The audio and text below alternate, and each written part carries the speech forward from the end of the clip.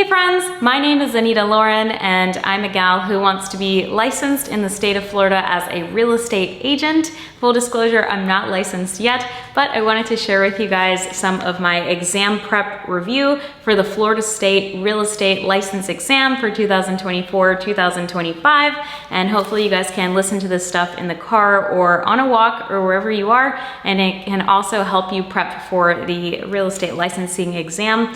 Just wanted to share my notes and also kind of document my journey starting out here. Full disclosure, I am not yet a real estate agent. I'm not a real estate school or anything like that, and I have no idea what's going to be on the real estate exam. Just wanted to share all of my notes here with you as I've taken quite a lot. And full disclosure, I'm not sure if every single thing that's going to be on the exam is going to be in my notes here, but just wanted to share it with you and hopefully these help. So I'm just going to get right into it.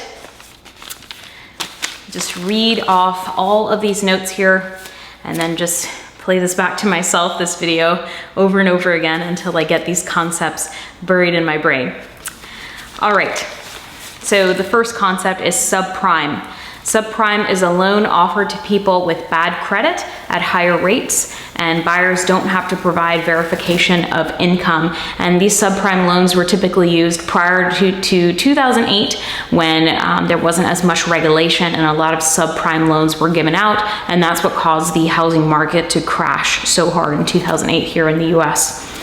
Real estate agents must have knowledge of property transfer, market conditions, and how to market real estate. Community association manager versus a property manager.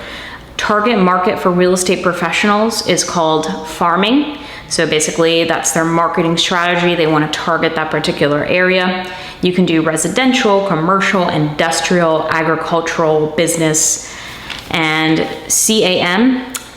These manage HOAs and condo associations, and it also requires a license. And that's a community association manager. And a property manager is different because a property manager assists with rentals and collecting income for rental properties. Brokers work for clients. Sales associates work for brokers and they work with the public. Real estate agents, they write and send real estate contracts. Typically, they will use contract templates. They are not allowed to write all contracts from scratch. Residential is the sale of 4 units or fewer. So this is improved, unimproved, etc. Or sale of agricultural property, 10 units or fewer. Houses, condos, multi-units, farms, etc. Commercial is a multi-unit building that has 5 units or more. These are retail stores, restaurants, offices, etc. They sell typically for higher prices, but slower. Industrial, this includes manufacturing, recycling, distribution.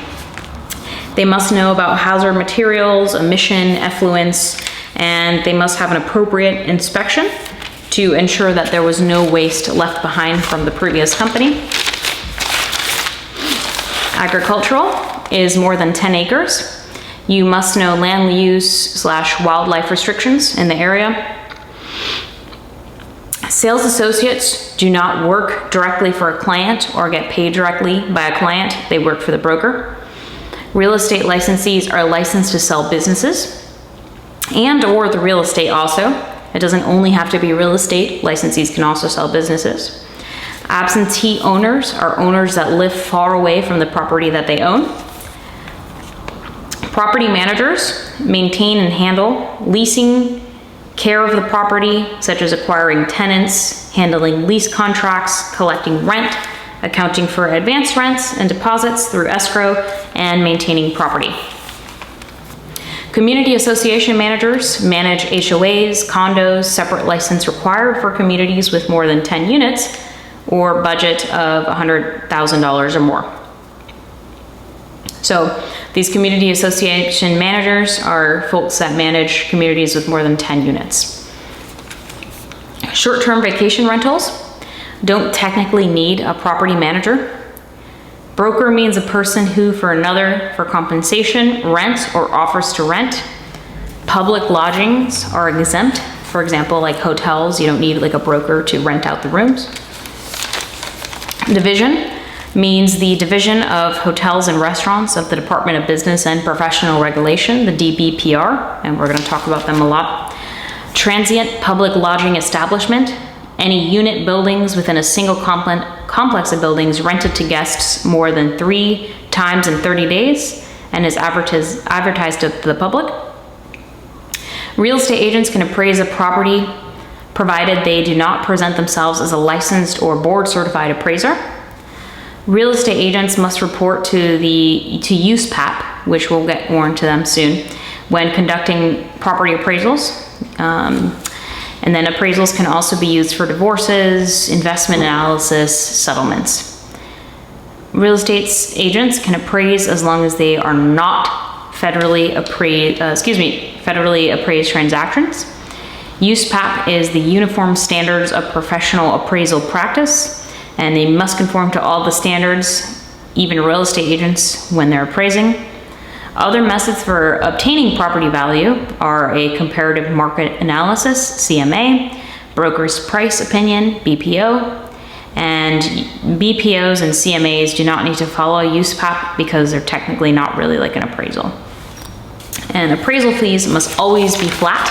They cannot be on a commission basis, because that would be like a conflict of interest, because then you might want to appraise the property for much higher than it's actually worth if you're getting it based on a commission basis. All mortgage loan originators must be licensed. Counselor of real estate designation, and designations are a specialized area of study to stand apart. And developers must submit a subdivision plat map and get it approved by the Area Planning Commission and report it into public record. Detailed in plat map are boundaries, dimensions, street names, etc., easements, and right-of-way. Must be approved by local zoning department. Developer dedicates land to government body for public use. Spec, trade, or custom homes refers to the method to attract buyers from developers. Spec homes, the developer buys lots and builds homes without a buyer in mind, and potential buyers tour the homes and purchase them as is. Custom homes are built to the specific custom wants of the buyer, and tract homes is when the developer builds a few homes and a few plans, and a buyer then can actually pick with which one of the tract homes that they like, and then the developer will build them. All right. Director of DRE, the Department of Real Estate, coordinates duties of FREC and with the DBPR. So FREC is the Florida Real Estate Commission, and DBPR is the Department of Business and Professional Regulation. FREC's decisions are carried out by the DRE and overseen by the DRE Director. The Director of the Division of Real Estate is appointed by the Secretary of the DBPR and is confirmed by FREC. All services in Chapter 475 provided by the Department of Real Estate, record keeping, exams, legal, investigative, etc. Department of Real Estate Director appointment is appointed by the Secretary of the DBPR. DRE Director is confirmed by the Florida Real Estate Commission. So I'm going to say that again. The Department of Real Estate Director is appointed by the Secretary of the Department of Business and Professional Regulation, and the director, he or she, is confirmed by Florida Real Estate Commission. FREC promotes educational competency standards. So FREC has 7 members. 5 licensed brokers must have had their license for at least 5 years. 1 must have been a broker for at least 2 years. 2 members must be never licensed, so they must be members of the public, and 1 member must be over 60 years old. So I'll say that again, there must be 7 members. 7 members, 5 of them must have had their license for at least 5 years. 1 must have been a broker for at least 2 years, and then 2 members never licensed, and 1 member must be over 60 years old. Members can serve 2 terms, and all of them are volunteers, not held responsible for civil liabilities, and they're compensated $50 a meeting, and if they do other business regarding commissions. Members are appointed by the governor of Florida. DRE acts as a hands/feet for Florida Real Estate Commission. They answer the phones, etc. So the Department of Real Estate Commission is underneath FREC. The government appoints the secretary, also the CEO of the Department of Business and Professional Regulation. So the governor, the Florida governor, appoints the secretary, aka the CEO of the DBPR, and it must be confirmed by the Florida Senate. Secretary appoints director for all professions, and the DRE, I don't know what I wrote there, but they also handle the mobile homes division of real estate. Division of Service Operations handles renewals and appointments for real estate agents.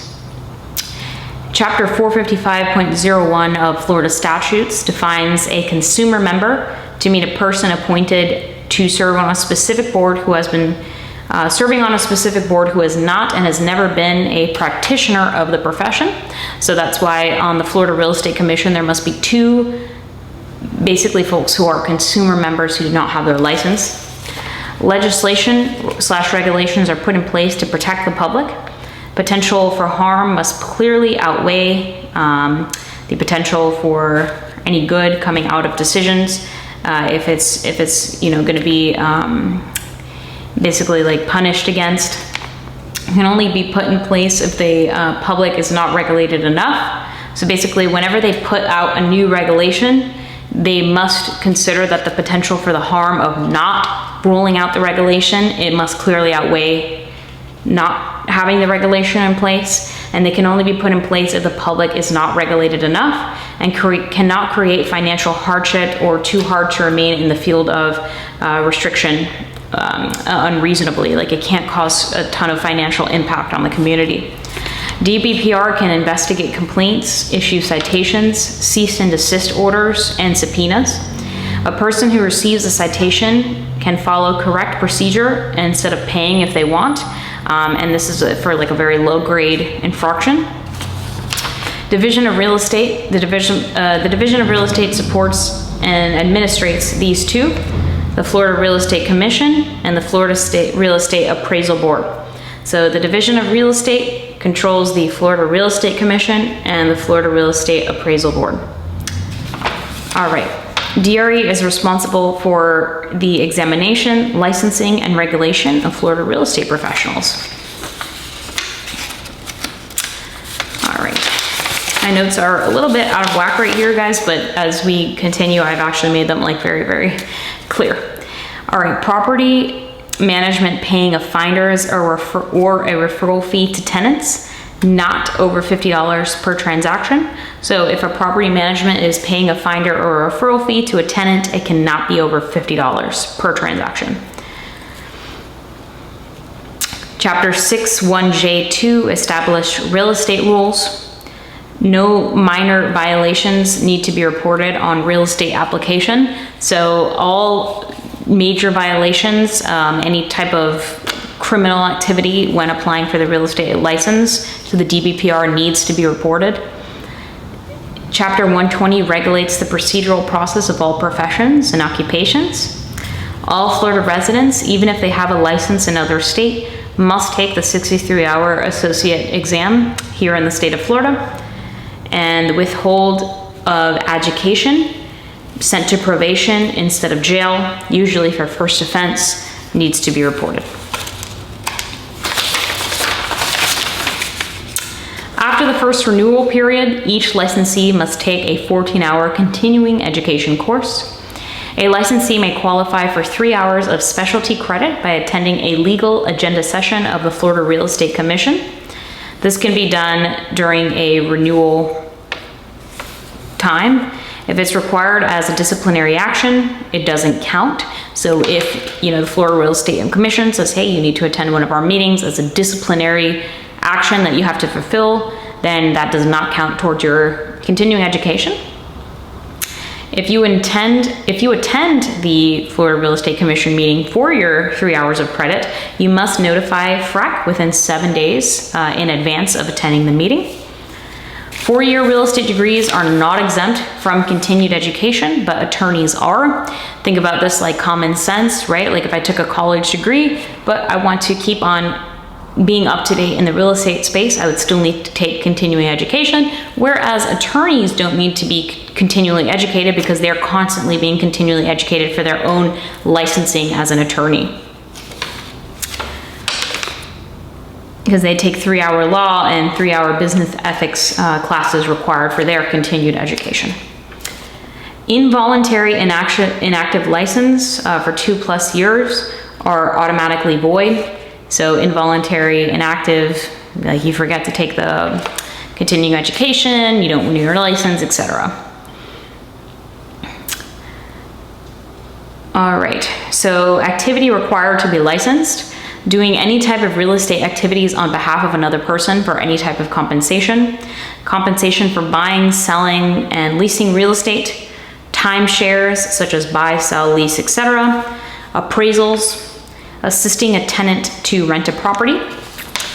Exempt from licensure are attorneys for contracts, certified public accountants, personal representative, trustee of the family member. Like, let's say, like if your parent died, if my father died and he owned a home and I was helping sell it, I don't need that real estate license because technically I'm the trustee. Sell your own property with no employees helping. So if you're, for sale by owner. Utility people or people who get paid, they don't need additional compensation. Salaried employees of rental communities, for example, like a property manager that is like a salaried employee does not need a real estate agent license.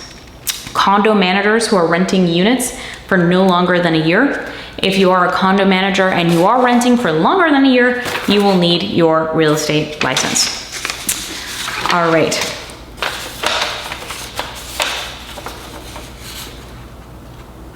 All right, so again, attorneys need to take post-education, but no continued education, and they do not need the 63-hour course. They don't need continued education. College degree students who studied real estate need continued education, but attorneys don't. But the attorneys, they do need to take the initial 63-hour course. 4-year real estate students, not required to take the broker course. To be a broker, you must have a real estate license for 2 years at a brokerage and anywhere in the United States or in the world in the last 5 years. So it can be anywhere in the world. And you need at least 75% on the state exam. Non-Florida residents with license can take a 40 question under mutual regulation. So for example, Alabama, Arkansas, Georgia, Illinois, Kentucky, Mississippi, I'm not sure what the other one is, Rhode Island, and West Virginia, for example. So under mutual recognition, you can actually take a little bit of a different version of a real estate licensing course here in Florida. A licensing exam here in Florida. A Florida resident is anyone who has been here or intends to be here for at least 4+ months. Mutual recognition is not reciprocity. Reciprocity is when you can use your license in any state without exams. Florida does not allow reciprocity. They allow mutual recognition, which I said is taking another version of the Florida real estate exam that's a little bit less questions, but you still cannot practice here without doing that first. And you must answer 30 to 40 questions correct on the exam with mutual recognition. A sales associate licensee must always have their license in possession when handling real estate activities. Brokers must register all real estate officers, even if they aren't licensed. 2 out of 5 years, so anywhere in the world, they must be practicing 2 out of 5 years as a real estate licensee to be able to become a broker out of the last 5 years. After the 63-hour course, you must take a 45-hour post-licensing course. A 45-hour course must be completed prior to the renewal at the 18 to 24-month mark. A lot of folks say do not wait for the last minute on this one. Brokers must take a post-license 60-hour course. If they fail to do this on time, they can still go back to being a real estate associate.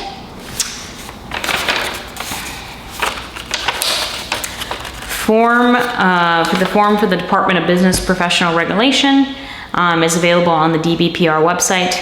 Military personnel can waive the fee for the real estate licensee application or their spouse. or if you have low income or less than 130% of the poverty guidelines, you can have the licensee fee waived. Statute 19.75, let's see here. Florida real estate license renewal. Within 18 to 24 months, you must go ahead and take that post-licensing course, and then every 2 years. The summary of applicants. All applicants are placed on this list for the Florida Real Estate Commission to review. The state has 30 days. So the Department of Business Professional Regulation has 90 days, and the state has 30 days to review your licensing application for any errors. So remember that the state has 30 days and the DBPR has 90 days to review and basically approve and deny that application. If the application is denied, the applicant will receive a notice of an intent to deny, and you have two options: an informal hearing to appear before the Florida Real Estate Commission, and then 2 is a formal hearing with an administrative law judge, and then you can file a petition within, I believe here, 21 days. All right, and an application expires after 2 years after course completion. All right, you're gonna need 2 forms of ID for taking the Florida real estate licensing exam. Armed forces are able to get licensed in any state. It actually rolls over. You do not need to be a Florida resident, and armed forces must notify, armed forces do not need to be a Florida resident. Folks must notify commission within 60 days if a resident becomes a non-resident. So if you're a resident in Florida and you decide to become a non-resident, within 60 days, you must notify the commission.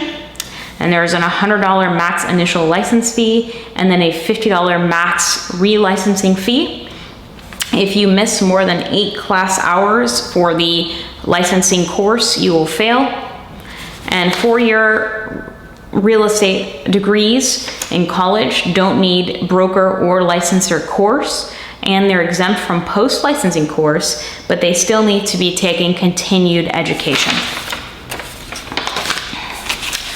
All right, plat maps are made for recording.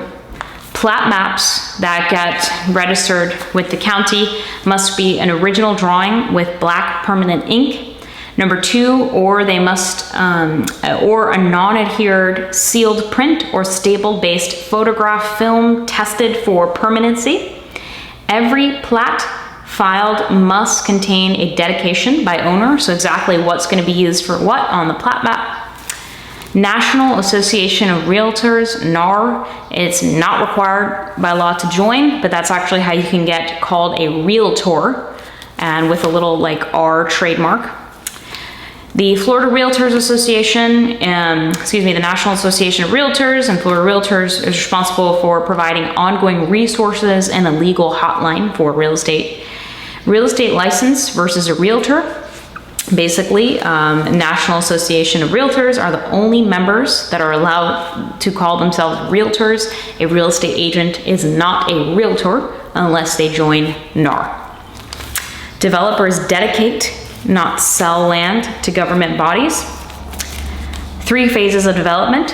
First, land acquisition. 2, subdividing and development. And 3 is recording the plat map for subdivisions.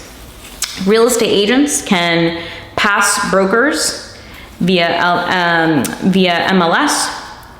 Government affects real estate via document stamps, taxes, protected areas, and license law. Florida Real Estate Appraisal Board regulates appraisers. To get licensed, you must be at least 18 years old, must have a social security, and must have a high school diploma / GED. Nolo contendere, that means there's no fight in charges. And education withheld means not found guilty, but put on probation. So basically you have to mention both of those when applying for your license.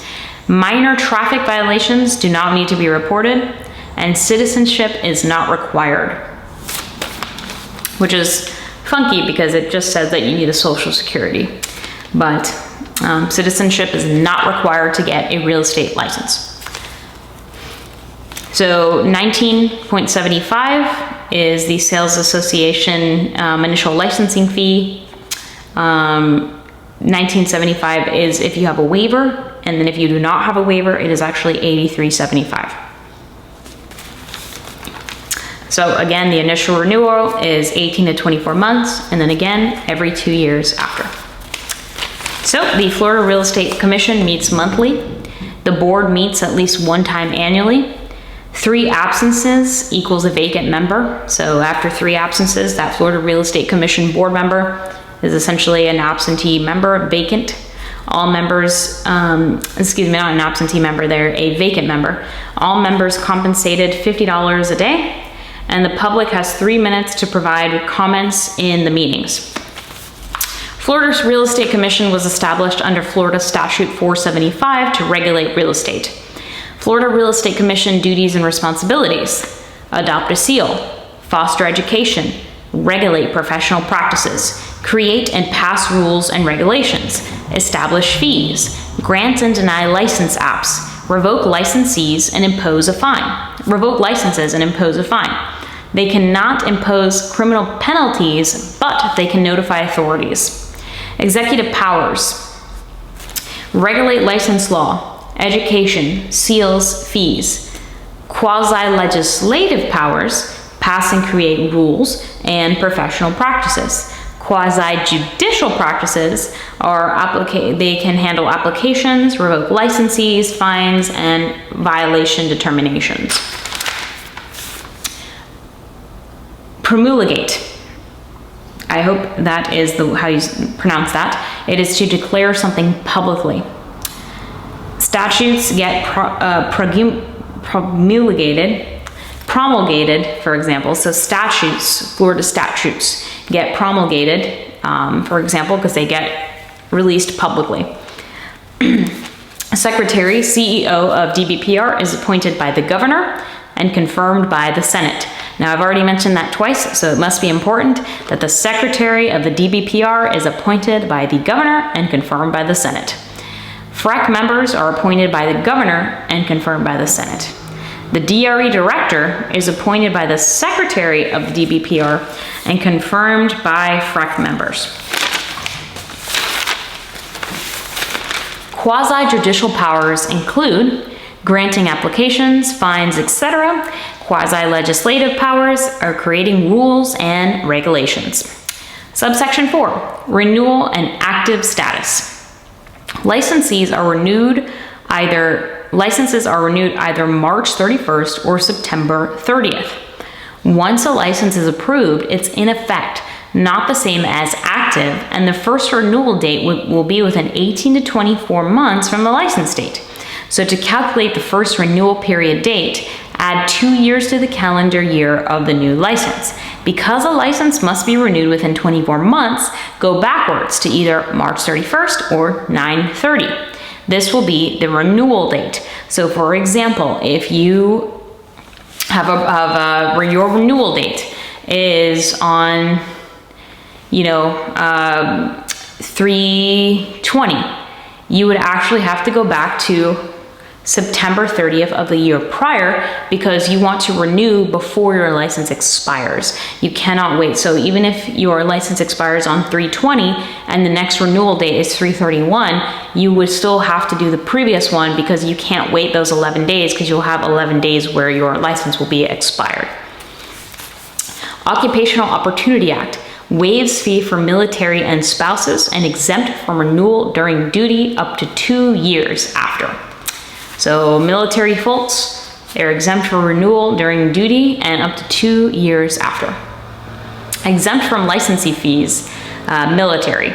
So military folks are exempt from licensing fees.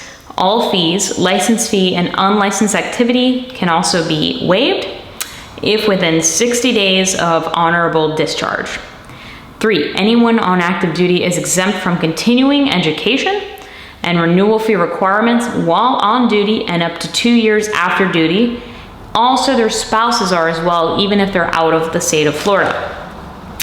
And number 4, give a Florida license if they already have a good standing license in another state. So military folks are the only folks who are exempt from a lot of the requirements for licensing that other folks would still have to do.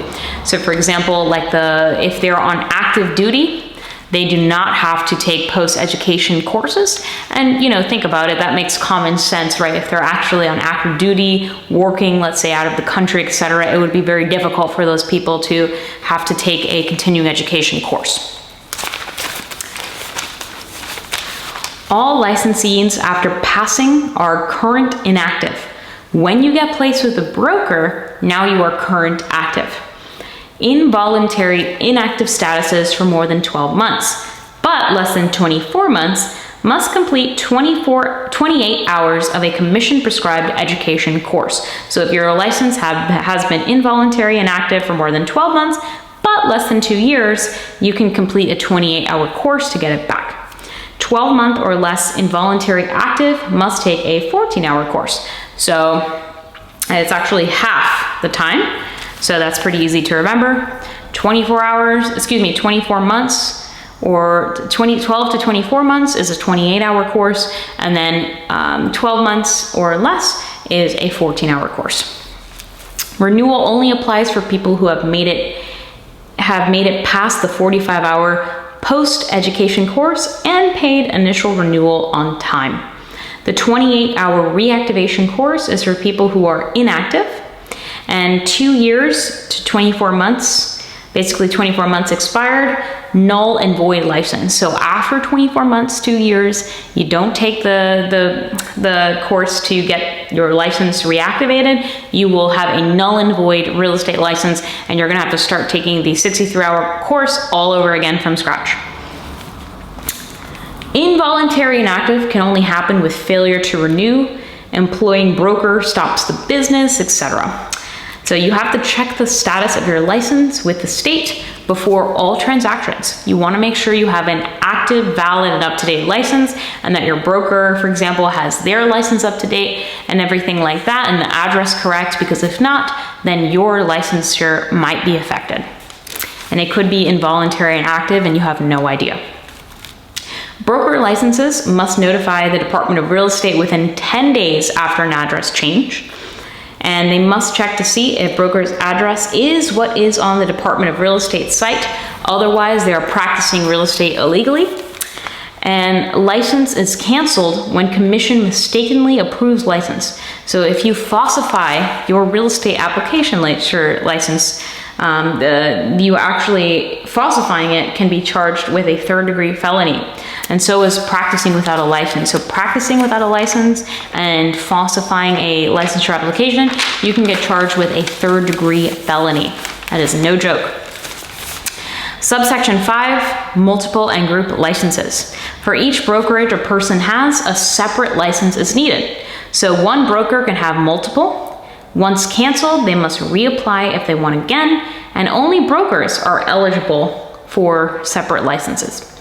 Group licenses are a license to sell all owned property by a developer, and they send DBPR of all company names in order to sell for all entities. Like let's say for a group licensor, let's say a developer has a big old neighborhood and they need they're gonna need a group license in order to be able to sell all those units. So developers often form separate LLCs for all neighborhoods to minimize their own risk, and they use a group license to sell all the properties. A fiduciary relationship is you are an agent acting in another's behalf, does not have to be paid. The person who is getting acted for is called the principal. Statutory law is law that was passed by legislature. Common law is derived from case law from judicial cases. So decided with each individual case in the courtroom, molds decisions of future cases, and this is also called case law. Common law, aka case law. While statutory law is law that was passed and elected by legislature, administrative law are rules and regulations passed by a governing body appointed to implement statutory law. 3 different types of agency relationships: universal, general, and special agent. Universal agency relationships have broad powers generally created by power of attorney, designating the agent as an attorney in fact. It crosses over into every area of life. For example, someone going to war may assign one to handle all of their affairs while they're away. So that is a universal agency relationship. Power of attorney is not automatically a universal agency relationship. Number 2, a general agent. This is limited to control over one specific area. For example, a manager hired to run somebody's business. When a broker is hired to be a property manager, for example, this person is acting as a general agent. And number 3 is a special agent. A special agent is appointed for a specific purpose or a single transaction. So a special agent, for example, would be a wedding planner because you're only hiring them for that one purpose. Buyers and sellers only engage in arm's length transaction where they act only for themselves.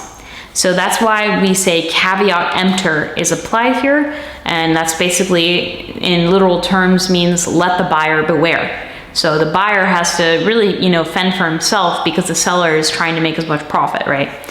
Dual agent is a fiduciary for both the buyer and the seller. Dual agency is illegal in Florida because the whole reasoning is how are you supposed to present the best interest of the buyer and the seller at the same time? It's impossible. Also counts if both real estate agents have the same broker. So if real estate agent A and real estate agent B are both part of the same brokerage and one is buying the home, one's selling, still counts as a dual agency. Real estate agents are sub-agents of the broker. So what they do can actually get the broker in trouble. Licensee becomes a sub-agent of the broker when working with the broker's principal. Brokerage relationships are established with the broker and they are held responsible by law.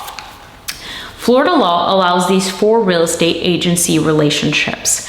One is a transaction broker. So you may rep both the buyer and the seller in the same transaction, however, not a true fiduciary relationship, so dual agency is avoided by transaction brokerages.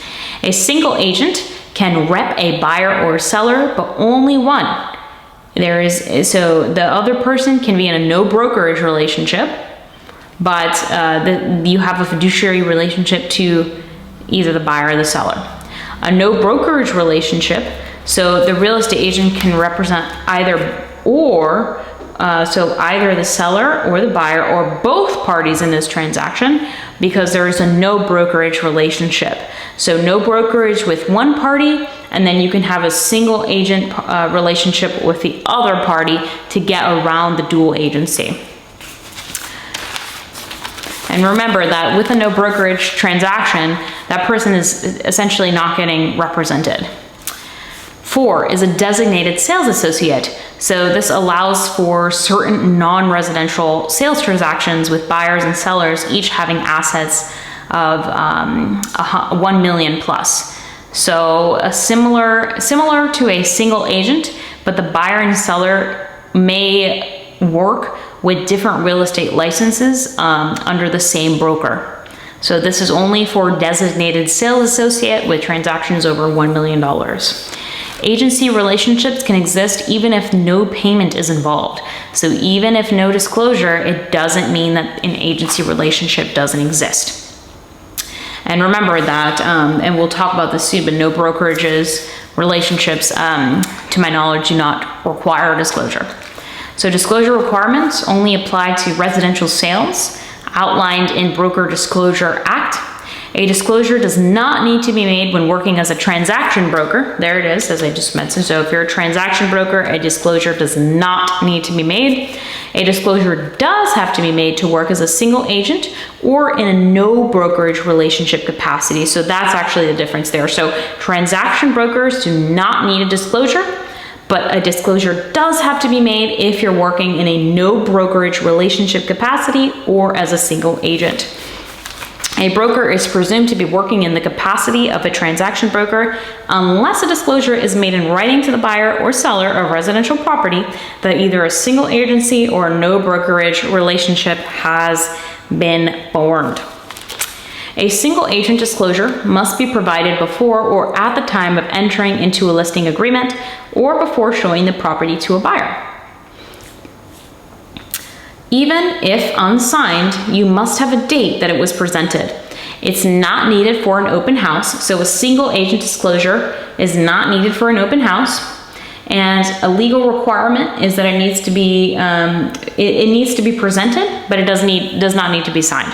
So a single agent disclosure, as long as you have proof that you showed it to the buyer or seller, you do not need that to be signed, but ideally you want it to be signed. 10 acres or less, or 4 units or less, is residential.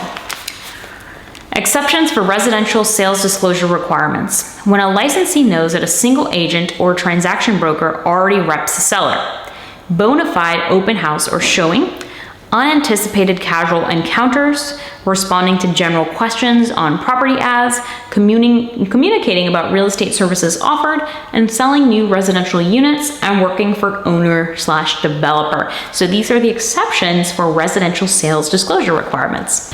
Disclosure requirements do not apply to non-residential, rental/leasing property, auctions, appraisals, dispositions of any interest in business opportunities, except for property with fewer than 4 units. An agency disclosure is a written agreement that explains the relationship between a real estate broker or agent and their client. Agency disclosure explains broker role, whether the broker represents the buyer or seller or both.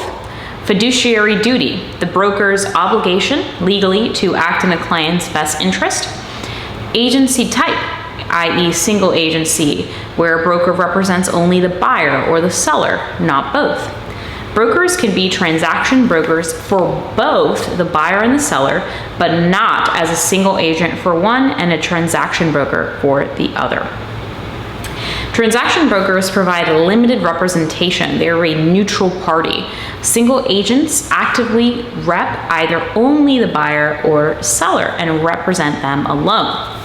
Only the consent to transition from a single agent to a transaction agent must be signed. The no brokerage relationship must be presented in writing, but no signature is required. So a no brokerage relationship, no signature, but a single agency must be signed, and a single agent transition to a transaction agent must be signed. But if you have no brokerage relationship, it just needs to be presented in writing. Authorized brokerage relationships in subsection 3. Non-representation, single agent relationship, transaction broker relationship.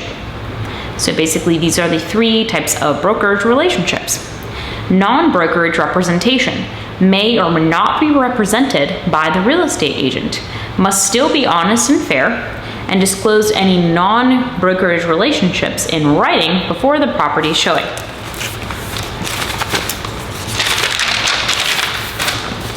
Before a buyer is shown a property in a no brokerage capacity, a disclosure must be provided to the buyer in writing, but no signature is required. So before a buyer is shown a property, if a no brokerage relationship is established, there needs to be something in writing, but it doesn't need to be signed by the buyer. First sentence of information identified in paragraph C must be in bold uppercase type on the disclosure form. No signature required on a no brokerage relationship. Text of disclosure cannot be smaller than the other text. Single agent disclosure must be given prior to showing the property or at the time of entering into a listing agreement.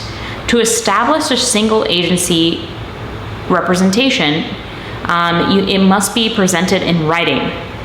Disclosure seller motivation is unlawful unless given permission from the seller in writing. So you cannot say my seller is motivated unless the seller gives you authorized permission in writing. Skill, care, and diligence is required in every transaction with single agencies compared to other relationships. Seller can opt out of receiving offers once offer is accepted, and they must present all offers, even if you're a transaction broker. You can only not present offers on holidays, etc. if you get permission in writing. It is presumed all licensees are operating as transaction brokers unless a single agent or no brokerage relationship is formed. A transaction broker disclosure is not required. 2 additional duties for transaction brokers. They must exercise limited confidentiality unless waived in writing. Perform additional duties that are mutually agreed to with the party. So a no brokerage relationship must account for all funds, deal honestly and fairly, and disclose all facts that affect a property value. So all of them must do that. A single agent must account for all funds, deal honestly and fairly, disclose all facts that affect property value, use skill, care, and diligence, present all offers in a timely manner, loyalty, obedience, and confidentiality, and must have full disclosure. A transaction brokerage must account for all funds, deal honestly and fairly, disclose all facts that affect property value, and use skill, care, and diligence, present all offers in a timely manner. They also must exercise limited confidentiality unless waived in writing and perform additional duties as mutually agreed to. So pretty much all of them must deal honestly and fairly, disclose all facts that affect property value, and account for all funds, whether it's a no brokerage, single agent, or transaction brokerage. If an agent wants to go from a single agent to a transaction broker status in order to help the other party, 2, they must provide proper transition disclosure called consent to transition from single agent to transaction broker. Transaction from a single agent to a transaction broker, again, requires disclosure to be signed. Presumption of transaction brokerage means no disclosure is required. Limited confidentiality may be waived. Designated sales associate, commercial real estate, only allowed for commercial and requires disclosure. Working as a designated sales associate allows you to sidestep dual agency laws by working as a single agent with the buyer or seller while another agent in the same brokerage works with the other party. So commercial single agents still provide disclosure. Buyer and seller must agree with signature and have $1 million or more in assets. So this is the only way you can work with the same brokerage, and confidentiality. So they still must be confidential to one another and to your client. Brokers are required to maintain business records for up to 5 years for Department of Business and Professional Regulation for an audit. And this includes all disclosures and even properties that fail to close. And just always remember that transaction brokers are not needing to be signed, and they do not provide disclosures, so they do not need to have anything. Remember that transaction brokers do not have documents, so they don't need to save anything for the next 5 years for transaction broker transactions. Any litigation records must be stored for up to 2 years. Termination of agency relationship reasons. 1, lapse of time, so the period passes that was agreed upon. 2, purpose achieved. 3, mutual agreement. 4, certain events, such as mentally incompetent, dying, bankruptcy. 5, if all parties will not agree to terminate can use court action. Type of brokerage relationship is determined by the broker. No brokerage relationships do not need to use skill, care, and diligence, because remember, a no brokerage relationship is basically that person is choosing to self-represent. Can only work as a single agent with other party in a no brokerage transaction. So remember, if you have any other type of relationship other than a no brokerage transaction, you cannot work with the buyer and seller in the same transaction under the same broker. Section 5, brokerages must register with the DBPR. So only needs 1 room in a building to qualify as an office, and can be a residential location if local zoning allows it. So if your local zoning allows you to have a brokerage office in a residential location, totally fine. Branch offices get additional fees by Florida Real Estate Commission. FREC has the right to deem a location a real estate office and require the brokerage to pay fees. So the brokerage sees, if FREC sees a lot of activity going on in a location and it's not necessarily registered as an office, FREC can say, hey, Mr. Brokerage or Miss Brokerage, you need to go ahead and register that location as an office. Registration cannot be transferred if you move, but if you close an office and then open it again within a renewal period, you will not have to repay a fee. You do not meet with clients one-on-one repeatedly at your home office, or it might be declared as a branch office. Branch offices can be held outside of Florida, but broker must sign in writing to give all documents and investigation, or meet in person if an office will be outside of Florida. A broker or real estate agent can register as an individual or a professional corporation, LLC, or professional LLC if the status has been approved by the state. You can register your real estate license as a professional corporation, LLC, as yourself, or as a professional LLC. And broker must maintain a sign at branch office and principal offices. They must contain the name of the broker, the individual's name, must contain the word licensed real estate broker, or LIC, no other abbreviations allowed. If the brokerage is registered as a partnership or corporation instead of a sole proprietor, the sign must contain the name of the firm or the corporation or trade name, together with at least one of the members of the brokers, as well as the words licensed real estate broker, or LIC, for licensed. So license can be abbreviated as LIC. Developers often set up temporary offices to service potential buyers within a new subdivision.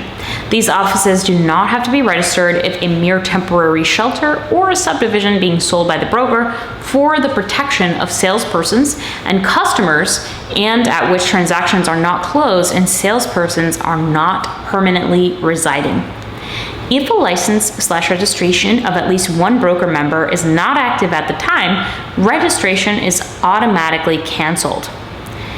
So basically, if not at least one person has a brokerage license in the office, the registration is canceled.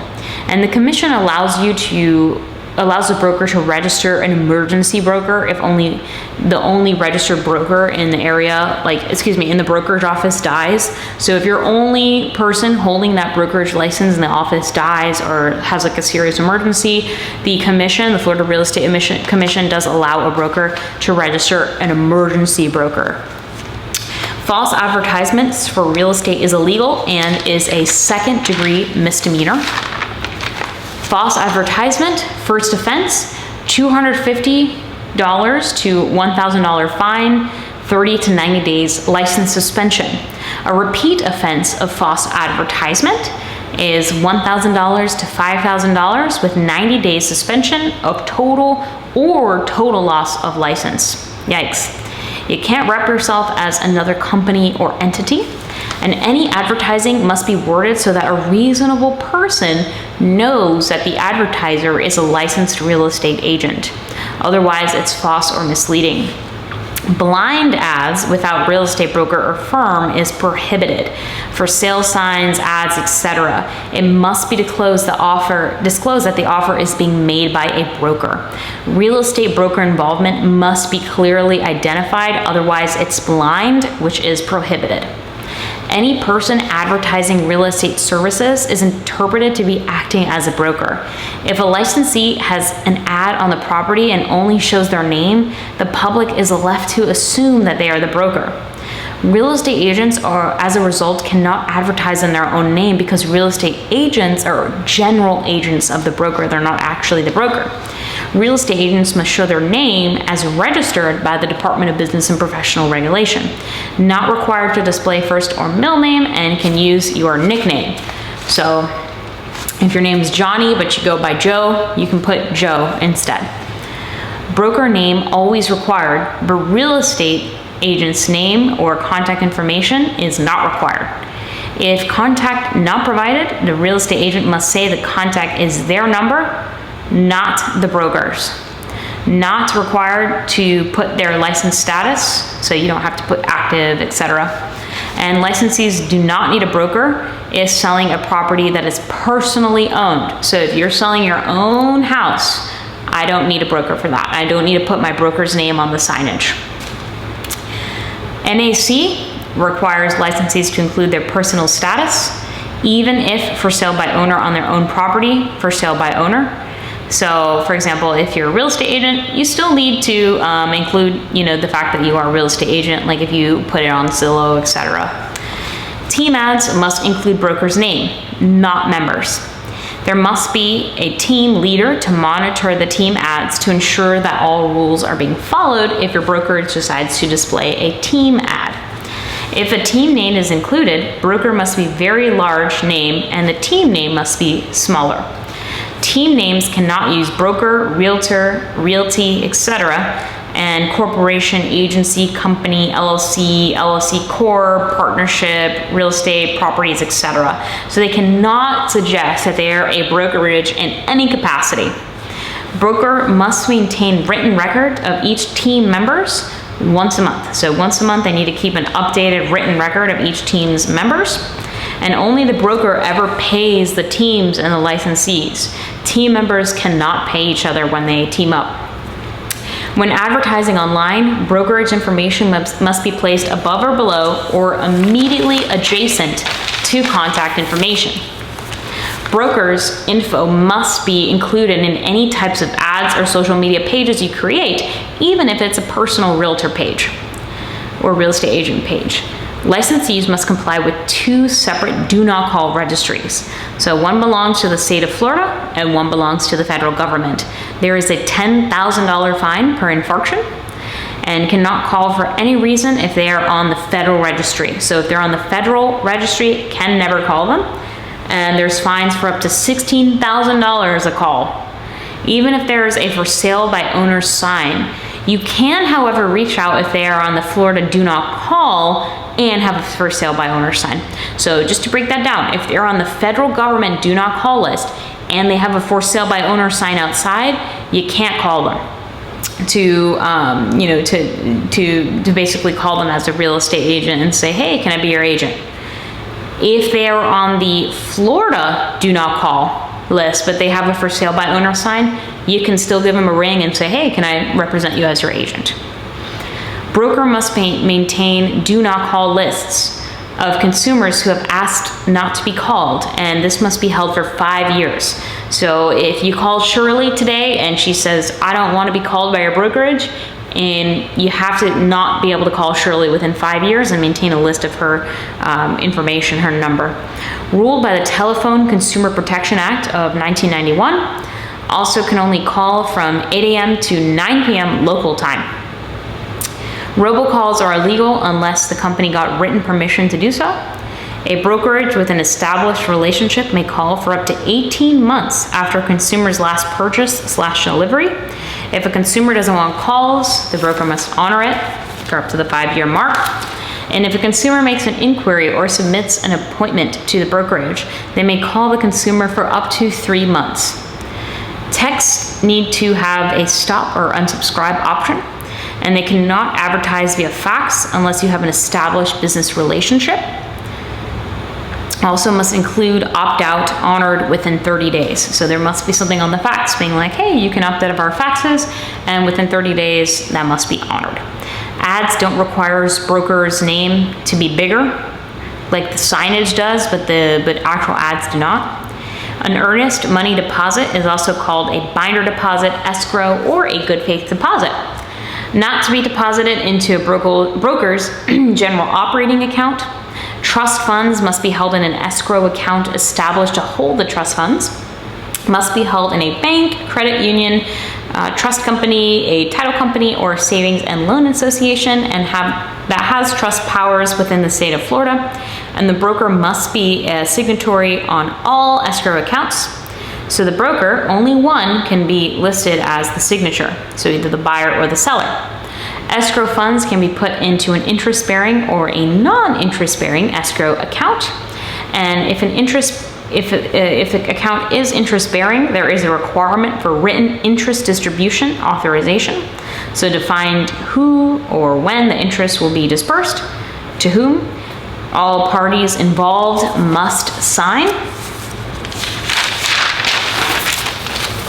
So before the broker can dispute interest to either the buyer or the seller, the broker must first transfer the earnest money deposit and earn interest into a non-interest bearing escrow. Alternatively, a broker may deposit escrow into an interest-bearing account that was opened for that specific transaction. On the date signed agreed upon for the disbursement, the broker closes the account by issuing checks to the appropriate persons for the earnest money and the interest. Broker must renew, sign, and date monthly reconciliation statements.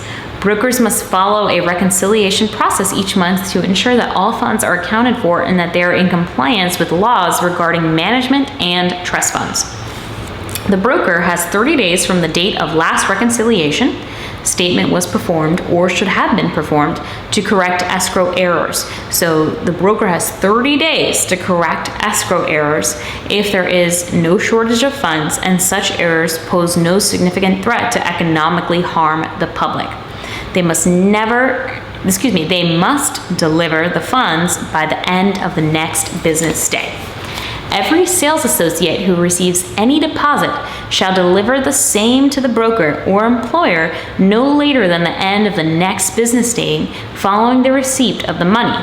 The fines for late fund delivery includes $250 to $1,000 for the first offense, and suspended/revoked license possibility, and the second offense is $1,000 to $5,000, and suspended revoked license may occur as well. The earnest money deposit usually is what motivates the seller to take the house off of the market and actually take it away from potential other sellers. Must deliver the funds to the broker by the end of the next business day. And again, I mentioned that because that timeline is important, and brokers must immediately deposit these funds into an escrow account once received. A broker must place and maintain up to $5,000 of personal brokerage funds per each sales escrow account. Cannot exceed $5,000 per account. A broker will be provided a reasonable amount of time if there is no shortage of funds, and such errors pose no significant threat to economically harm the public. And 30 days is what is considered a reasonable amount of time. All right. Escrow accounts must be in Florida. So if it's a Florida-based transaction, you must have the escrow account actually be in Florida. If it's an interest-bearing escrow account, the broker must put it into a non-interest-bearing account before dispersing the funds, because basically you don't want the broker to be taking it out of this interest-bearing account, and let's say like 2 more cents got added from yesterday to today, and now you have to figure out who the heck is going to get those 2 cents. So it's best to put it in a non-interest-bearing account first, so that way you know, okay, this is exactly how much money we've got, and this is how much money is going to be dispersed out. Interest can be paid directly to broker, and principal will go into non-interest-bearing account for disbursement. A broker may place and maintain up to $5,000 per escrow account. Regardless of when the licensee gives the check to the broker must deposit the check in the escrow account no later than the end of the 3rd business day following the licensee receiving the deposit. So that's why as a real estate agent, you have until the end of the next business day to give it to your broker, and your broker has up to 3 business days to place it into an escrow account. Basically the end of the 3rd business day. Broker's timeline starts the day after the real estate agent receives the deposit. Misappropriation of escrow funds can take several forms: commingling, conversion, failure to deliver. Commingling happens when you mix your personal funds with a client's funds. Conversion is appropriation of property belonging to another. It is illegal for a broker to convert trust funds for their own use, even if it's temporary. Failure to account for and deliver. Failure to produce funds in the trust. Trust funds, client funds, binder deposit, earnest money must be kept in an account separate from the company's broker accounts. Otherwise, this is what is considered a misappropriation of funds. A broker must place and maintain up to $1,000 of personal or brokerage funds into a sales escrow account. A broker may maintain up to $5,000 of personal or brokerage funds into each property management escrow account. Escrow accounts used for both sales and property management may maintain up to $5,000. So a broker may place and maintain up to $1,000 of personal or brokerage funds into a sales escrow account and $5,000 into a property management escrow account, and it can be up to $5,000 if it's used for both sales and property management. And brokers must maintain financial records for up to 5 years. Rules of handling of earnest money deposits change when the trust account is with a title company or a title attorney rather than a brokerage. Deposits held by the title company trust accounts follow these rules. 1. Indicate on purchase sale contract the name, address, and telephone number of the title company or attorney. Number 2, within 10 business days after the deposit is due, the buyer's broker shall make a written request to the title company, attorney for verification of receipt of the deposit. So within 10 business days after the deposit is due, the buyer's broker makes a written consent request to the title company to request verification of the receipt, unless the funds are held by the company for some reason. Within 10 business days, buyer's broker has to provide written verification to seller's broker. If no verification received by the licensee's broker, then provide a written notice that licensee's broker did not receive verification of the deposit. Or if the seller is not represented by a broker, then licensee would follow the same process for reporting directly to the seller the verification of deposit. Wired funds are better than checks because there's less risk of fraud and less time to clear. Checks can take up to 3 days sometimes. If title company is involved, the requesting of receipt of funds within 10 business days doesn't need to happen. Funds are required to be in an insured escrow, but they must go into a non-personal account.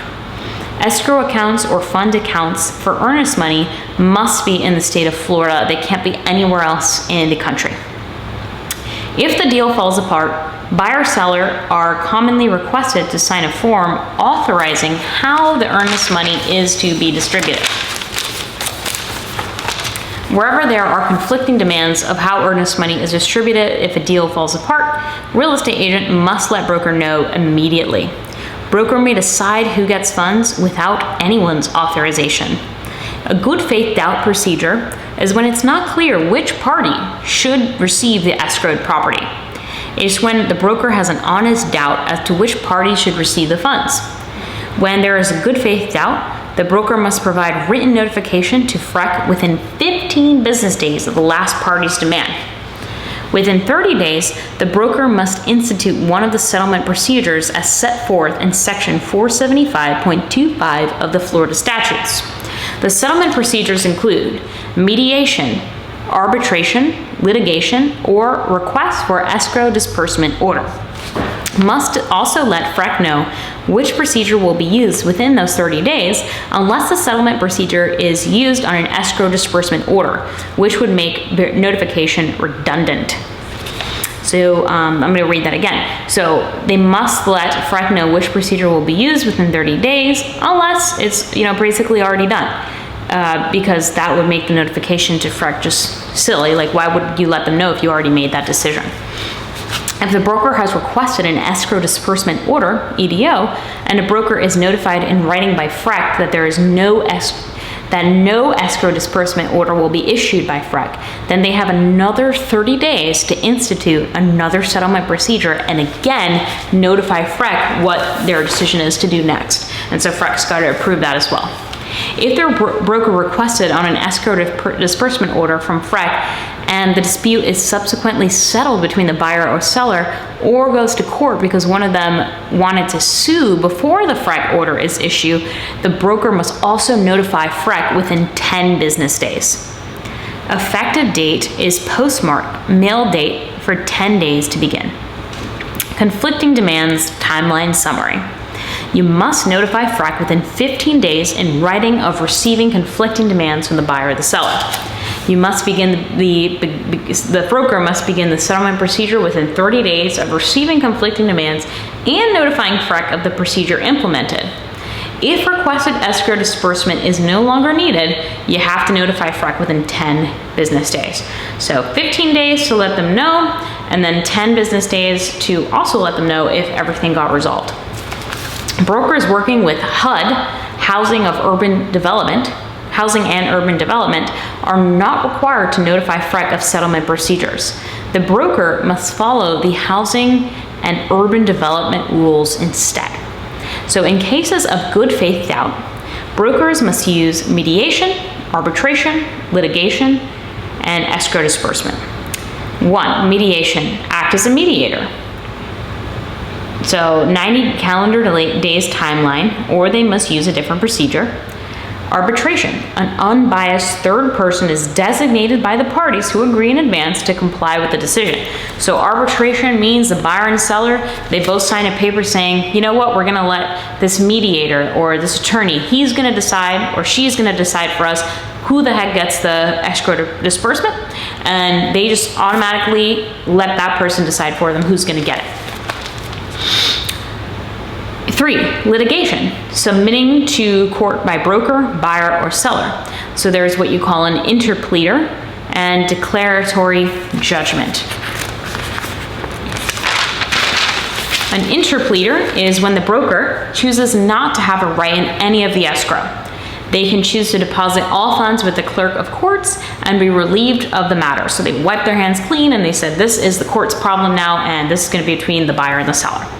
Declaratory judgment is when the broker is making a claim on the earnest money funds, and the court will determine the rights of the parties. So the broker might get all or part of the escrow funds in a declaratory judgment. Escrow disbursement order is a decision by FREC as to who is entitled to disputed funds. If they don't want to, they notify the broker within 30 days of the notification from FREC that they need to choose a different method. While the broker is waiting on FREC, they must notify within 10 business days if escrow disbursement order is no longer needed. So as I mentioned, they're letting FREC know within 15 days of what they're going to decide to do, and if they don't need it anymore, they've got 10 days to let FREC know, hey, we don't need the escrow disbursement order anymore. EDOs are issued by FREC and do not prevent broker from getting sued. So if the broker decides, you know, hey, the buyer's gonna get the escrow, or hey, the seller's gonna get the escrow money, and they declare an escrow disbursement order, the buyer or the seller, if they're crabby about it, they can still decide to sue the broker. The following situations can create good faith doubt by the broker. 1, transaction has closed and broker has not received any claim for funds to be disbursed. Number 2, the transaction has not closed and one of the parties expressed a desire to back out of the transaction and the broker has not received any request or claim for funds to be disbursed. 3, the broker has received a conflicting request for disbursement of the funds. Escrow held by title companies are not subject to FREC or good faith doubt and procedures. Title company usually requires clear written instructions from both parties before releasing the deposit. If the parties cannot provide matching instructions or agree, the title company will likely deposit it with the clerk of courts, and the buyer and seller are going to need to file for a court case. Post-dated checks from a buyer must be approved by the seller and noted in the contract. Once the check is current, deposit procedures must be implemented with the same timeline. So remember, the real estate agent has until the end of the next business day, and the broker, from when they receive it from the agent, after that next business day, has until the end of the 3rd business day. All right, declaratory judgment. Broker is making a claim to escrow.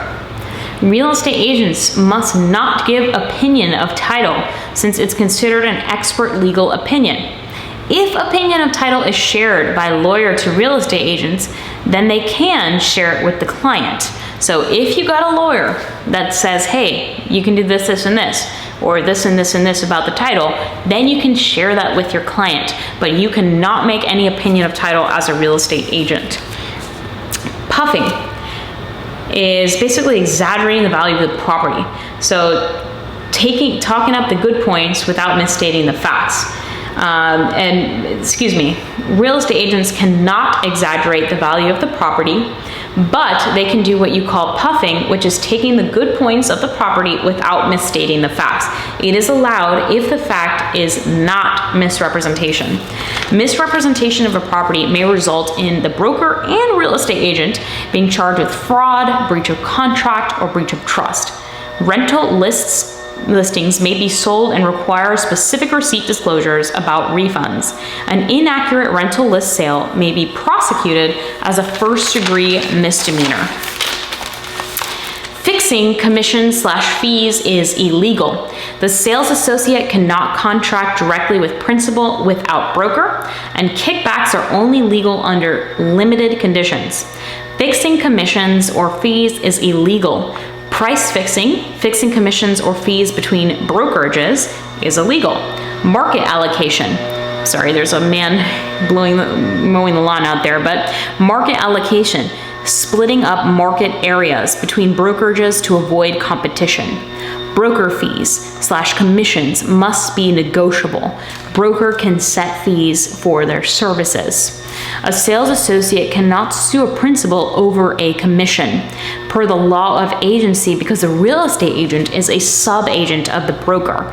So usually REAs, real estate agents, are employed as an independent contractor. So brokers pay the agent within 3 days of funds collected, and the brokers can sue principals for commissions, not the real estate agent.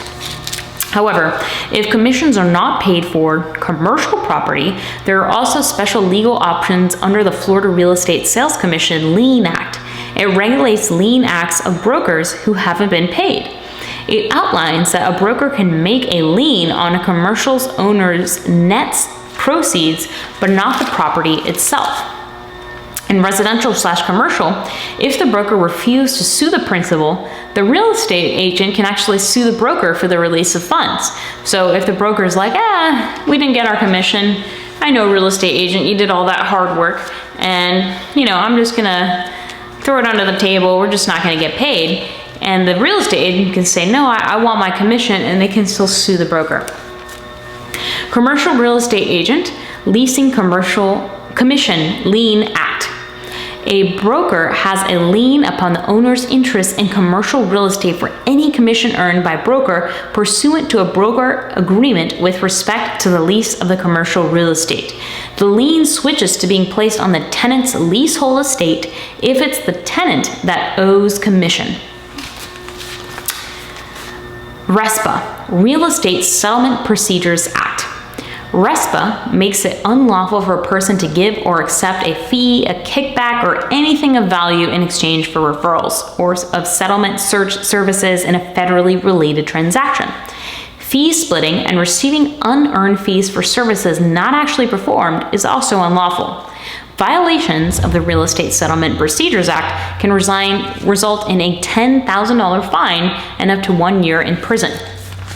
A kickback is a payment for doing a task related to a real estate transaction that does not specifically require a real estate license to do the task. To be legal, kickbacks must have, all parties must be informed about it, 2, must not be prohibited by other laws, and 3, it is unlawful to share commission with unlicensed people except with the seller or buyer of the property. For a licensee to pay an unlicensed person for real estate services, and title casualty insurance companies cannot provide kickbacks either. So you cannot pay an unlicensed person to do real estate licensing activities. For example, a title company cannot throw a party for brokerage as a thank you for sending the business. Lawful kickbacks. It is lawful to share commission in the form of a rebate to a buyer. It is lawful to pay a $50 referral fee to a current tenant of an apartment complex for finding a tenant. It is legal to share a commission with a buyer or seller as long as all parties know. So if I'm going to give a commission to my seller, the buyer also needs to know that as well. A sales associate must inform the Florida Real Estate Commission about a change in employer on a form within 10 days. Real estate agents' confidentiality does not end because of termination with broker or principals. Duplication of records from a previous employer constitutes breach of trust even if the one copying the records originated them, if done for the purpose of taking listings to the new employer. Removal of records from a previous employer's office is theft. Until employer change is noted on the DBPR website, real estate agent cannot practice real estate. Address changes must be reported within 10 business days. May only breach confidentiality if it breaks the law, court order, or written consent. It is possible you can take some clients if you leave if the broker allows it in their employment contract. A brokerage can register as a sole proprietor. General partnership, one or more people who join together to operate business. Profits, responsibilities, taxes, etc. are shared. All general partners must be active Florida brokers who deal with the public. Must be at least one broker, and real estate agents cannot be general partners because they don't have broker licenses. Limited partners, through written agreements, not held liable, made instrument into partnership and take profit share, and cannot participate at all in managing the business. So that is why LP and GP's names and addresses must be filled out with the state so the public has notice of who the responsible parties are. Real estate agent and broker can be limited partners. However, the real estate agent cannot be a general partner. Anyone in partnership dealing with the public must be a broker. Ostensible partnership prohibited. All parties can be held liable. Ads must clearly differentiate all brokerages if co-advertising. Real estate brokerages can be nonprofits, and at least one corporate office or director of a corporation must be a broker. Real estate agents or broker associates may not be corporate officer or director, but they can be shareholders. LLC, different from a corporation because profits losses is passed to owners for tax purposes instead of on a company level. Professionals in Florida may form a corporation called a professional corporation or a PA. Provides individuals the same tax and legal status as regular corporations. Like a sole proprietor, a broker may register a brokerage as a professional association. The following entities are allowed to register as a brokerage. Corporation sole. The following entities are not allowed to register as a brokerage. Corporation sole. So this is typically an ecclesiastical corporation. Joint venture. This is not really a business entity. This is two or more businesses coming together for a transaction. A business trust is a trust held by a business managed by appointed trustees for the benefit of one or more beneficiaries. Cooperative association, a group of people brought together to achieve a common goal, such as maintaining jointly held property. Unincorporated association, so this is a group of people brought together to achieve a common goal, however, the entity is not legally incorporated. May register as real estate broker, so this is what you can legally register as a brokerage. Sole proprietorship, general partnership, limited partnership, limited liability partnership, corporation, LLC, PA, professional association. These are who can register as a real estate brokerage. Sole proprietorship, general proprietorship, limited partnership, LLC, corporation, LLP, professional corporation. And this is who cannot register. Corporation sole, joint venture, business trust, cooperative association, and unincorporated associations, just to recap. So brokerages have 14 days to replace the broker if there is no brokerage in the business. And remember, you can assign an emergency broker, but you have 14 business days to replace the broker. And real estate agent needs to notify DBPR of an employer change within 10 business days. So the DBPR registration of trade name. You can't use a fake name. It must register under your personal name and must be unique. Cannot register a fictitious name unless you file a registration listing with 1. Name to be registered, 2. Mailing address of business, 3. Name and address of each registrant, and 4. Certification that the name has been advertised as required. Real estate agents can be a PA, LLC, LLP, but must be under legal name. So for example, my legal name is Anita Pizzarani, so I would say Anita Pizzarani, PA. Real estate must always register with your legal name. Unlicensed personal assistant. So they may perform administrative tasks, may not perform licensed duties, and cannot receive commission. Licensee may directly pay assistant for unlicensed activities. So you can answer the phone / forward calls, you can fill out / submit MLS listings and make changes, follow up on loan commitments after a contract has been negotiated, and generally secure status reports on loan progress, assemble closing documents, and secure documents shown as public documents from the courthouse, utility district, etc. Have keys made for company listings, order surveys, termite inspections, home inspections, and home warranties with licensed employer's approval. Write ads for approval of licensee and supervising broker and place ads. Compute commission checks, place signs on property, order repair items, prepare flyers / promotional info for approval by licensee and supervising broker.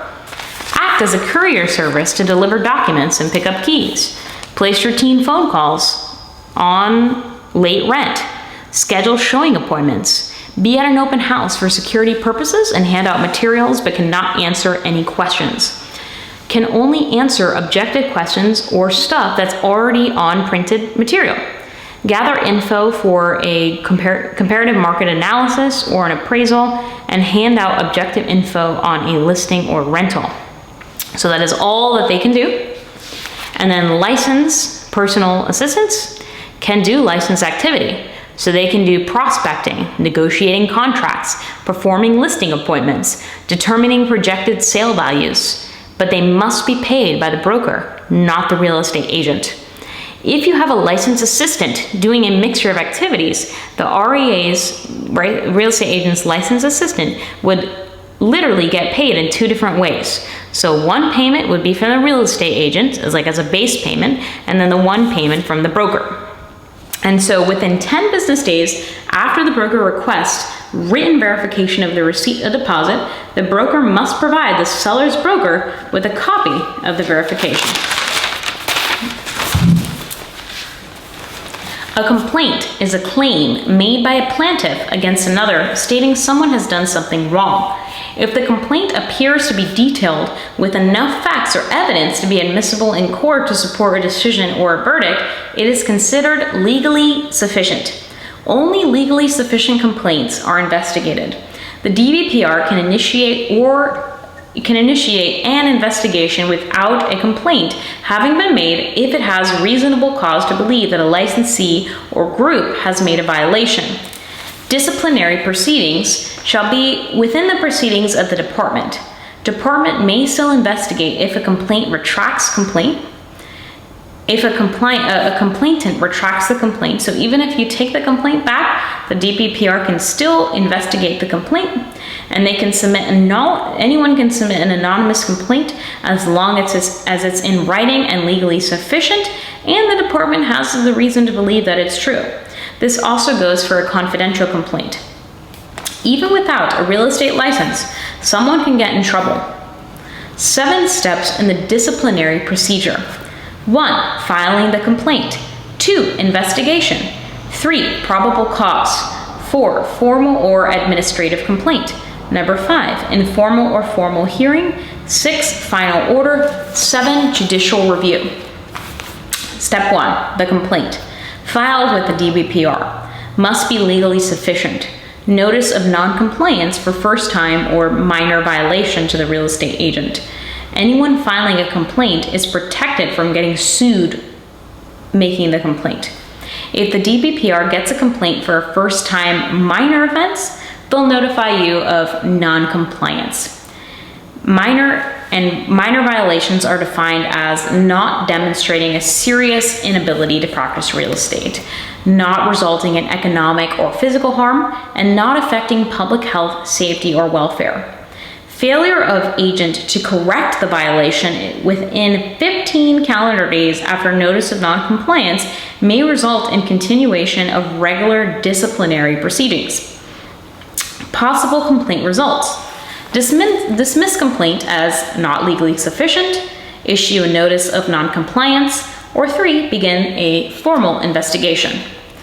You must update address changes to the DBPR in 10 days.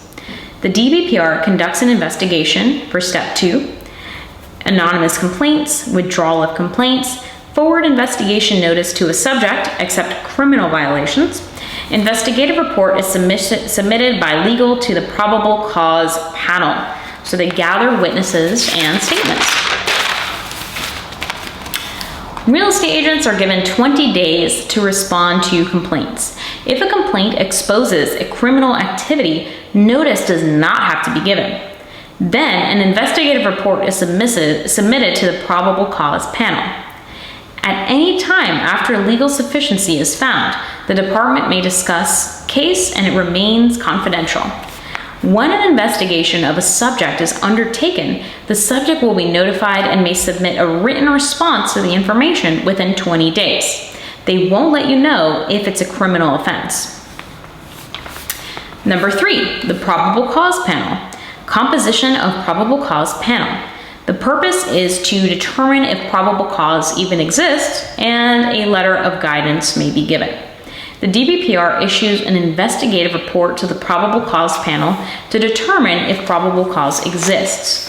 Probable cause is not a proclamation of guilt. Panel is made of 2 FREC members. One must be a current FREC member and one must be a current real estate licensee. One can be a consumer member, never having a license, because remember, FREC also has consumer members.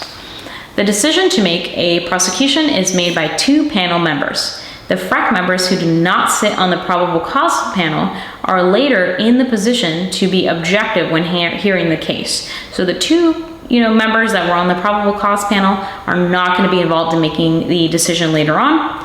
And a letter of guidance will be issued if probable cause is found, but the offense is minor. For more serious violations, a formal administrative complaint would be issued, and decisions of probable cause panel become public 10 days after probable cause has been found. Even if the panel finds probable cause does not exist, DBPR may still file charges or vice versa. Legally sufficient means that there is evidence that is accurate, admissible in court, and sufficient to support a decision or verdict. So that you need that to have something be legally sufficient.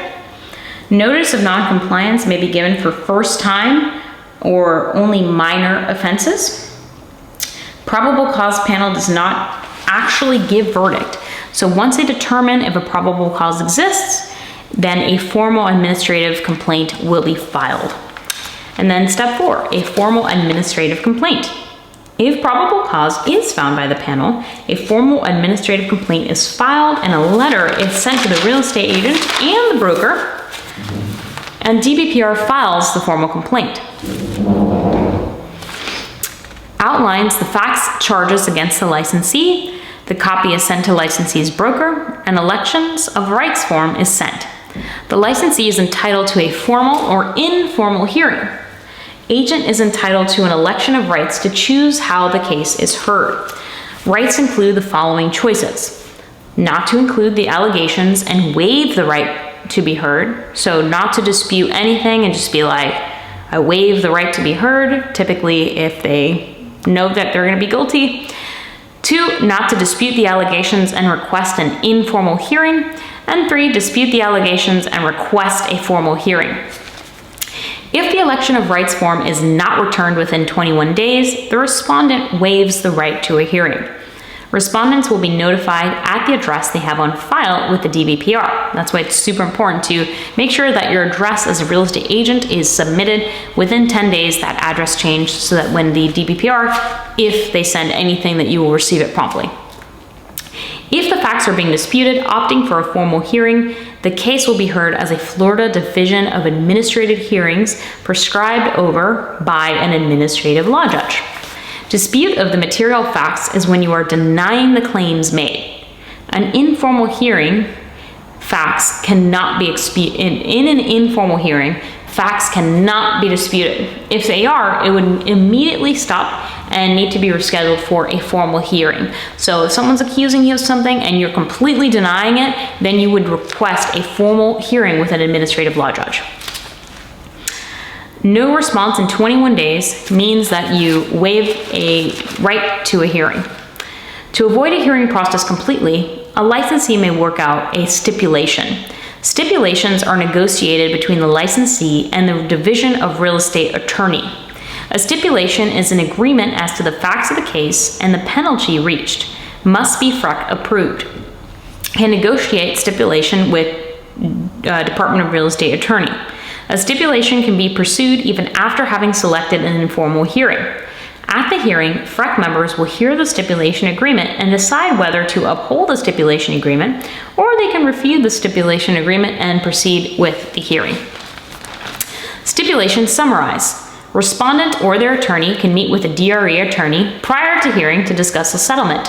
Stipulation is an agreement as to the facts of the case and the penalty reached. Stipulation must be approved by FREC. Voluntary relinquishment for permanent revocation. A licensee that has a complaint filed against them can voluntarily surrender their license forever. Not the same as voluntary relinquishment, which is just when a licensee gives up a license, but it's not connected to a disciplinary action.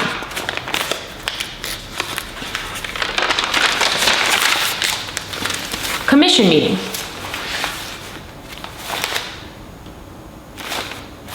Commission meeting. Final hearings are conducted by administrative law judges. FREC probable cause members excused consider the administrative law judge's report and recommend order and issues final order. Judicial review is in the appeal process.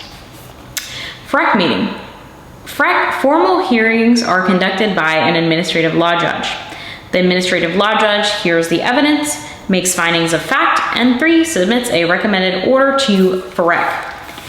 And then 5, informal hearing is held.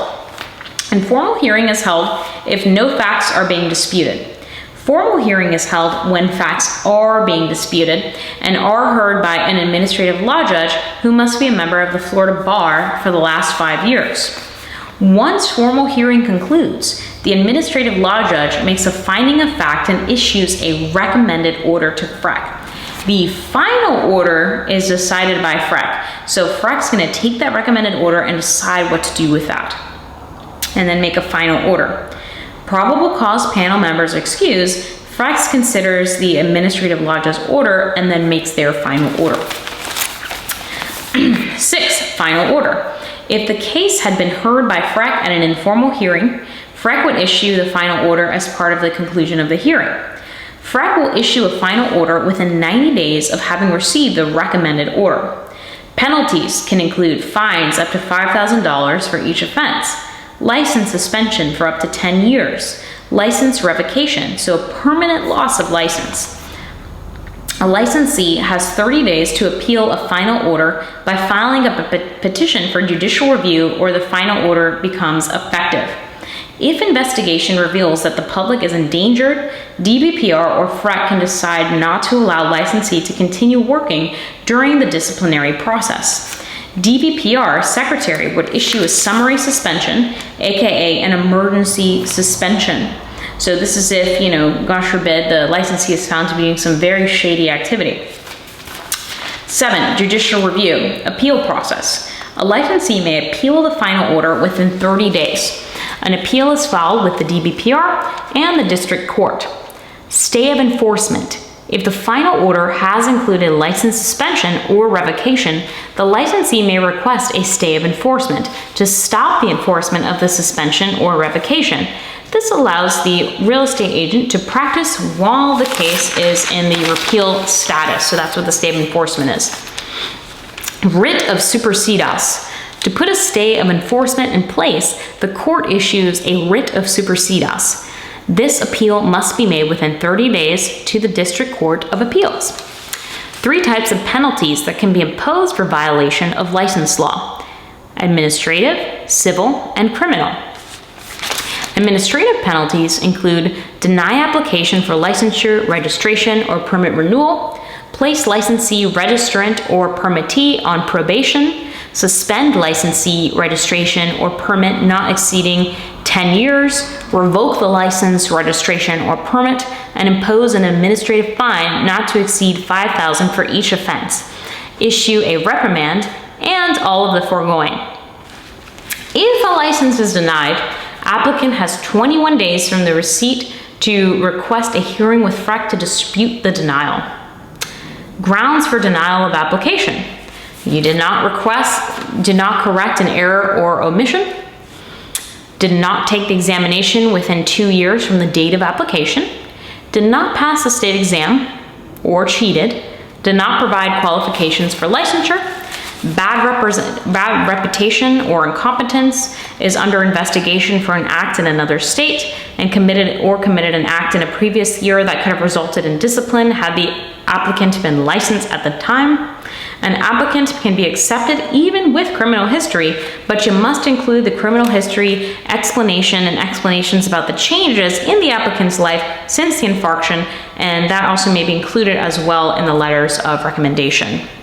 And you must report to the Florida Department of Real Estate within 30 days of committing a crime. The applicant receives a notice of intent to deny application. 1, you can request an informal FREC meeting. 2, you can request a formal hearing in front of an administrative law judge. Request for hearing must be made within 21 days of the receipt and can keep applying even if denied. Refusal to recertify a license for renewal. Paperwork not filed on time, fee not paid, not continuing education or post-licensing courses, bad reputation, are under investigation in another state, committed a crime while licensed. Department of Business Professional Regulation and the Department of Real Estate have authority to issue citations for minor violations. Licensee has 30 days to accept or reject the penalty. Licensee has 30 days to accept $250 to $1,000 penalty. Additional could be placed against the real estate agent. Penalties issued by FREC: reprimand, denial of license application, probation will begin 30 days after order, administrative fine, max is $5,000, suspend license for up to 10 years, revoke a license, permanent or without prejudice.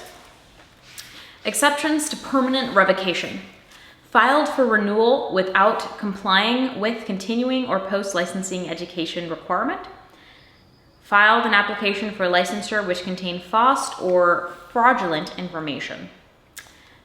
Probation term is 90 days to commence 30 days after filing a final order.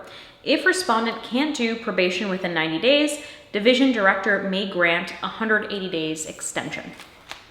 Breach of trust is when an agent acts against the terms against the agreement to the detriment of the principal. Penalty for breach of trust occurs when an agent acts against the terms of the agreement to the detriment of the principal. Penalty for first offense ranges from $2,500 fine and 30-day plus suspension or revocation of license with $5,000 fine.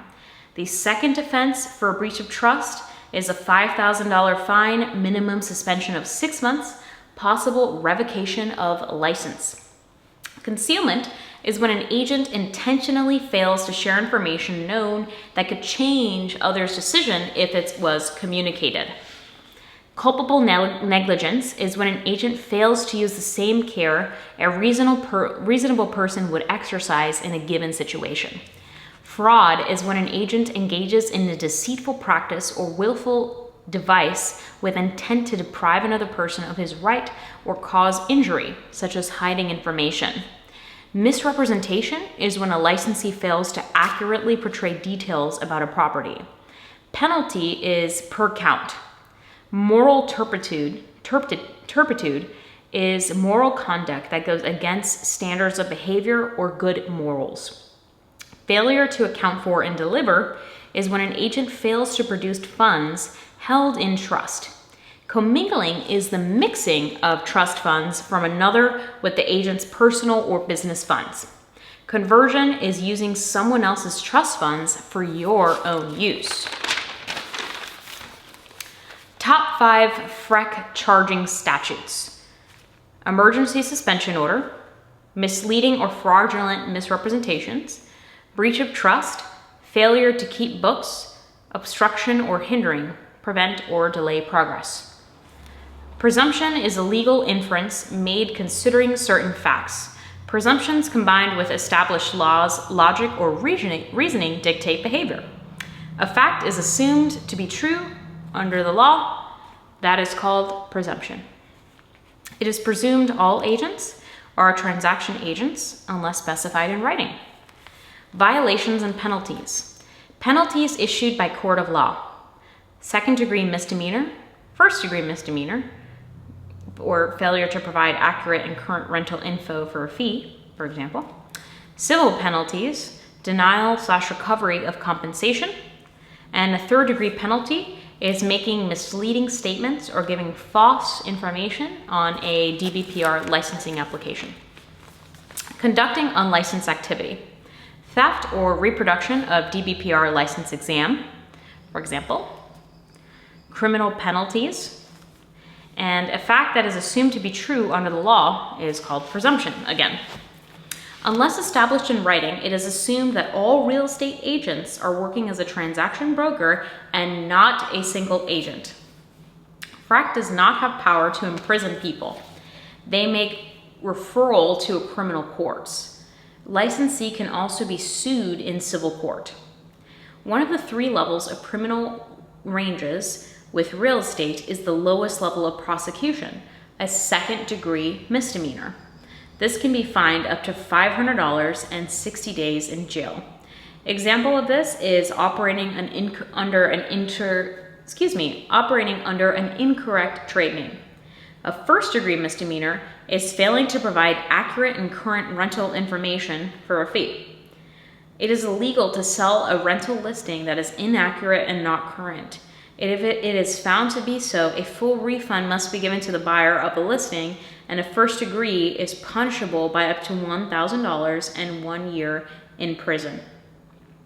The first violation, $250 to $1,000 in administrative fines and $1,000 to $5,000 for second violation with possible license revocation.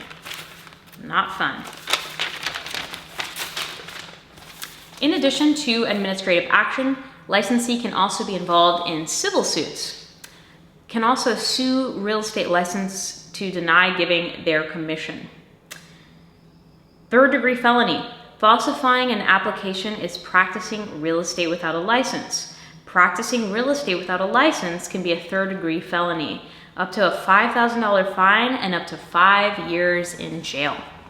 A person must have a real estate license to advertise property for sale for another and for compensation. Must have a license to help another buy, sell, auction, or exchange a property for which compensation is received.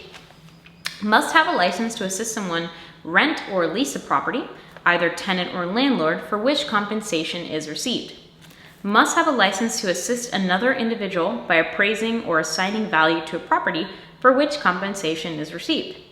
Copying/releasing real estate DBPR exam questions is a third-degree felony. Third-degree felony is equal to $5,000 and 5 years in prison.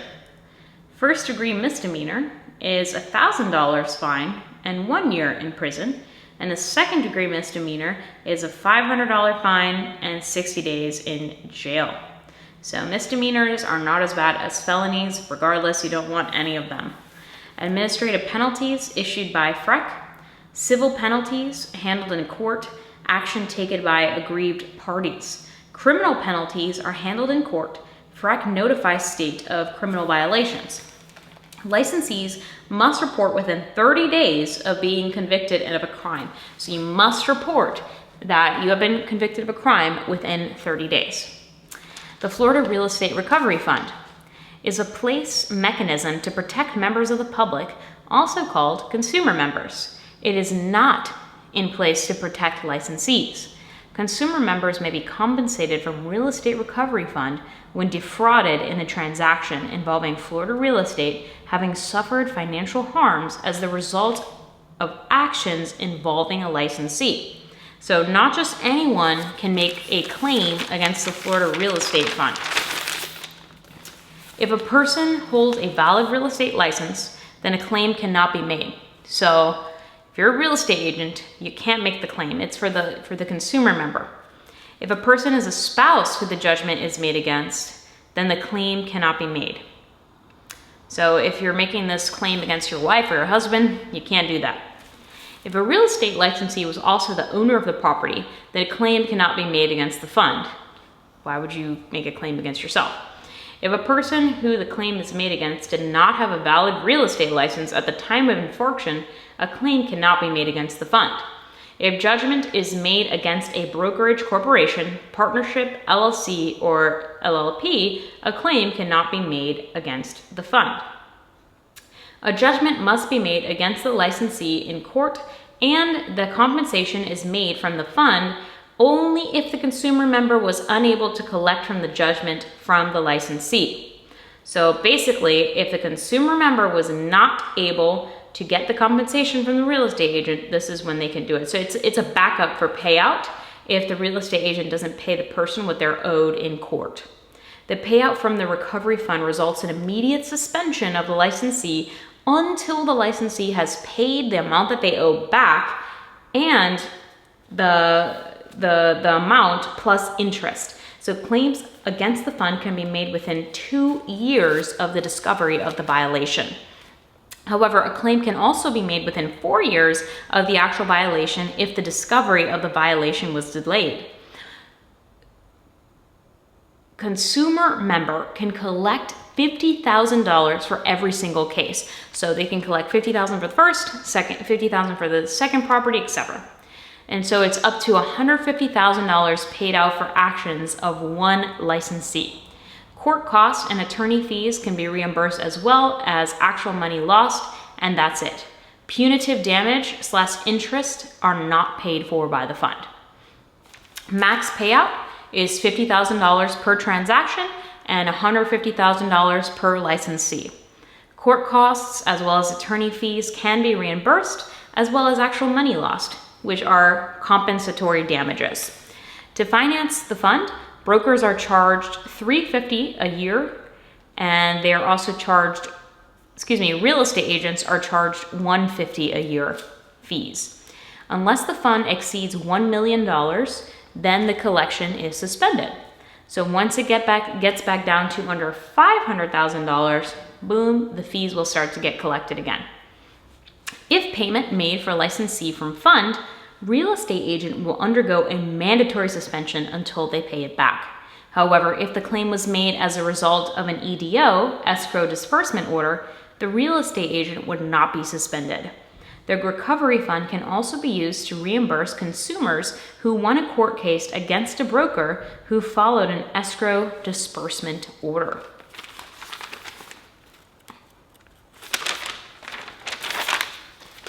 The fund would pay the broker's cost and legal fees, and the broker's license would not be suspended as a result of an EDO.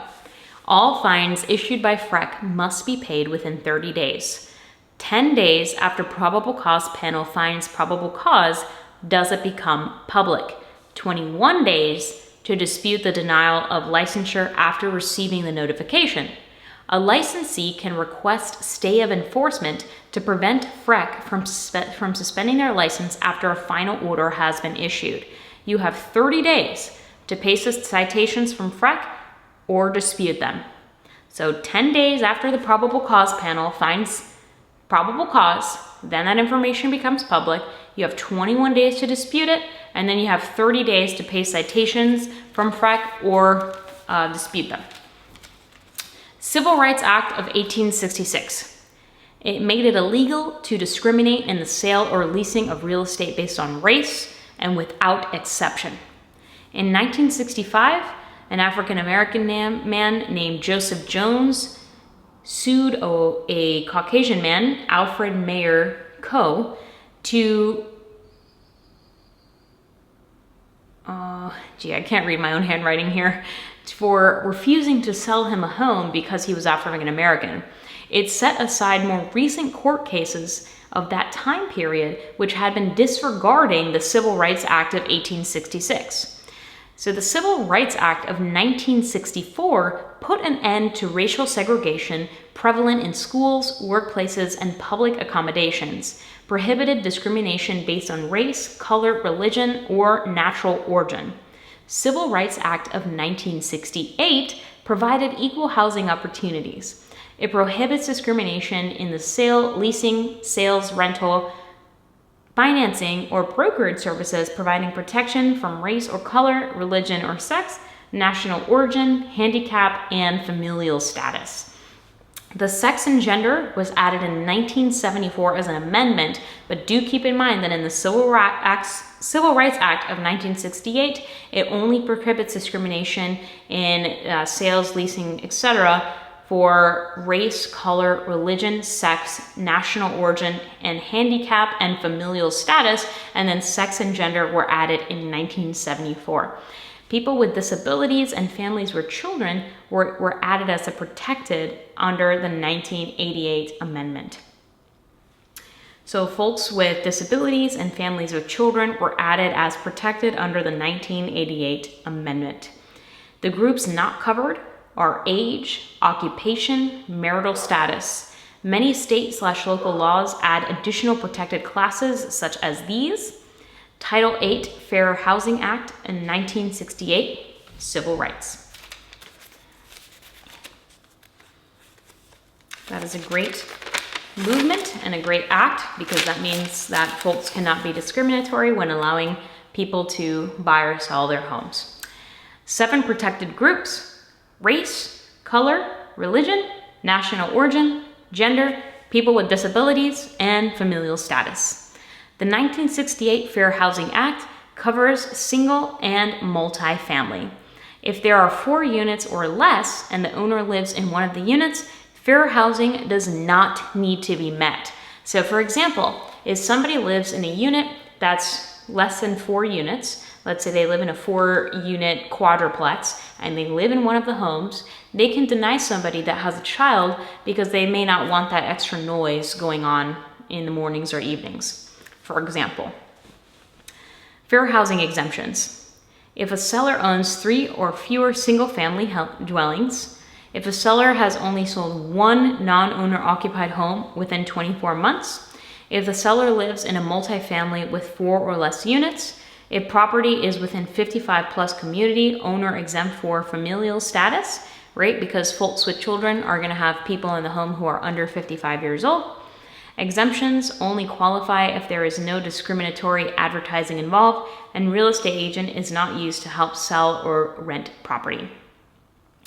So these are great because they allow everybody of all age groups, and no matter what your racial origin is or your ethnicity or religion, that folks cannot be discriminatory when it comes to buying, selling, leasing property, etc. Acts prohibited under fair housing: refusing to rent, discriminatory advertising, false availability statements, quoting different terms, blockbusting, denying membership, and redlining. So blockbusting is scaring homeowners into believing that property will lose value due to minorities moving into the area, then reselling the property at a higher price.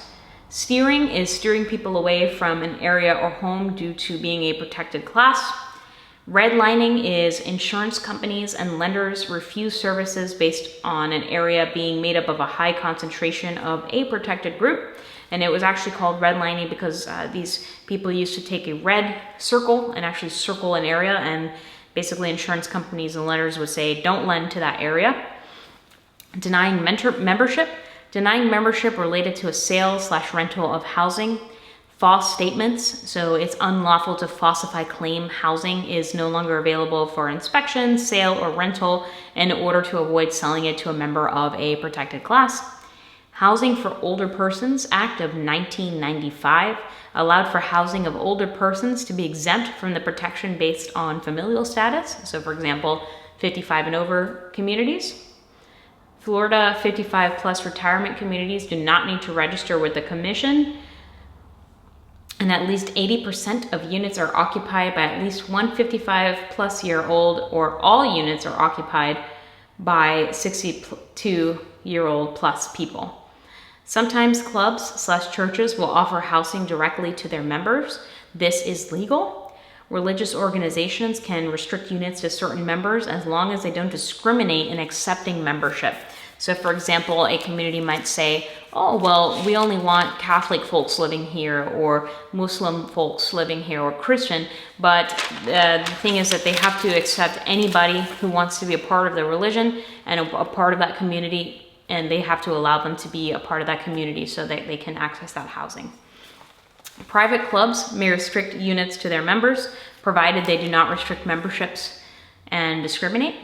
The Fair Housing Act, combined with regulation to the U.S. Department of Housing and Urban Development, HUD, requires that a fair housing poster must be displayed by rental and brokerage offices and construction locations. If poster is not displayed, it is deemed prima facie evidence of discriminatory housing practice. And it must be at least 11 times 14 inches. And it doesn't need to be posted in single-family homes unless multiple are being sold. So if you have a big old unit and you're selling multiple single-family homes there, you do need to go ahead and display that poster. And there's no need to display it on vacant land. Within 10 days after the receipt of a signed complaint, HUD will send the respondent notice that a fair housing complaint has been filed against them and a copy of the complaint. Within 10 days of receiving the notice, respondent must submit to HUD an answer to their complaint. So you have 20 days total for the process.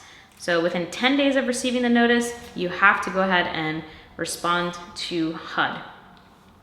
If HUD finds no reasonable cause to believe that there was a discrimination, they will issue a no reasonable cause determination and close the case. If the investigation produces reasonable cause to believe that discrimination has or will occur, HUD will issue a determination of reasonable cause and charge the respondent with violating the law. A HUD administrative law judge will hear the case unless either party elects to have the case heard in federal court. Parties must elect within 20 days of the charge. So within 30 days of either party electing to go to federal court, the DOJ will communicate a civil action on behalf of the aggrieved person in U.S. District Court. So the judge will communicate a civil action on behalf of the aggrieved person, and if the court finds that the discriminatory housing practice has/will occur, the court can award actual and punitive damages as well as attorney's fees. Civil suits filed in the federal district court. In addition to filing a complaint with HUD, a person can also file a civil lawsuit in federal court. Must be filed within 2 years after discriminatory act occurred or after conciliation agreement was breached, whichever occurs last. So in addition to filing a complaint with HUD, you can also file a civil lawsuit in federal court, but it has to be within 2 years after the act occurred.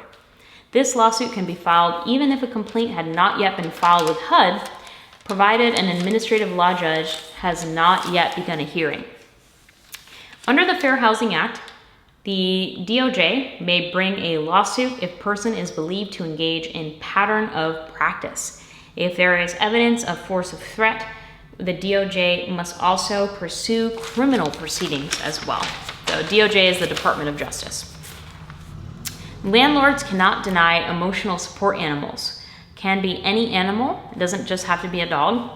Licensees who violate fair housing are guilty of state and federal law. The Americans with Disabilities Act is a wide-ranging civil rights law that is intended to protect against discrimination based on disability. It was passed in 1990 and provided for access to public transport, public accommodation, and commercial facilities. It also accesses new construction and renovation of public accommodations and commercial facilities. The law now defines as a person with a disability as any person who has a physical or mental impairment that substantially limits one or more major life activities, has a record of such impairment, or is regarded as having such an impairment.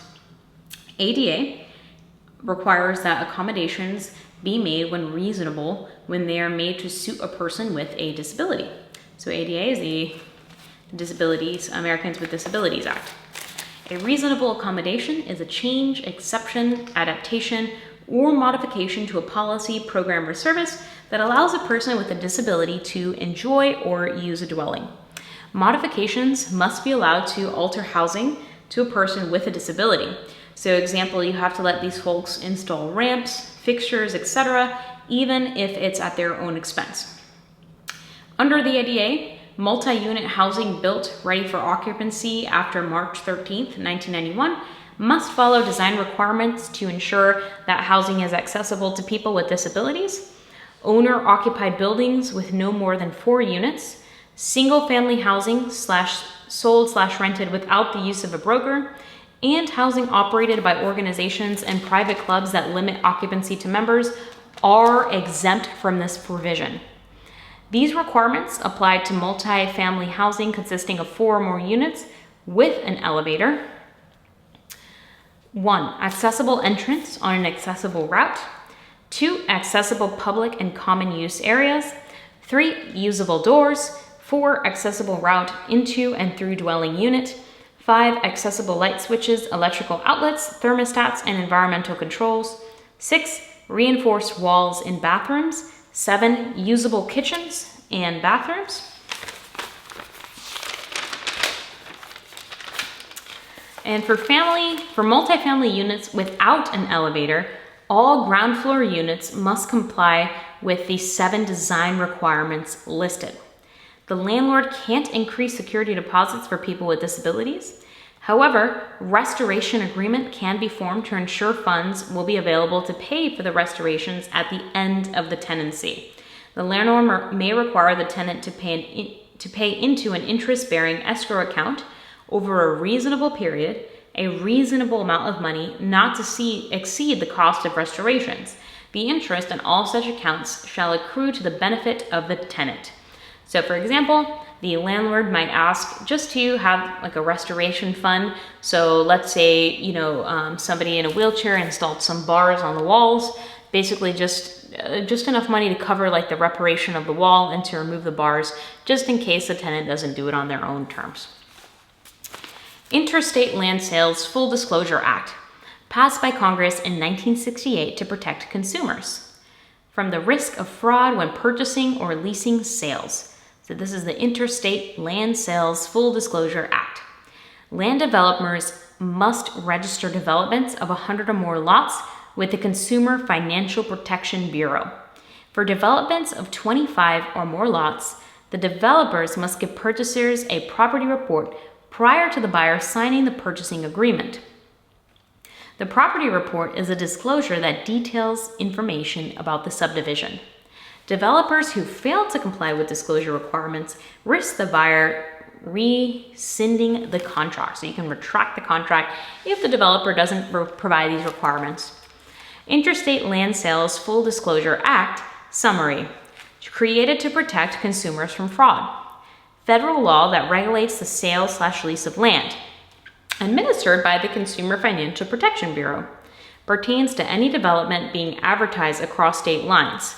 Developers must register developments, 100 or more lots, and disclose to prospects facts regarding the real estate, and provide prospective purchasers a property report, 25 and more lots, prior to buyer signing a purchase agreement. So if there's 25 or more lots, they must provide a property report prior to the buyer signing a purchase agreement.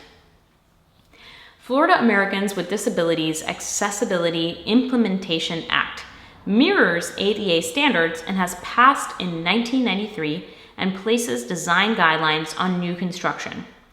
Chapter 760 identifies rules/regulations of fair housing at a state level.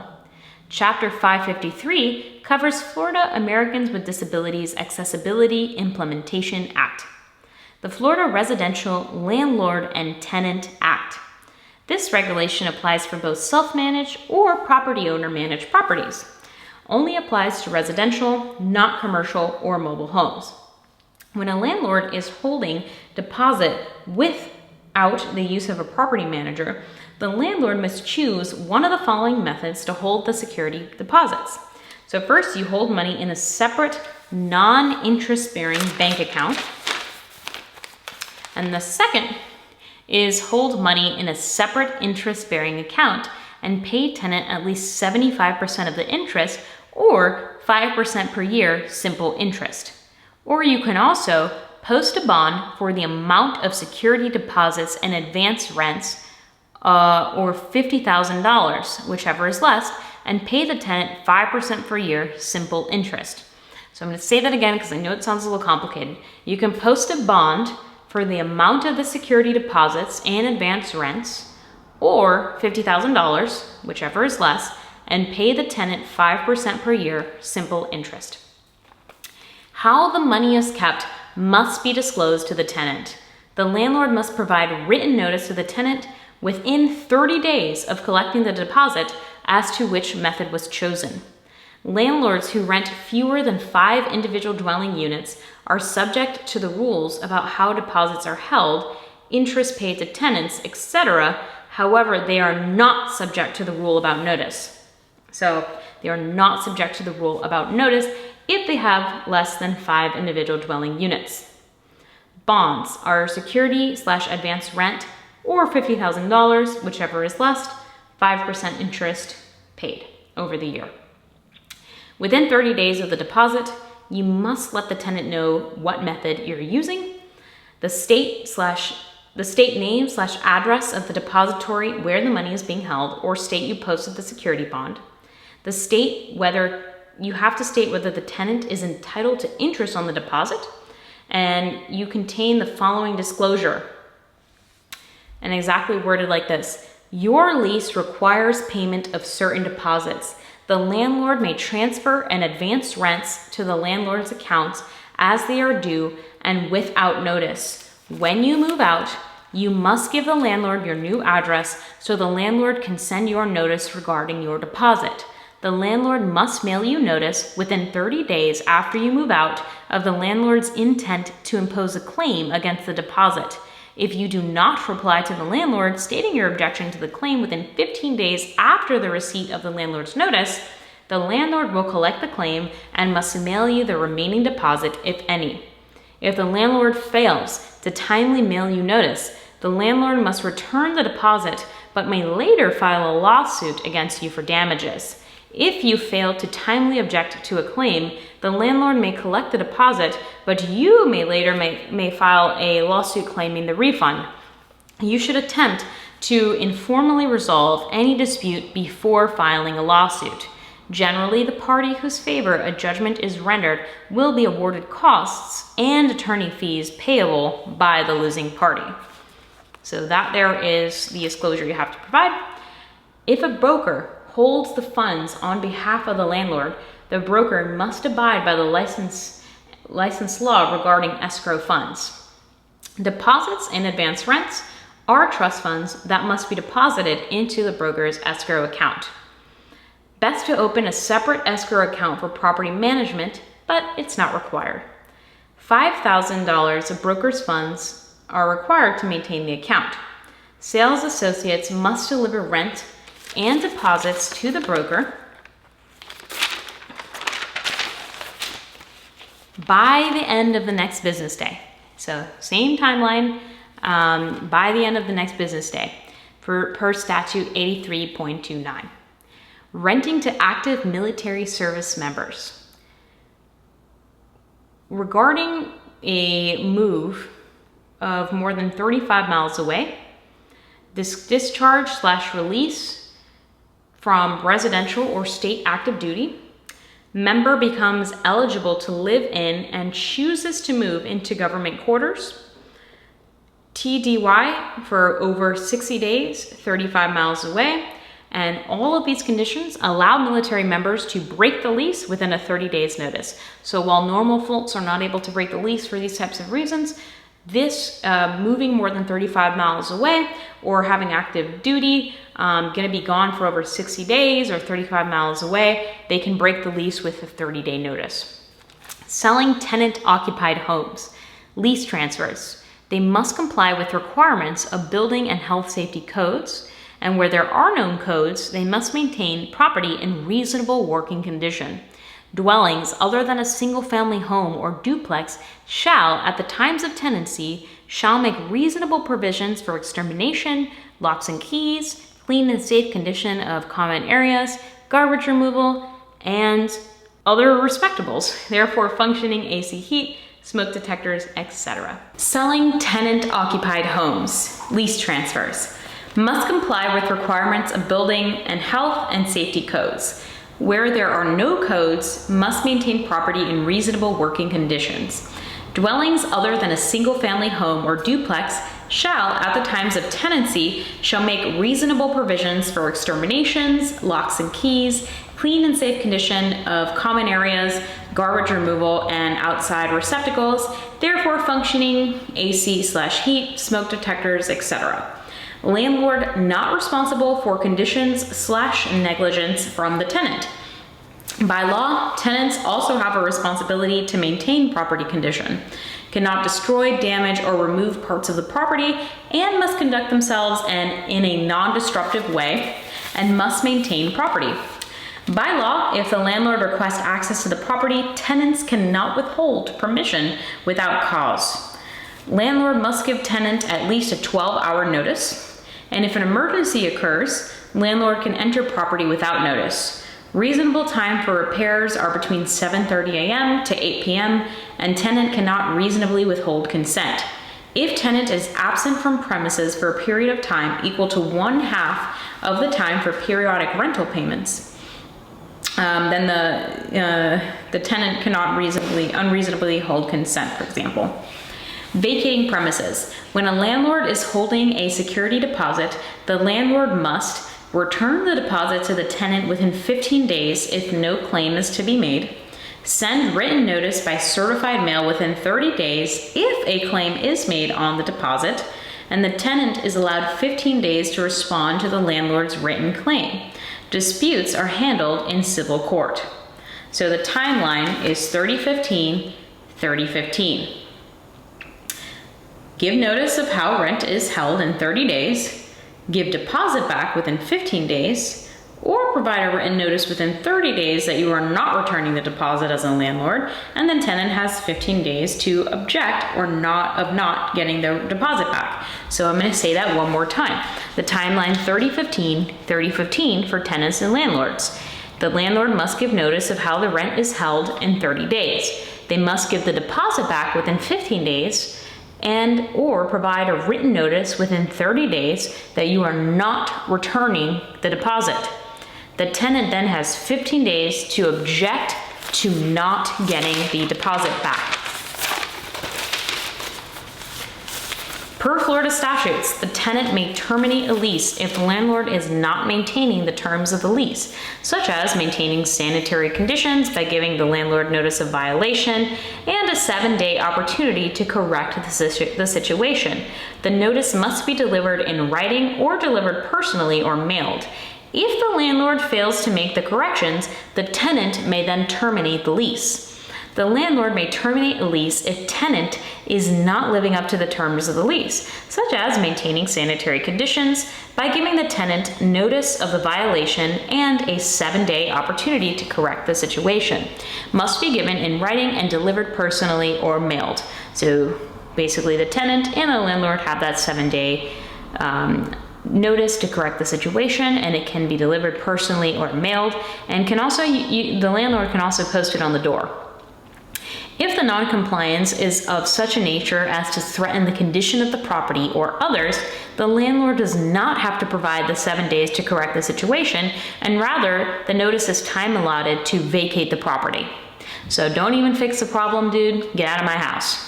A landlord may terminate a lease for non-payment of rent with only 3 days notice. So business days, those 3 days notice, a landlord may terminate a lease for non-payment of rent within 3 business days. Failure of tenant to comply with the agreement. A 7-day written notice. Failure to pay rent, 3 business day written notice. So there's a difference. There's a 7-day written notice if the tenant does not comply with the agreement, and there's a 3 business day written notice if they fail to pay rent. The notice must be delivered personally, mailed, or posted on the door. Yearly lease termination. Either party must give notice of no less than 60 days prior to the end of any annual period. Quarterly lease termination. For either party must give notice of no less than 30 days prior to the end of any quarterly period. Monthly lease termination. Either party must give notice of no less than 15 days prior to the end of any monthly period.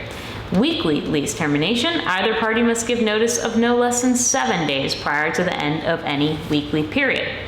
So 7 days notice for a weekly lease, 15 days notice for a monthly lease, 30-day notice for a quarterly lease to end, and a 60-day notice for a yearly lease termination. Once after the 7-day or 3-day notice has passed of the previous notices that we give to the tenant, and eviction process has been started, and the tenant is still in possession of the property, landlord must file a complaint for eviction with the courts. The tenant will be given a summons with 5 business days to respond to the complaint. If the tenant continues to occupy after the complaint has been started, then, and without responding, a final judgment will be issued from the court, post 24-hour notice, and court issues writ of possession to be served by the sheriff to the tenant. So that's how the eviction process works. A tenant still in possession of the property after the 7-day notice for noncompliance or a 3-day notice after not paying rent has passed and the eviction process has started, the landlord will file a complaint for eviction with the courts. And if the tenant still does not respond to the complaint, they will get a writ of possession by the sheriff to the tenant. And then once the landlord files the complaint, the clerk of court issues a summons to the tenant. The summons gives the tenant notice that he or she is being sued for eviction, and the summons must be served to the tenant within 5 days. Following summons served, the tenant will have 5 days to the summons must be served to the tenant, and then following the summons being served, the tenant will have 5 days to file an objection to the summons. If objection is filed, then the matter will be held in court. So if the tenant, after, within their 5-day time frame, they can actually object to the summons, and if that's filed, the matter will be handled in court. Once judge has ruled in landlord's favor, which they will if the tenant doesn't pay 9 times out of 10, the clerk of court will issue a writ of possession to be served by the sheriff to the tenant. The tenant will have 24 hours to vacate the premises. So there's 4 steps in the eviction process. So first, serving the eviction notice. This happens after the 3-day or 7-day notice. 2, the landlord files a complaint and then the summons go out. 3, going to court if the tenant wants to file an objection. And then 4, there is a writ of possession from the court, basically asking the tenant to vacate the property. If the tenant is absent from the premises for a period of time equal to 1/2 the time for the periodic rental payments, it is presumed the tenant abandoned the unit. Does not apply if the tenant is deceased or the personal property remains on premises, rent is unpaid, etc. Writ of possession will be in effect 24 hours after receiving court notice in landlord's favor. So the 24 hours must be a business day. So once the writ of possession is given out and the tenant has 24 hours, basically whoever's in the unit, if it's a holiday, if it's Christmas, technically it would be the 24 hours would start after Christmas to that tenant. If you're a landlord, you'd have to wait that time. Person has a right to own or possess. 1, land, all the way from the center of the earth to the sky and everything in between those parameters. 2, real estate, land plus man-made improvements such as buildings and fences. 3, real property equals real estate plus bundle of rights. Real estate includes land plus permanent man-made structures like buildings, fences, streets, sidewalks, sewers, etc. Man-made improvements means everything permanently attached. Real property includes everything as defined as land in real estate, including attached structures plus the legal bundle of rights to use the property. Bundle of rights equals disposition, enjoyment, exclusion, possession, and control. Ownership and use of land can be divided into the physical components that make up land. Surface rights, subsurface rights, and air rights. Each right can be separated from the other and transferred from one person to another. Surface rights include both land and water rights. Subsurface rights include mineral rights and the rights to petroleum and natural gas. Air rights include right to use space above the land, for example, in condos. Upper airspace is owned by the public and is open to air travel. An easement doesn't transfer ownership. It simply transfers the right of use. Water rights are a part of surface rights. Riparian rights are associated with land bordering moving water. This includes the banks along a river or stream. Littoral rights are associated with land bordering tidal bodies of water, such as oceans, seas, ponds, lakes, and water that is not flowing. The nature of tidal and rushing waters causes ownership lines to be constantly evolving. Navigable waters are held in trust for the people of Florida, meaning someone doesn't own the land under the water or the water. Ownership ends at the bank or the shoreline. Riparian rights give the owner the right to use the water adjacent to the property, including navigating the waterway. Riparian rights include the rights of ingress or egress, boating, bathing, fishing, and even the right to an unobstructed view of the water. Actual ownership ends where the bank ends. The boundary between publicly owned navigable waters and adjacent privately owned uplands is the ordinary high water boundary. Littoral rights associated with land bordering tidal bodies of water, like oceans, ponds, and lakes. Stagnant water. So littoral rights are based on stagnant water. Per federal law, the rule for calculating ownership along tidal water is the average height of the water over a period of 18.6 years. Florida law further clarifies that state ownership of beaches is that being the area below average high water mark. Changing boundaries. The edge of a body of water changes through the addition and loss of land along the banks and shores. Accretion is the process of land increasing from the water, depositing rock, sand, and soil. Erosion is the loss of land due to natural forces, including tides and currents. Tides and currents remove the land. Alluvion is the actual deposit of land material from the process of accretion. Accretion adds to the land through deposits. This process is called alluvion. Reliction is the gradual receding of water, which leads land to be claimed through new ownership descriptions. Real property is basically land and all improvements on the land. Personal property usually consists of items having a limited life and usually easily movable from one place to another. Real property is basically land and improvements made to that land and legal bundle of rights of ownership. Real property does not include cemeteries and mobile homes. Personal property is also called chattel or personality. Personality. Personal property is also called chattel or personality and includes any property that is not real property. Most generally, it is an asset other than real estate and is movable. Severance. Real property becomes personal property by act of severance. Attachment. Personal property becomes real property by attachment. So for example, if I had a laundry machine in my unit and I removed it and put it in my truck, that would be an act of severance because now it's movable personal property. Whereas if I took the laundry machine and put it in the unit and hooked up all the water lines, it would be attachment.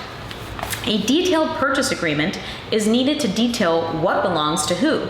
So when you're buying a home, you list out who owns that laundry unit. Example. Appliances sold with property, curtains, fuel for natural gas, and tanks for heat. A fixture is an item that was once personal property, but is now legally considered to be real property. For example, a lamp that you screw into the wall. If a dispute comes up in court, judge uses 4 legal tests to determine if the item is personal property or has to become a part of the real estate.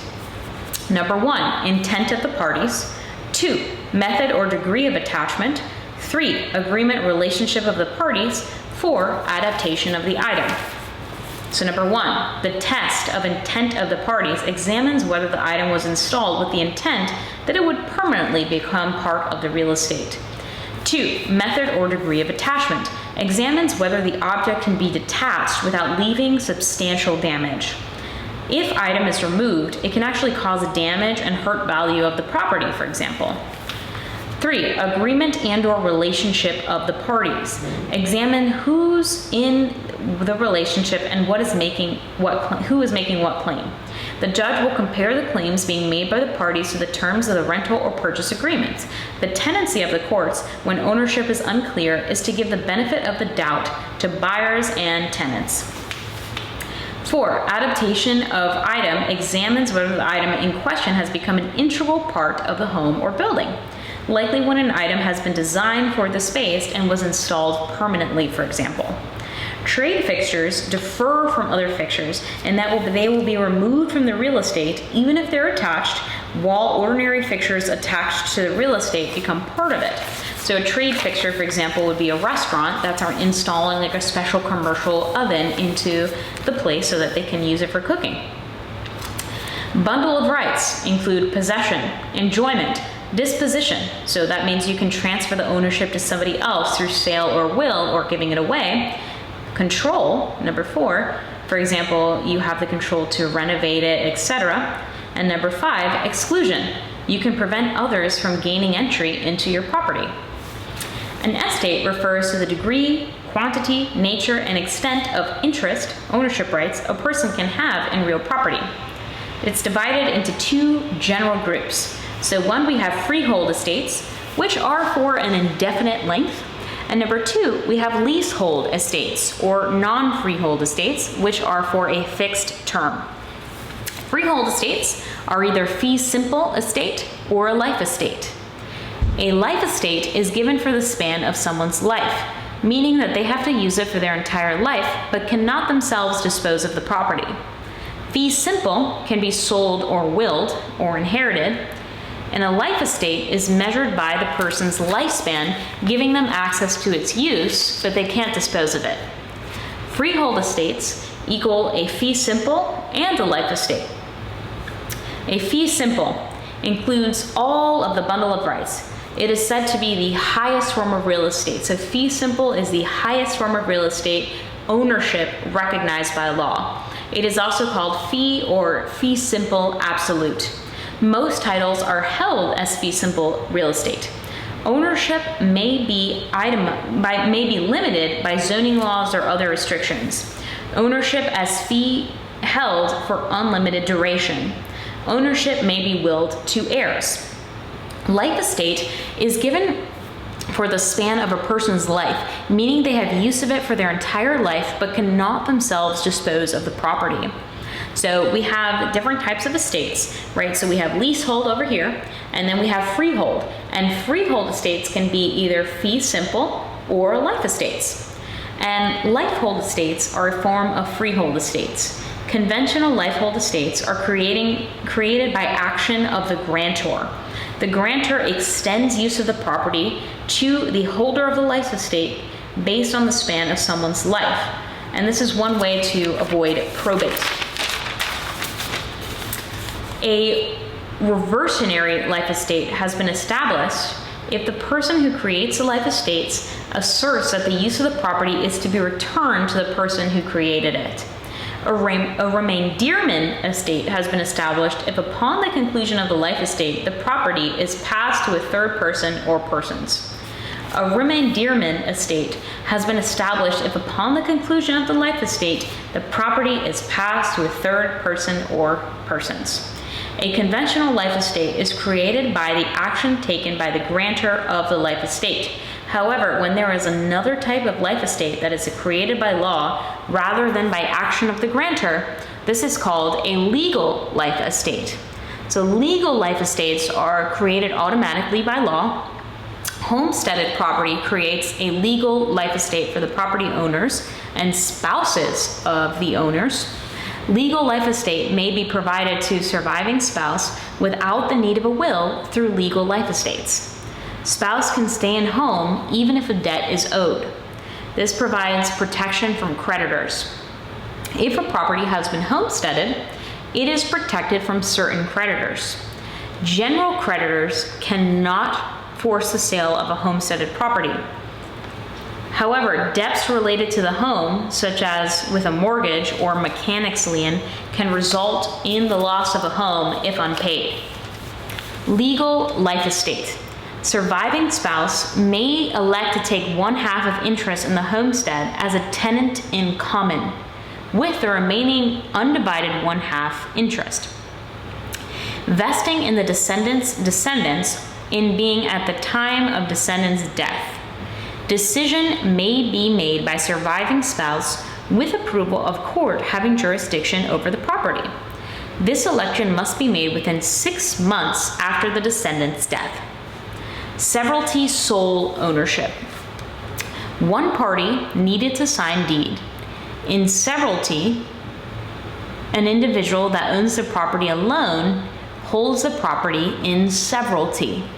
And it's almost kind of like ironic because it's like in severalty, like you'd think there's several people, but in severalty is an individual that owns the property alone. Individual owner is one who signs to transfer ownership. This can be complicated if property is homesteaded or if the owner is married. Through legal life estate, spouse has rights to the property, so spouse would also need to sign the deed to transfer the property even though they aren't on the deed. Co-ownership. If more than one person is on the deed, a co-ownership has been established. There are 3 types of co-ownerships. 1, tenancy in common. 2, joint tenancy. 3, tenancy by the entireties, aka co-current ownership.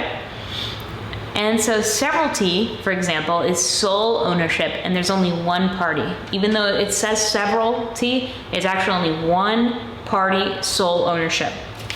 Co-ownership is tenancy in common, joint tenancy, and tenancy by the entireties. Tenancy in common is a type of co-ownership established for 2 or more people. With tenancy in common, title is acquired at the same or different times, allows for someone to be added later on than the original owner. Each has a right to all the property, not a fractional piece of the property. And percentage of ownership interest may be equal or unequal, for example, 50-50 or 70-30. Tenants in common have access to the full bundle of rights. The right to leave ownership interest in property to a person's heirs is called no right of survivorship. Tenancy in common is default, and it's the most common type of ownership in deeds unless otherwise specified. Joint tenancy has the right of survivorship. So one big distinction between tenancy in common and joint tenancy is that joint tenancy has the right of survivorship for the co-owners. That means if the initial person who bought the property passes away, they actually don't give their share to their heirs. Their share actually goes to the other owners of that property. Owners in joint tenancy may not will the property to heirs upon the death of one of the owners. Instead, the property would transfer to the remaining co-owners. To create a joint tenancy, ownership interest in the property must be created at the same time, meaning ownership is acquired on the title at the same time. Like if I have a joint tenancy, so-and-so can't come down later down the line and then also try to establish some type of ownership. It has to be done at the same time. Joint tenants share an actual ownership, an equal ownership percentage. For example, if there was 3 people, they would own 33.33% each.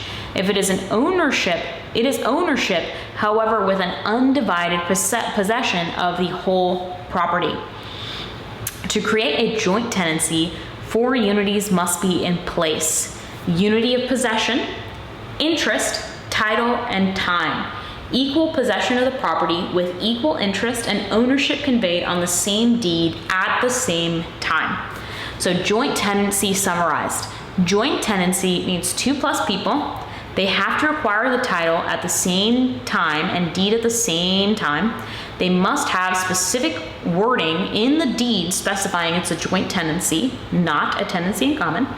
Undivided possession. Shares ownership of interest must be equal, and they must have the right of survivorship, meaning you cannot will it to heirs. Tenancy by entireties. So this is co-ownership established for married couples. So tenancy by entireties is co-ownership established for married couples, automatically formed when two spouses sign a deed. Does not need to include this special wording that it's a tenancy by entireties. It is automatically formed if the two spouses sign the deed. And they share 4 unities of possession, interest, title, and time. So the 4 unities of ownership kind of summarized here. Tenancy in common is 2 plus people. Deed is the same, but it's signed at different times. Title's the same, different times. Undivided possession, equal or unequal interest, and there's no right of survivorship. Joint tenancy is 2 plus people. Title/deed must be at the same time, and there must be specific wording required saying that it's a joint tenancy. There's undivided possession, equal interest, and there is the right of survivorship. Tenancy by entireties, 2 spouses, same time and deed, undivided possession, equal interest, and there is the right of survivorship. So if one spouse dies, the other spouse will get the property. Exempt property. Exempt property is exempt from claim by creditors or surviving descendants. Leasehold, non-freehold.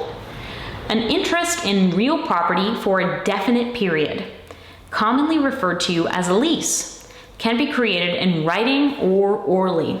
Leases for periods of 1+ year must be written per the statutes of fraud to be enforceable. There are 3 types of leasehold estates: estate for years, tenancy at will, and tenancy at sufferance. Estate, tenancy for years, has specific start and end date, must be in writing, and establishes tenants' interest in the property. Tenancy at will has a beginning but no end date, automatically renews until ended on a week-to-week or month-to-month basis. Proper legal notice must be provided to end the lease. Week-to-week, 7-day notice required is to end the lease. It is required to end the lease. Month-to-month, 15-day notice is required to end the lease. Tenancy at sufferance. A lease that has ended but the tenant has retained possession of the property without the permission of the landlord is tenancy at sufferance. This is called a holdover or holding over. Think about it that the landlord is suffering because of the tenant, because the tenant will not leave. It can also be created from a tenancy if the landlord provides written consent for the party to remain. Cooperatives, aka co-ops. Neither freehold or leasehold estate. Ownership through stock in a corporation that holds fee simple ownership to the real property. Owner of the stock does not actually own the property. The corporation owns the property and you own kind of like a stock share in that property. However, D-clause co-op stock is tied to a specific However, because co-op stock is tied to a specific unit, stock ownership carries right of occupancy through a proprietary lease. The lease creates the right to possess the unit or area that is connected to the stock through the lease. It creates a tax and special assessment lien only on the individual unit. With a co-op, the corporation pays the property tax bill. However, each shareholder pays a prorated share of the tax. Shareholders carry the actual cost of the tax through their prorated share. Corporations are sold by transferring the ownership of the stock and assigning the lease to the new owner. So cooperatives are sold by transferring the ownership of the stock and assigning the new stock to the new owner. Florida Statute 719 specifies disclosure requirements that must be provided with the new sale or resale of cooperative property. A developer is required to disclose to the buyer that they have the right to cancel the sale within 15 calendar days of signing the purchase contract. Sorry, I got to start there. Co-op, developer sale. So a co-op developer sale has 15 calendar days to cancel the sale upon the receipt of sale of co-op documents. If the property is being resold, then purchase agreement must either include a clause that the buyer acknowledges that they were in possession of the co-op documents for at least 3 days prior to signing the purchase agreement, or that because they didn't have the documents, they now have 3 business days upon the receipt of the cooperative documents to cancel the sale. So cooperative resales, 3 business days to cancel the sale upon the receipt of the co-op documents. Condominiums are a type of fee simple ownership. Ownership is transferred by a deed along with undivided interest and right to use the common elements. Property taxes are levied directly to an individual. Developers must file the condo docs with the Division of Florida Condominiums, timeshares, and mobile homes whenever a condominium is created. For condos with 20 plus units, the developer must provide a prospectus which summarizes the major points contained in the condominium documents. The prospectus is filed with the Division of Florida Condominiums, timeshares, and mobile homes. Upon a new sale, developer must provide a buyer with 6 documents. The buyer has 15 calendar days to cancel the contract after signing the contract or receiving the documents. These include 1. Declaration of condominium. 2. Bylaws of the association. 3. Frequently asked questions. 4. Articles of incorporation. 5. Estimated operating budget. And 6. Prospectus. Upon resale, the seller must provide the buyer with 7 documents. The buyer has 3 business days to cancel the contract after signing the contract and after having received the documents. The documents include Declaration of Condominium, 2. Bylaws of the association, 3. Frequently asked questions, 4. Articles of incorporation, 5. Rules of the association, 6. Most recent year-end financial report, and 7. Governance form. So when there is a resale, there is no prospectus. 3 business days to cancel the sale upon the receipt of the condo documents. And as of 2023, a possible milestone inspection and structural integrity reserve study may have to be supplied with the resale of condominiums. And this is a response to the Surfside condo tragedy. For those who live in Florida, I live pretty close to the Miami area. It was a very, very sad tragedy. It was a big, large building condo that unfortunately collapsed, and many people passed away due to that crisis. So I think that's now why the government is possibly going to pass that in the future. We're not sure yet, as of what I learned, what our teacher told us. Milestone inspection. Structural inspection conducted for life safety purposes. Generally, buildings 3 stories or higher which have been occupied for 30 years or more, or if located within 3 miles of Florida's coastline, occupied 25 plus years. So with that inspection, if it's by the coastline, it would be over 25 years, or if it's not near the coastline, these buildings 3 stories or higher, it would have to be occupied for 30 years or more. Structural Integrity Reserve Study. It's a study of reserves funds required for future major repairs and replacement of common areas for buildings 3+ stories. Condominium documents. Declaration of condominium. A legal document filed in the country in which condo is located. Divides airspace into layers of ownership, describes property boundaries, common elements, membership and voting rights, and covenants and restrictions on the use of each unit and common areas. The Articles of Incorporation. This is a document filed by a corporation's founders describing the person, place of business, and other details of a corporation. Bylaws of the association are official rules and regulations which govern a corporation's management, drawn up at the time of incorporation with the charter. Frequently asked questions. Prepare a document that informs prospective buyers about restrictions on things such as leasing and pets, and provides general info about assessments, etc. Rules of association. Rules/regulations adopted by the board of directors of the association.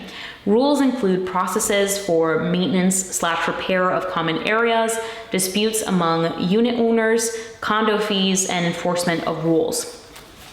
Estimated operating budget, or most recent year-end financial report. EOB, estimated operating budget, outlines expected expenses for the condo development, and the most recent year-end financial report is a report of previous year's finances. So if it's a new development, it's going to have an estimated operating budget, because think about it, they don't know what the budget is going to be yet, but this is what they can estimate. And then a condo that's already established is going to have a most recent year-end financial report, because they already have some history. Governance form. This must be provided by condominium resellers to prospective buyers. This disclosure form was developed by the DBPR, which details rights/responsibilities of condominium boards and unit owners, voting rights, meeting notices, and other governance matters. So new sale, just to kind of recap here, new condo sales must have a declaration of condominium, bylaws, FAQ, articles of incorporation, estimated operating budget, and the prospectus. The resale of condos requires the declaration of condominium, bylaws, FAQ, articles of incorporation, recent year-end financial report, rules of the association, and the governance form. Timeshares are a type of interval ownership. Timeshare ownership is shared ownership or right of occupancy for a time interval in a unit. Timeshares can take two legal formats.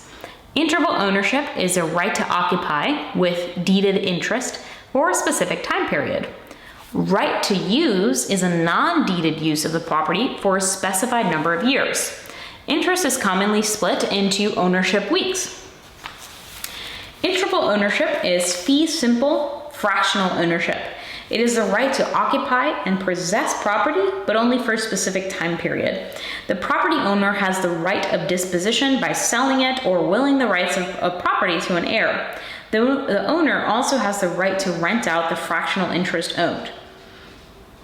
Interval ownership summarized.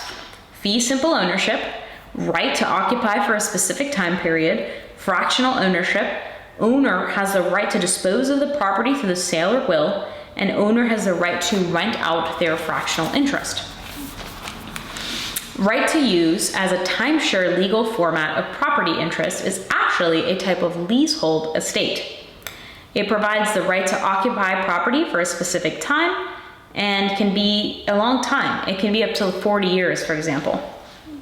At the end of the right to use term, usage rights revert back to the owner developer. Ownership itself is retained by the developer, so you don't actually have like full ownership of the property.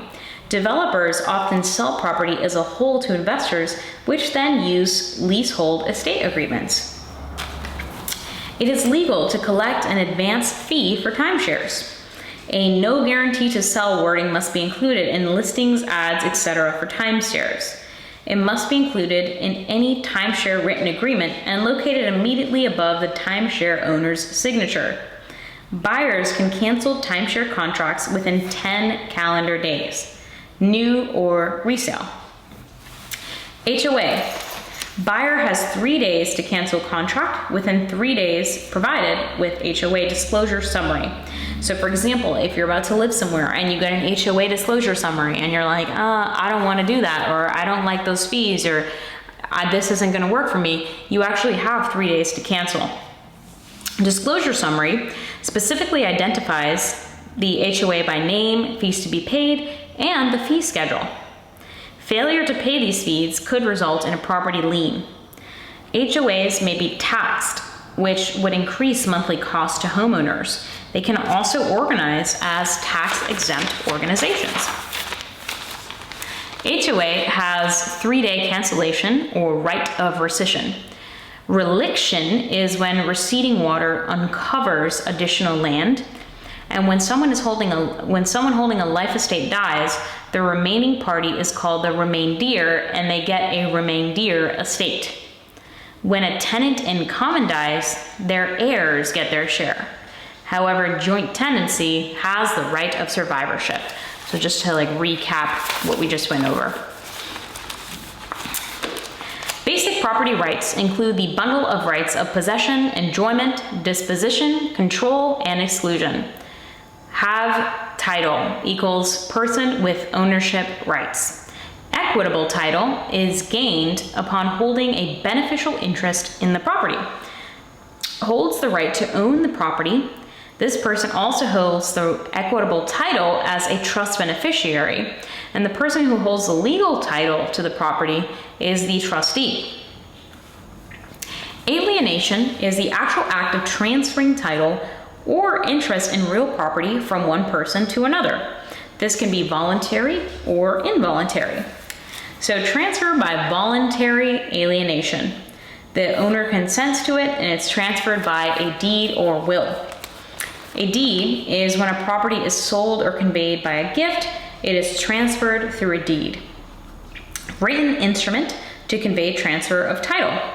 Person transferring title is the grantor of the deed, and the person receiving the title, receiving the deed, is the grantee.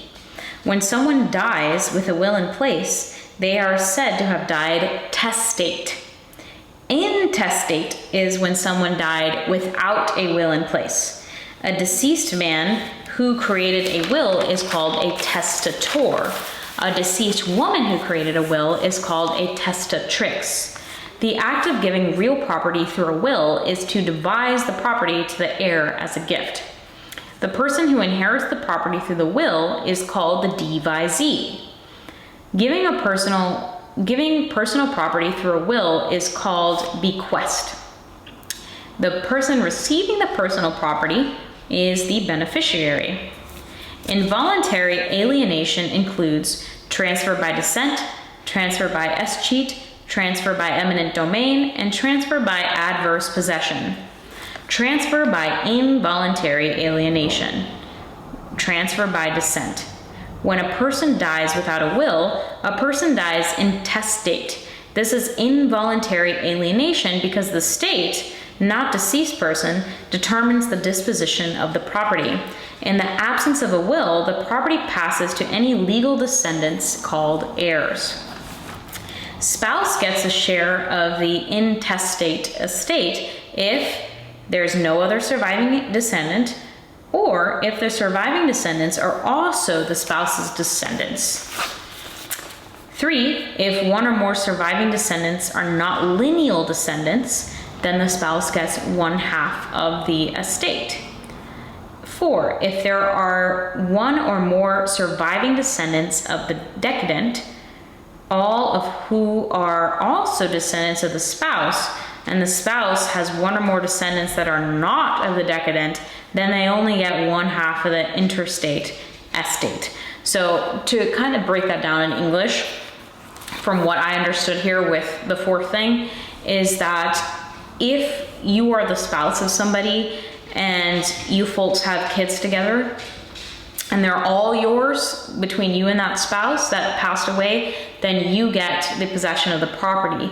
However, if there is another descendant, let's say your spouse had a previous partner before and has another child that has more of a claim to the property, then you only get 1/2 of the intestate estate.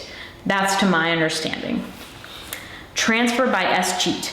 So when a person dies with no known heirs, Florida statute provides that the property will pass to and be owned by the state of Florida.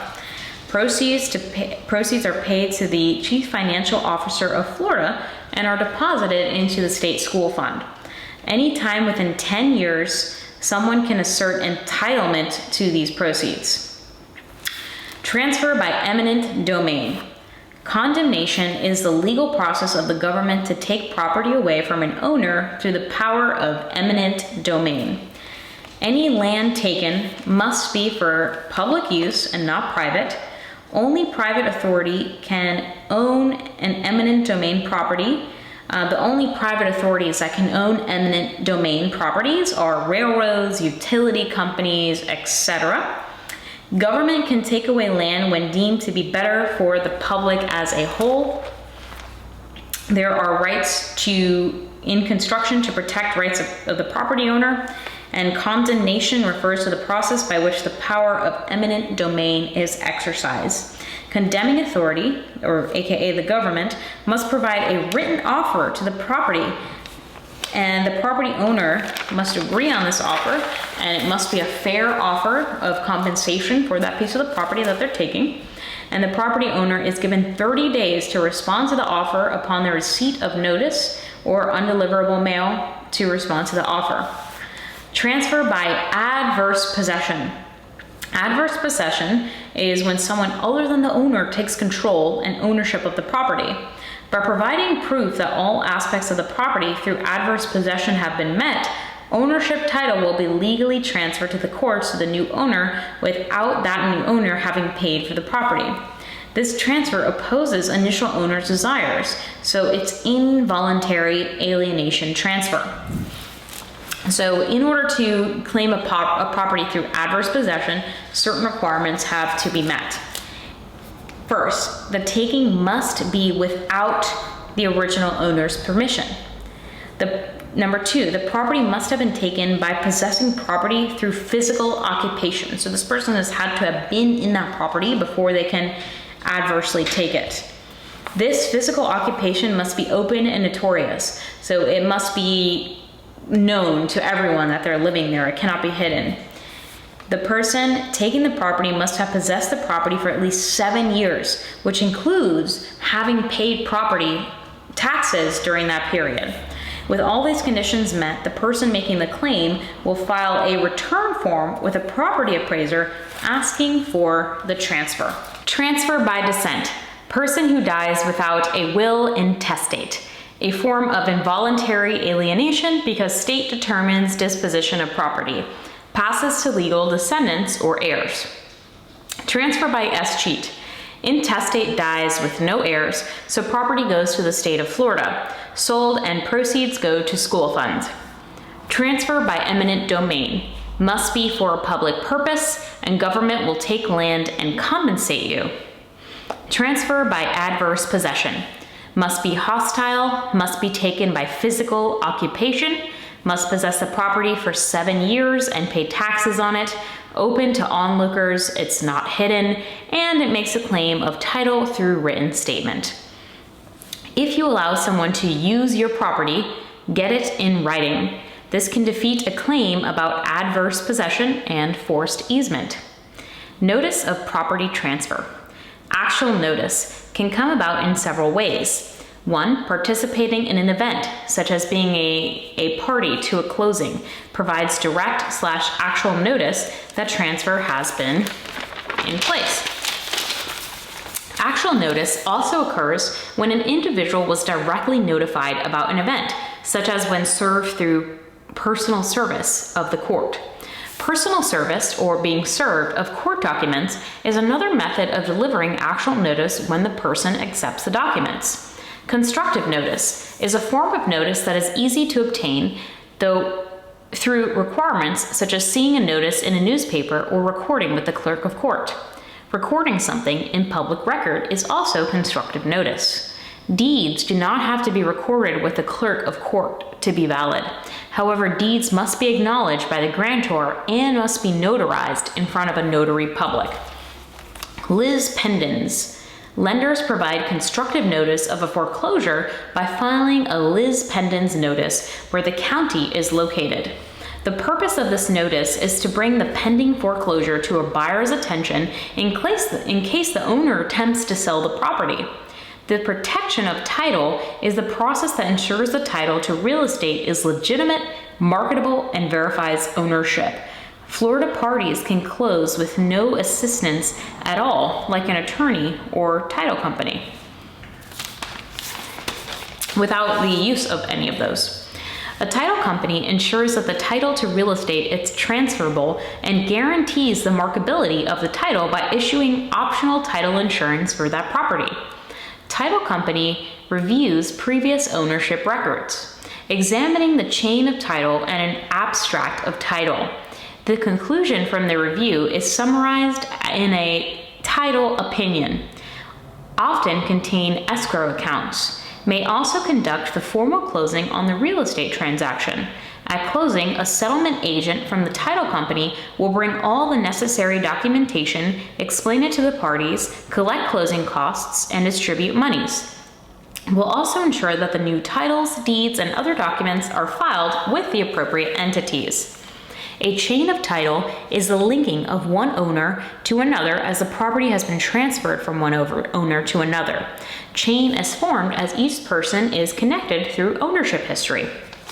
An abstract of the title is a search through recorded documents to find evidence of title transfer history and mortgages as other liens against the property, including judgments and unpaid taxes.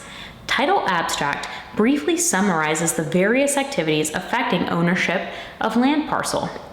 Title search is conducted to see if owner actually owns property and has a clean title, a free and clear title. Title opinion. A title opinion is the written opinion of an attorney describing the current ownership rights in the property, as well as any actions that must be taken to make the ownership rights marketable, not a guarantee of marketability. Issues may remain hidden, such as defects of title. Title insurance may be purchased as a protection against title defects. Two main types of title insurance. One, owner's title insurance, which protects property owner from title issues. Two, lender's title insurance, which protects the mortgage company. Owner's title policy is charged as a one-time fee at closing. Lender's policy is only covering the mortgage, not the whole property. Owner's title policy is issued for sale price and is not transferable. If lender sells the mortgage, it's transferred to the new lender. Owner's policy does transfer to heirs, but not transferable to another owner that they sell the property to. Parts of a deed. A written instrument that transfers ownership from one party to another. It's divided into three parts: the premises section, the operative part, and the conclusion. Grantor is the owner giving title, and the grantee is the new owner receiving the title. Deed. Premises section. The premises section of a deed starts with the date that the deed is being transferred.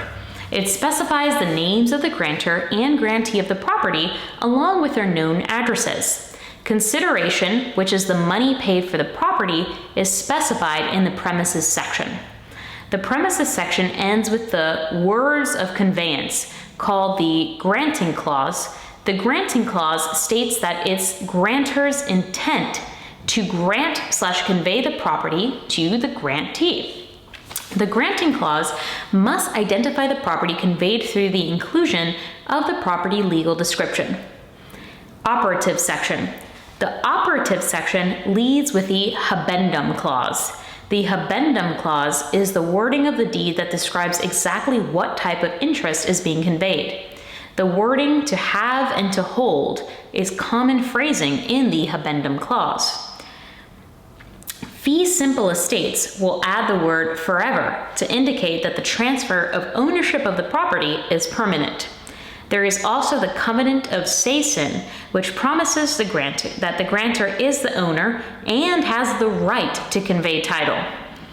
Existing deed restrictions or restrictions being placed on the deed by the grantor are disclosed next. An example of a seller-imposed deed restriction could be the seller refusing to allow an existing farm from being developed into a residential neighborhood, for example. Exceptions and reservations are then described to identify known encroachments or encumbrances which act on as impediments on property. Appurtenances are descripted. Appurtenances are descripted. Appurtenances are any uses of areas that transfer with the property. Example are parking garages or spaces, water rights, and use of clubhouses, pools, community centers. Conclusion section. Voluntary delivery and acceptance of the legal transfer of property is contained with the conclusion section of a deed. The signatures of the grantor and 2 witnesses are a requirement for the deed to be legal. The deed does not have to be signed by the grantee. Deed will normally be notarized in order to be able to record the deed with the clerk of court. Property deed does not have to be signed by the grantee or notarized for the property transfer to legally occur. For a deed to be valid, it must have each element required by Florida law, including 1. Deed must be in writing. 2. Names of the grantor and grantee included. 3. Grantor must be of legal capacity. 4. Consideration must be described. 5. A granting clause or words of conveyance must be included. 6. A habendum clause must define the quality of ownership interest being conveyed, to have and to hold. 7. Legal description of property being transferred. 8. Grantor must sign and have 2 witnesses included to have voluntary delivery. 9. Delivery and acceptance must occur. Although the grantee doesn't have to sign the deed, the acceptance must be agreed upon. Types of statutory deeds. Florida allows for 4 types of statutory deeds. A statutory deed is a deed whose format is specifically defined by a state statute. These deeds are considered condensed as they refer to the warranties contained within the deed rather than describing each warranty in detail. The 4 statutory deeds are 1. A general warranty deed. 2. A special warranty deed. 3. A bargain and sale deed. 4. A quit-claim deed. General warranty deed. General warranty deeds are the most common type of deed. If a deed is to be issued and not specified by a purchase agreement, a general warranty deed will be issued. It is a comprehensive transfer of ownership, providing the greatest guarantee of protections from the grantor to the grantee. With general warranty deeds, the grantor agrees to stand behind the conveyance should any problems arise. The general warranty deed includes covenants of cession, so it promises grantor is the owner and has the right to convey the title. 2. Against encumbrances, so free of all liens, etc., unless disclosed. 3. Further assurance, so the grantor will deliver legal instrument if required to stand behind transfer. 4. Quiet enjoyment, peaceful possession, undisturbed by claims of title. 5. Warranty forever, to defend grantee's title against all lawful claims. 5. Or not 5, the next one. Special warranty deed. When a grantor is unwilling to fully warrant a property is when a special warranty deed is used. Often used when grantor has limited knowledge of the property history. This type of deed only guarantees that the grantor personally has done nothing to encumber the property. It does not guarantee that the property is unencumbered. An executor of the estate, for example, would be a signer of a deed, but is not declaring themselves as an actual property owner. Covenant of cession is not included with a special warranty deed, because remember, the covenant of cession promises that the grantor is the owner and has the right to convey title. Next is a bargain and sale deed. This is issued by someone who does not actually own the property. This includes the covenant of cession. Grantor does not include any other covenants, including the covenant against encumbrances. When a bank has foreclosed and resells the property, the bank issues a bargain and sale deed. Next is a quitclaim deed. This is typically used for title issues, aka a cloud on the title. A quitclaim deed may be signed by someone who is willing to remise, release, or quitclaim any claims on the property in the future. This type of deed holds no covenants. does not hold covenant of seisin, as it's often used to transfer away ownership rights from someone who may own the property, but their actual ownership is in question. For example, if a title search is done and a distant relative is found who could make a claim on the property but does not choose to do so, they could sign a quitclaim deed.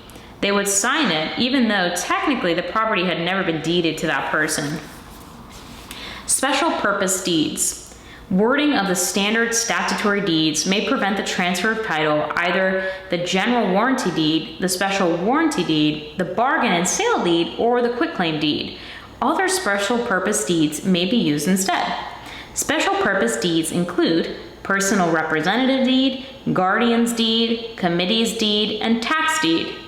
A personal representative's deed. A personal representative deed is a special purpose deed granted to someone by will or by court to settle an estate of a deceased person. A personal representative deed usually carries a covenant against encumbrances based on a title search until that point.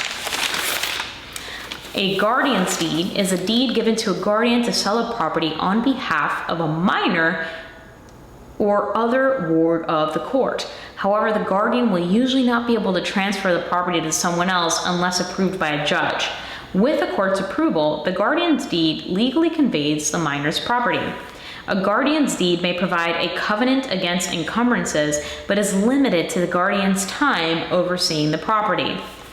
Committee's deed is a deed used when an owner is legally incompetent. If the court has deemed someone incompetent, or if that person has been committed to a mental institution, for example, then that person cannot legally transfer property without the aid of a court-appointed committee.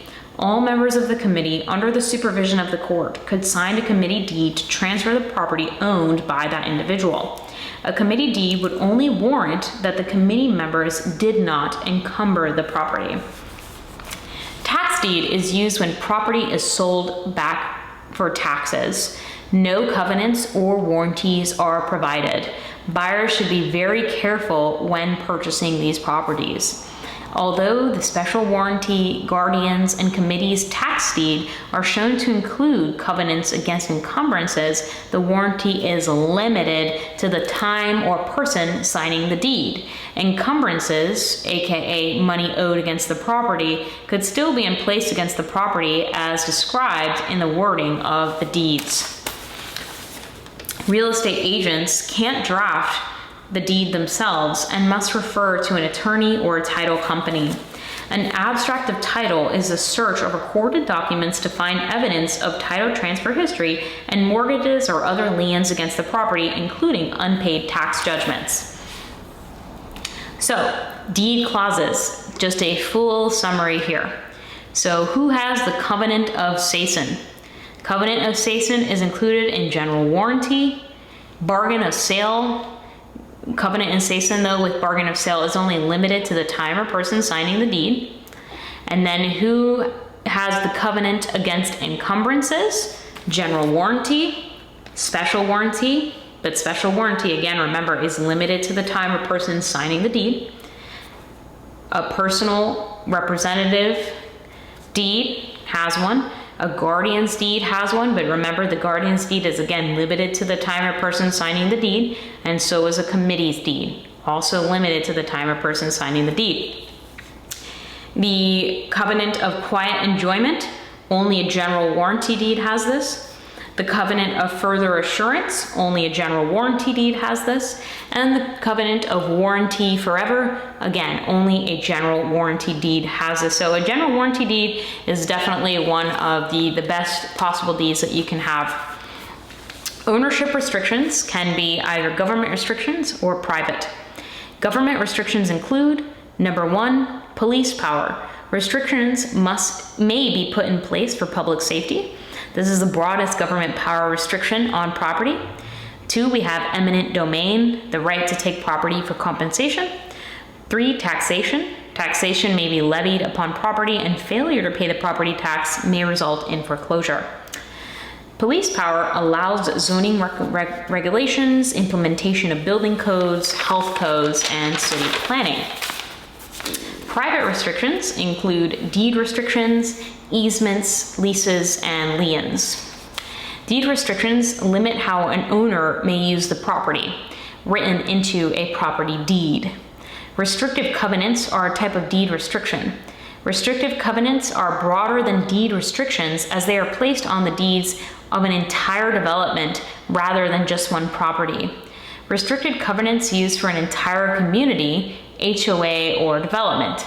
This typically maintains property value. For example, in an HOA, a restrictive covenant might mean that everybody must paint the units all the same color. Like you can't have someone painting one cotton candy pink and the next person downstairs neon green with all the other walls white, because it might look a little funky. Easements are a type of restriction that forces a property owner to allow access to part of the property. So there's 5 different types of easements. There's appurtenant, in gross, by prescription, by necessity, and implied encroachments. Appurtenant easement is the right to use adjoining property that transfers with the land. The parcel of land that benefits from the easement is called the dominant tenement. The servient tenement is the parcel of land that provides the easement. The appurtenant easement always transfers with the land with the deed unless the owner of the dominant tenement releases it. This type of appurtenant easement is often necessary to provide access for the dominant tenement to gain access either to the use of their property or to use an amenity, such as lake access. Easement in gross. An easement in gross is an easement that benefits an individual company, such as a railroad. Commercial easements are also transferable to a third party. Easements by prescription. In Florida, easement by prescription is created by open, notorious, uninterrupted, hostile, and adverse use of another's land for a period of 20 years. Easements by necessity is created by court order when one property is landlocked and has no access to the main roads. Judges will look at the original intention of how the land came to be landlocked when deciding whether or not to impose the easement. An implied easement is created when a property owner has encroached onto another parcel for 7 or more years. This often happens as a result of confusion over actual property lines. After 7 years, the right for this person who encroached upon the other's property becomes permanent. As encroachment is defined as being unauthorized use, an encroachment is essentially unauthorized use of another person's property. Leases. Leases are a type of private restriction. Leases for periods over a year must be in writing to be enforceable. Long-term leases require signatures of 2 witnesses. Licensees are not permitted by law to draw up leases from scratch. Licensees must use fill-in-the-blank lease forms approved by the Florida Supreme Court. Lease types. 1. Gross. Tenant pays fixed rent and sometimes utilities. 2. Net. Tenant pays fixed rent plus building expenses including taxes and insurance. 3. Percentage. Tenant pays base rent plus a percentage based on gross sales. 4. Variable. Tenant pays rent based on an index. 5. Ground. Lease on land. These types of lease are usually for an exceedingly long time, with 99 years not being uncommon, and this is typically for like businesses, the ground leases. Percentage lease calculation. Multiply the rent by 12 to determine the yearly base rent. Multiply gross annual income or gross sales by the percentage. Charge to calculate the amount due for the additional rent. Yearly base rent plus additional rent equals the total rent due annually. Variable leases are actually based on an index, also called an index lease. Specific timeline for allowed rent changes, and the index is tied to details in terms of the lease. The Consumer Price Index is commonly used as the index for calculations. The Consumer Price Index measures the average change in the prices paid in the market for goods and services. To calculate the new rental rate, you need to know the current rental rate, current index, and the new index. So you divide the new index by the current index, you multiply the answer by the original rent rate, and then to calculate the new rent, you multiply the new rental rate by the square footage of the rental space. Ground lease. An advantage for a land lease for a landlord is that the landlord avoids paying capital gains tax. Plus, landlord retains a fee ownership on the property. As an advantage of a land lease for a tenant is that it substantially reduces the tenant's front-end costs for land acquisition. All payments for ground lease are federal and state tax income deductible. Assignment and sublease. An assignment is when the tenant assigns all leased property for remainder of a lease. Sublease is only assigning a portion of property or portion of time to person taking on the lease. Any rent collected in advance would be prorated to the new owner. The new owner would then be required to handle rent deposits per the Florida Residential Landlord and Tenant Act, meaning the new owner would need to notify the tenant within 30 days as to how the landlord will be maintaining the deposit. Liens are a type of private restriction. A lien is the right to retain lawful possession of the property of another unless the owner fulfills a legal duty to the person holding the lien against the property, such as lawful charges or work done on the property. A mortgage is a common lien. Other examples are property tax liens, mechanics liens, and vendor liens. Liens are recorded with the clerk of court or county where the property is located. Purpose of recording a lien is to let others know that it exists and to establish a lien order recorded in public records. Involuntary liens are only valid if reported with the court. Voluntary liens are, for example, a mortgage, vendor's liens. Involuntary liens are judgment liens, tax liens, for example, property, income, and estate taxes, mechanics liens, or constructions liens. Liens can also be general or specific. General liens affect all properties held by an individual, not just the real property. When a judgment is placed against a person and filed against the property that a person owns, it becomes a general lien against the property. These include judgment liens, IRS liens, and federal estate tax liens. These are involuntary. Involuntary liens are only valid if reported with the court. Voluntary liens are like mortgage, vendor's liens. Involuntary liens are judgment liens, tax liens, property, income, and estate, for example, mechanics, and construction liens. Liens can also be general or specific. General liens affect all properties held by an individual, not just the real property. When an individual is placed under a judgment and filed against the property that a person owns, it becomes a general lien against the property. So I'll say that again, when a judgment is placed against a person and filed against the property that a person owns, it becomes a general lien against the property. And to include judgment liens, IRS liens, and federal estate tax liens. So all of those are general liens and they're involuntary. Specific liens are filed against a property specifically because it is a direct result of the property owner defaulting on debt that was tied directly to the property itself. So unlike a general lien, it may be voluntary or involuntary. It includes property tax liens, special assessment liens, mortgages, vendor's liens, and construction liens. General liens may affect all of debtors' properties. For example, judgment liens, IRS liens, federal estate tax liens. Specific liens affect only the specific property.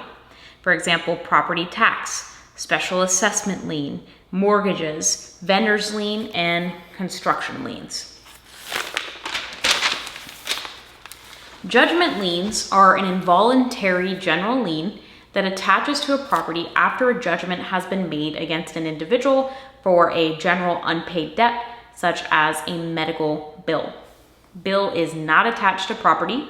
The lien will remain in place until the debt is paid, property is sold, or lien expires.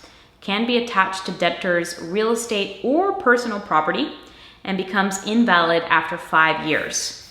Child support liens lapse after 20 years. Reemployment assistant liens expire after 10 years. At any time within 6 months of expiration, creditor may acquire a second judgment lien by filing a new judgment lien certificate, seen as a new lien, and the old one is not linked to it at all. Income tax liens. Unpaid federal income taxes. Involuntary general lien. Cannot force the sale of a property when a property has been homesteaded.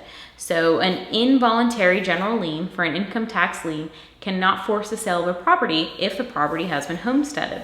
The IRS files a public document, the Notice of Federal Tax Lien, to alert creditors that government has legal right to your property.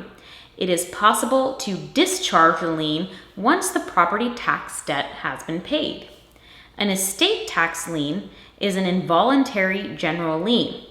It is created by law when someone dies. This type of lien attaches to all the assets that are a part of the person's estate, including real property. Estate tax liens attach to all the assets that are a part of a person's estate and is security for any estate taxes that may be due. If a probate assets in the name of a decedent at the time of death, is transferred or liquidated without payment of the tax, the lien continues to attach to the asset. So essentially, if someone dies and there is a lien in place, essentially it's transferred or liquidated without payment of the tax, the lien attaches to the asset itself. Lien can be released against the property if assessed value is paid in its place or lien is paid in full. Can only be attached for 10 years per the IRS guidelines. Property tax and special assessment liens. Property tax and special assessment liens are involuntary liens placed against property immediately upon property tax bill or assessment being levied. Property tax liens are post-dated to January 1st of the year the tax was levied.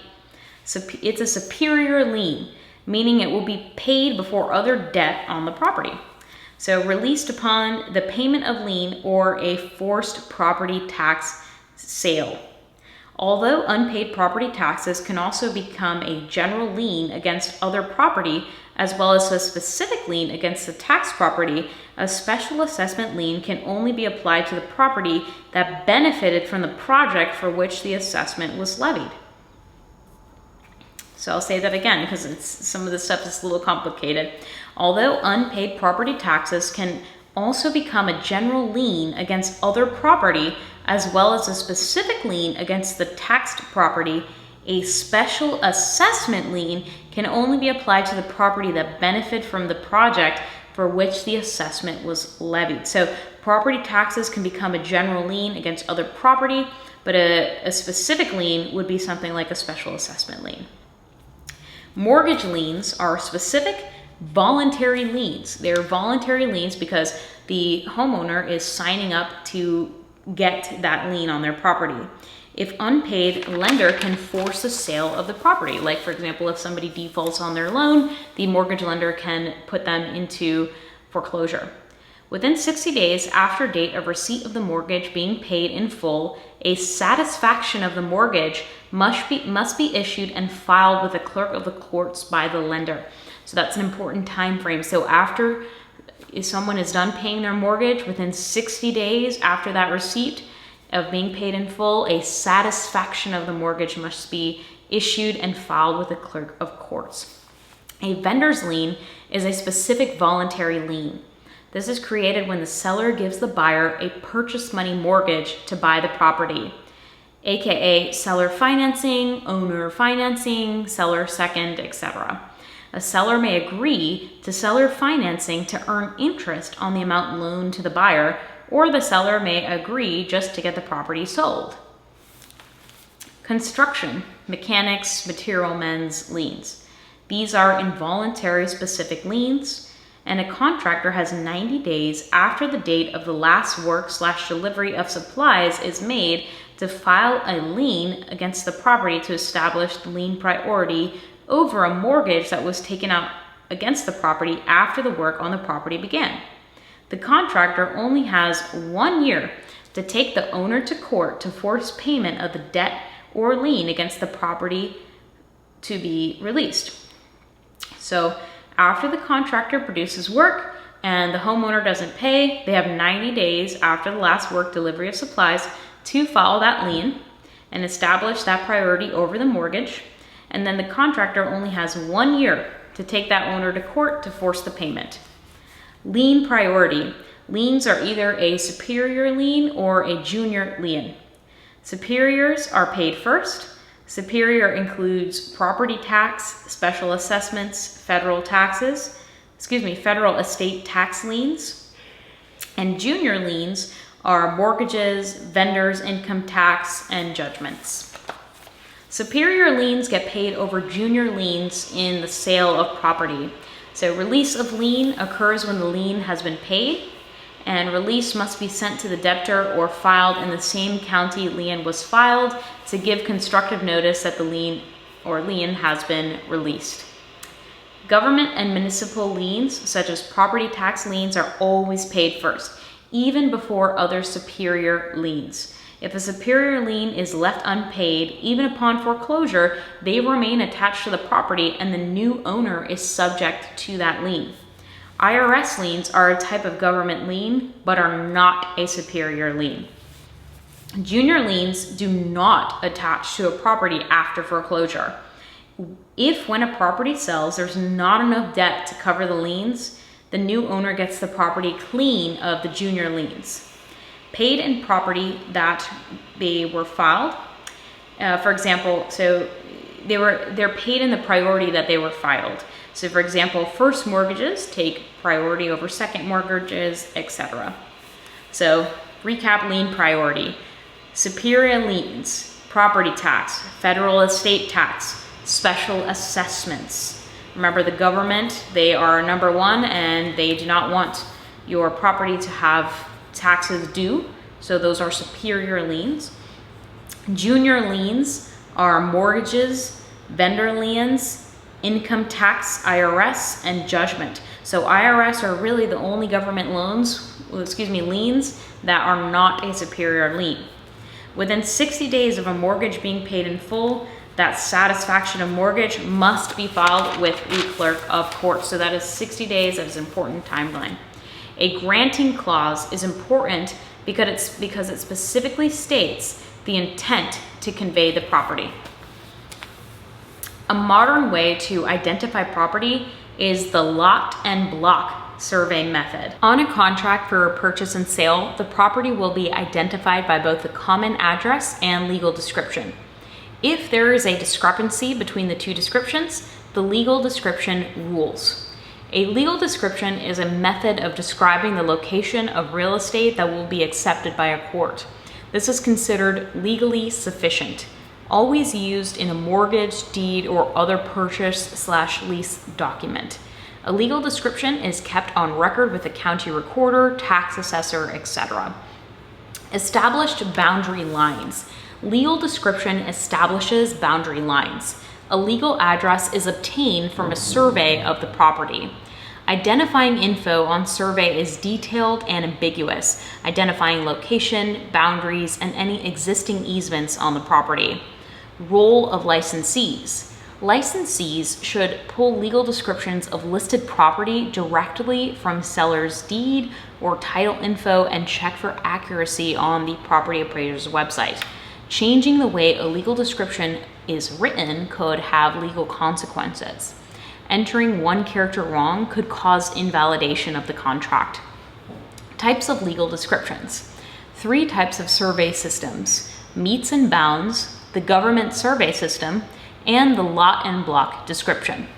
Meets and bounds is no longer used. It's an old way of doing a survey system. Meets and bounds are compass bearings used to describe the direction of boundary lines. Directions are given in degrees, minutes, and seconds. For example, north 45 degrees, 25 minutes, 20 seconds east. Meets equals distance, bounds equals direction. Every meets and bounds description has a reference point that's called the point of beginning, and an ending point, aka the terminus. So it ends at the beginning point, aka the terminus. It ends at the terminus. Monuments are used in the metes and bounds system as fixed objects to establish boundaries. Can be used today for properties that are odd shaped.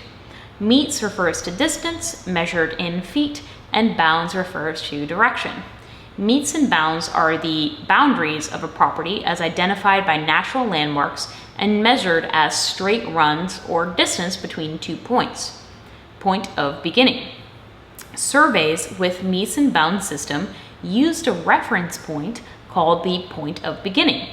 The point of beginning will be identified in the metes and bounds survey through a description of the monument marking the beginning point. For example, very large tree or gray statue. Compass bearings. Compass bearings are used to describe the direction of the boundary lines. Compass bearings in metes and bounds are identified with a benchmark monument marking the point of beginning. Licensees also know how to plot a mete and bounds descriptor on a circle compass. To work with a circle in the metes and bounds system, the circle is divided into 4 quadrants. North is at the top point. The north and south line running through the circle is the primary reference line. The point of beginning will either be described as the north or south point, so every named starting point will either start with an N or an S, and the ending point is called the terminus. Government survey system. Based on the logic that you can identify any point on a plane by reference to 2 axes, the principal meridian, vertical north-south baseline, and the baseline, horizontal east to west. So principal meridian is vertical, north to south, and the baseline is horizontal, east to west. Also called the public land survey system or the rectangular survey system. This is an alternative type of legal description, identifying method, and this is created by the Land Ordinance of 1785 to survey land brought into the U.S. as a result of the 1783 Treaty of Paris. Primary reference lines running in a north-south direction, again, are called principal meridians, and lines running through east-west direction are called baselines. 37 intersection principal meridian lines and baselines are positioned throughout the United States. In Florida, the principal meridian and baselines run through Tallahassee. Working from the principal meridian, range lines run north-south every 6 miles. So the range lines run north to south every 6 miles. The north-south strip of land formed by 2 range lines is called a range. The east-west baselines are called township lines or tier. The numbering system of township lines and ranges. Range lines run north-south every 6 miles to the west and east of the principal meridian. Each range line has an identifier.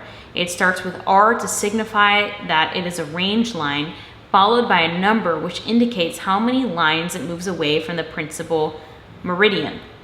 For example, R3W is 3 range lines to the west of the principal meridian. Township lines run east-west every 6 miles to the north and south of the baseline. Township lines are identified exactly as are range lines, except they go north to south. Range lines go east to west.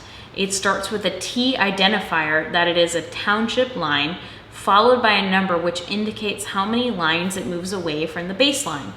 It ends either with an N or S to indicate either a move to the north or south of the baseline. Example, T3S is 3 township lines south of the baseline. Intersection of 2 range lines and 2 township lines form a 6-mile square called a township. There are 36 sections in a township.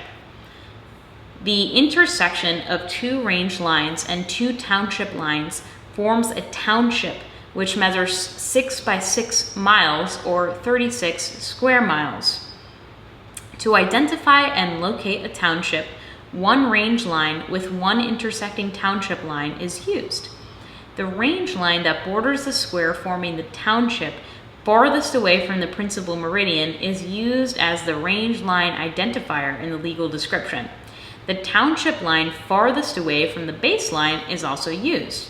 The township line T2S and the range line R3W intersect to form the township identified as T2S R3W. The word township and township lines are different. The word township alone also means the strips of area more commonly referred to as a tier. A range is a strip of land between two range lines that are placed to the west or east of the principal meridian. Square miles and miles squared is not the same measurement, and there are 36 sections within a township. Correction lines and checks. The curvature of the earth combined with the crude instruments used in the early days of the system means that few townships are exactly 6 miles squares or contain exactly 36 miles. Correction lines and checks are used in the government survey system. So every 4th township is used as a correction line in which the placement of range lines is measured and corrected to the full 6 miles.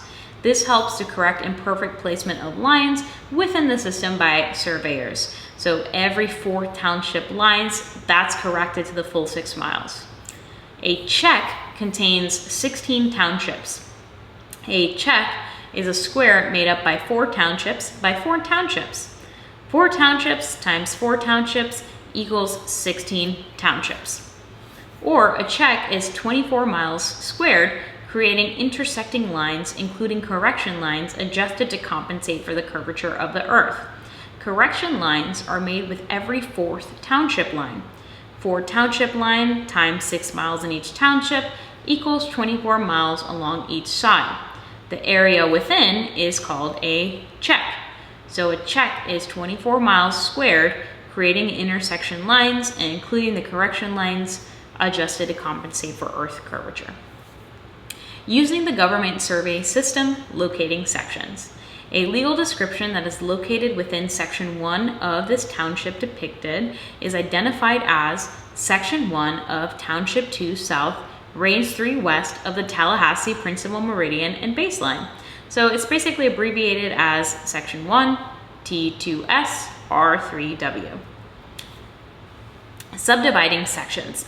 Each section is 1 square mile, which equals 640 acres. A property owner rarely owns this amount. Each section must be divided through a method of quartering the section, which forms 4 quadrant. And remember, 1 square mile is 640 acres. A property owner rarely owns 1 square mile or 640 acres. So, with legal descriptions using the government survey system, each section must be divided into smaller units. This is done by quartering a section into 4 quadrants. Each quadrant is quartered again and again until the remaining unit represents the property. Each quadrant is again quartered until the remaining unit represents the property size and location. The last division of the property is often half a unit rather than a quarter. The entire section is equal to 640 acres because it's 1 square mile. Quartering continues until the actual property is located. So when reading a legal description, read from left to right. However, when determining the location or size of the property, the description is actually handled from right to left. For example, S1/2, SE14, NE14 of Section 1, T2S, R3W of the Tallahassee Principal Meridian Baseline. With this, the size of the property can also be located. 640 acres equals 1 section. Remember that the neighboring sections are listed as such. So I want you to imagine this in your head. So think about it this way. When these township, sections were being created, it was actually just a dude just walking on the map. So it doesn't actually look like, think about a chart like 1, 2, 3, 4, 5, 6, 7, 8, 9, 10, 11, 12. 1340. It doesn't look exactly like that. Remember that the guy, he started here and he had to walk all the way this way, and then he can't just start from over here again because he'd have to walk back. So he started counting from here, and then the map actually kind of looks like this. So I'm going to read off the numbers just to give you a little bit more of a better description. So it goes 6, 5, 4, 3, 2, 1, and then remember, so he starts from the right here. So 1, 2, 3, 4, 5, 6, 7, 8, 9, 10, 11, 12, 13, 14, 15, 16, 17, 18, 19, 20, 21, 22, 23, 24, 25, 26, 27, 28, 29, 30, 31, 32, 33, 34, 35, 36. There's 36 sections, remember?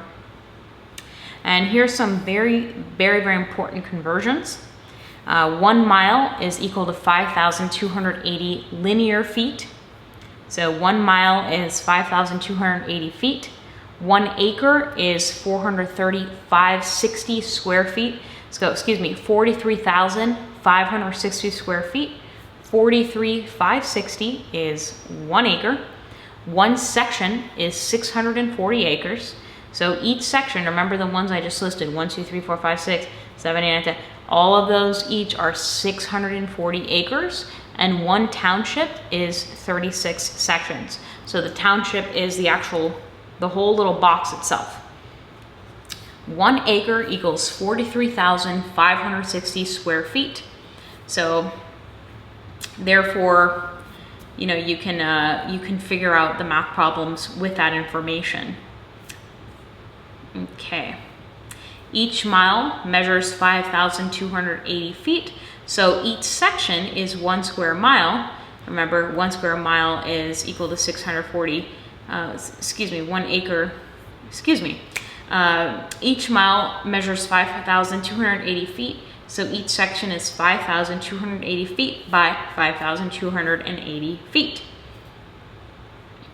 And remember, 5,280 times 5,280 equals 27,878,400 square feet. So each section represents 27,878,400 square feet, or 640 acres.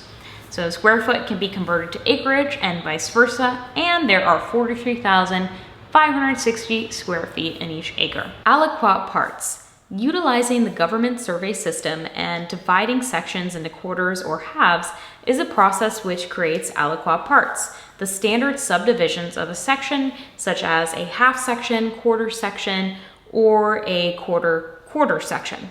Fractional sections and government lots. However, when the government began dividing land by this process, they ended up with areas of land that were less than aliquot part and instead was a fractional piece of a section. These fractional pieces often bordered water. This subpart of a section was designated by a lot number and referred to as a government lot. For example, government lot 5. Lot and block survey method.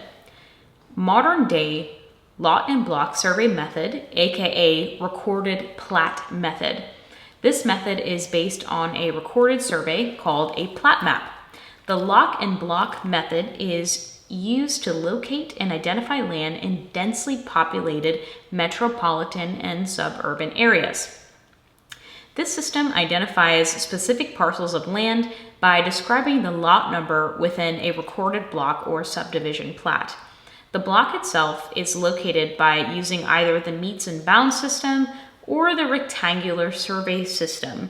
The governing body, such as the Urban Planning Commission or Zoning Board, approves all plat maps which are recorded into the official county records. A platted subdivision map shows the developed area divided into blocks and then lots, taking the property down to smaller parcels to be sold. A modern way to identify property is the lot and block survey method. The lot and block survey method, basically beyond the meets and bounds and government survey system, there is a modern day lot and block survey method, also called the recorded plat method. This This is based on a recorded survey called a plat map. The lot and block method is used to locate and identify land in densely populated metropolitan and suburban areas, as I mentioned. This system identifies specific parcels of land by describing the lot number within a recorded block or subdivision plat. The block itself is located by using the meets and bounds system or the rectangular survey system. The governing body, such as the Urban Planning Commission or Zoning Board, approves all plat maps which are recorded into the official county records. A platted subdivision map shows the developed area divided into blocks and then lots, taking the property down to smaller parcels to be sold. The block or subdivision map is a recorded survey called plat maps. In order to be able to use the system, the plat map is submitted by a developer and it must be reviewed and approved by a governing body such as the Urban Planning Commission or Zoning Board. The plat map is then recorded and then put into the official county records. A platted subdivision map shows the developed area divided into blocks and then lots, taking the property down to smaller parcels to be sold. Datum. The plat map must also show the survey datum required to identify the location of the block. The plat map also shows the proposed roads and right-of-way and verifies that all parcels have access to main roads without being landlocked. Easements are identified as well as any land being dedicated to the public for parks and other public uses. As zoning often restricts the placement of property on lots and minimum sizes of lots, the platting process allows government officials to ensure all lots comply with regulations. Plat maps are recorded into plat books with a book number and page number recorded. Plat maps divide areas into blocks. Blocks are then divided into lots, and then those lots are the individual parcels that are sold. So plat maps divides area into blocks. The blocks are divided into lots, and the lots are what are sold. Property can be identified through an assessor's parcel number, which is used to aid in the assessment of property for tax collection. The purpose of an assessor's parcel number is to identify the property within a list of other area property to aid in the assessment of property tax collection.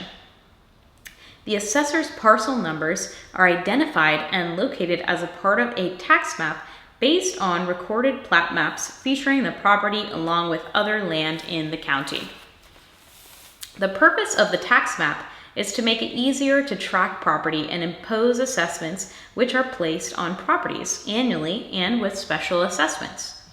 So the tax map, it just makes it easier for our property tax assessors to pull up the property and be able to, calculate tax on it. Assessment rolls are different than survey systems. Assessment rolls identify every parcel in the county listed by parcel number. It shows the owner's name and address on record. Records current assessed value of land and structures of each property. Assessment rolls are updated yearly, and the assessment roll info is used to levy ad valorem taxes and special assessments on each property.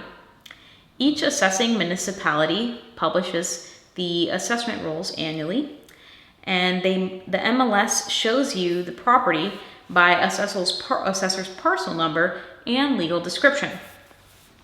Lot and block survey method is also called recorded plat method.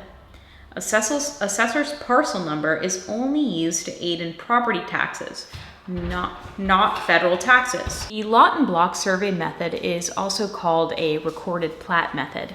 Assessor's parcel number is only used to aid in property taxes, not federal taxes. Surveys can also be used to solve boundary disputes, and surveys can also be used to locate property, resolve encroachment disputes, verify info for sale and purchase, and divide property into smaller parcels. And so just some important numbers to remember. 1 mile is equal to 5,280 square feet. 1 acre is 43,560 square feet, and 1 square mile is 640 acres. The process of creating quadrants within sections creates an aliquot part. Fractional pieces bordering water is called a government lot. Every fourth township line is used as a correction line, in which the placement of the range lines are measured and corrected to a full 6 miles. So remember, every fourth township is going to have that 6 mile correction. Surveys rely on a point of beginning called monument and a terminus called an endpoint. A township is a 6 mile square.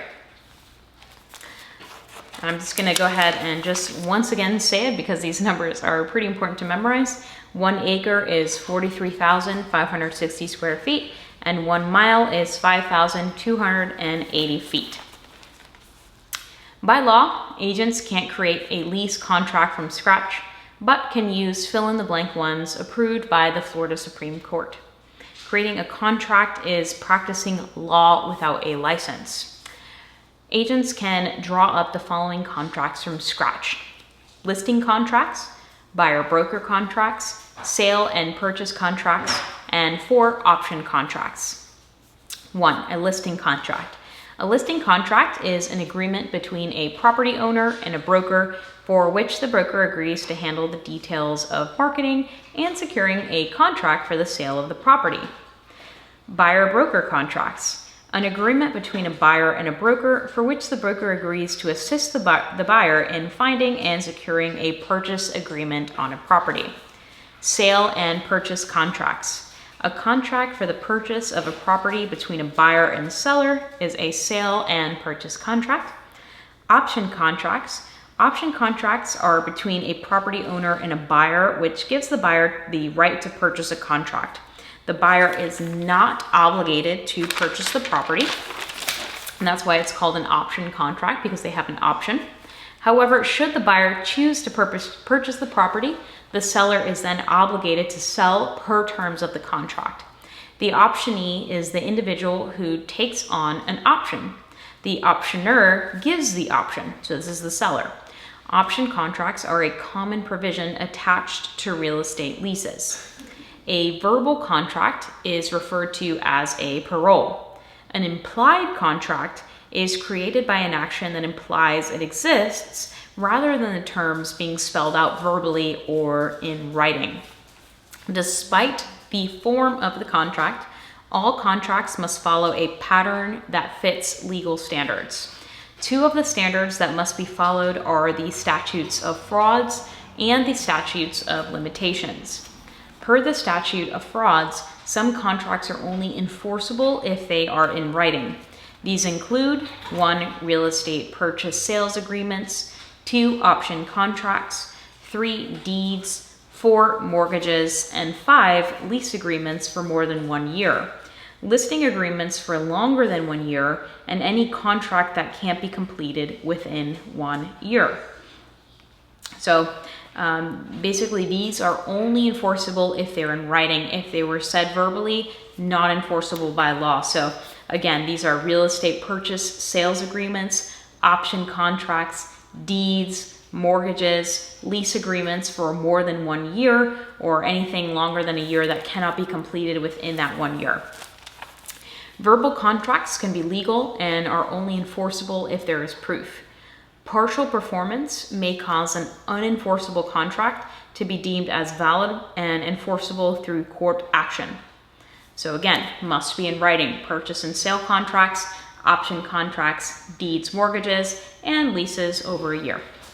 Once a defendant admits to existence of a contract, then that individual cannot rely on the Florida statute of frauds to their own defense. Per the statute of limitations, a time limit is in place for pursuing a legal remedy in relation to wrongful conduct. At the time, you lose right to file a lawsuit. Legal remedy for a written contract can be pursued for 5 years. Legal remedy for oral contracts can be pursued for 4 years. So again, I'm going to say that legal remedy for a written contract can be pursued within 5 years, and an oral contract can be pursued within 4 years. The previous statute of limitation does not apply to limitations of real property actions based on adverse possession or tax situations. A contract may be void, voidable, or unenforceable. A contract that's void is unenforceable and legally actually never existed. A void contract is one where it is impossible to perform the act described within the contract or when the act described is illegal. For example, if you create a contract with somebody to transfer drugs. A voidable contract is one that can be upheld by one of the parties, but not all of the parties. So making a contract with a minor, for example, if somebody does that, that is not an enforceable contract and it is voidable. Enforceable contracts are contracts that can be upheld in court, and essential elements must exist for contracts to be valid. Competent parties, offer and acceptance, legal purpose, and consideration. If any one of those is missing, the contract cannot be legally binding. So I'll say it again, competent parties, so that means that both folks have to be level-headed and not, for example, somebody with Alzheimer's may not necessarily be a competent party. Offer and acceptance, they both have to offer and accept. Legal purpose and consideration. Valuable consideration can be measured in terms of money. For example, an earnest money deposit. Good consideration cannot be measured in terms of money. For example, a promise. So this is still enough to form a contract, for example, actually a promise because it's an oral agreement, but good consideration cannot be measured in terms of money. Meeting of the minds is when two parties reach an agreement through mutual assent. So that means two folks, they reach an agreement, you reach an agreement with somebody and you're meeting of the minds. Contract classifications are bilateral, universal, express, implied, executory, executed, formal, and informal.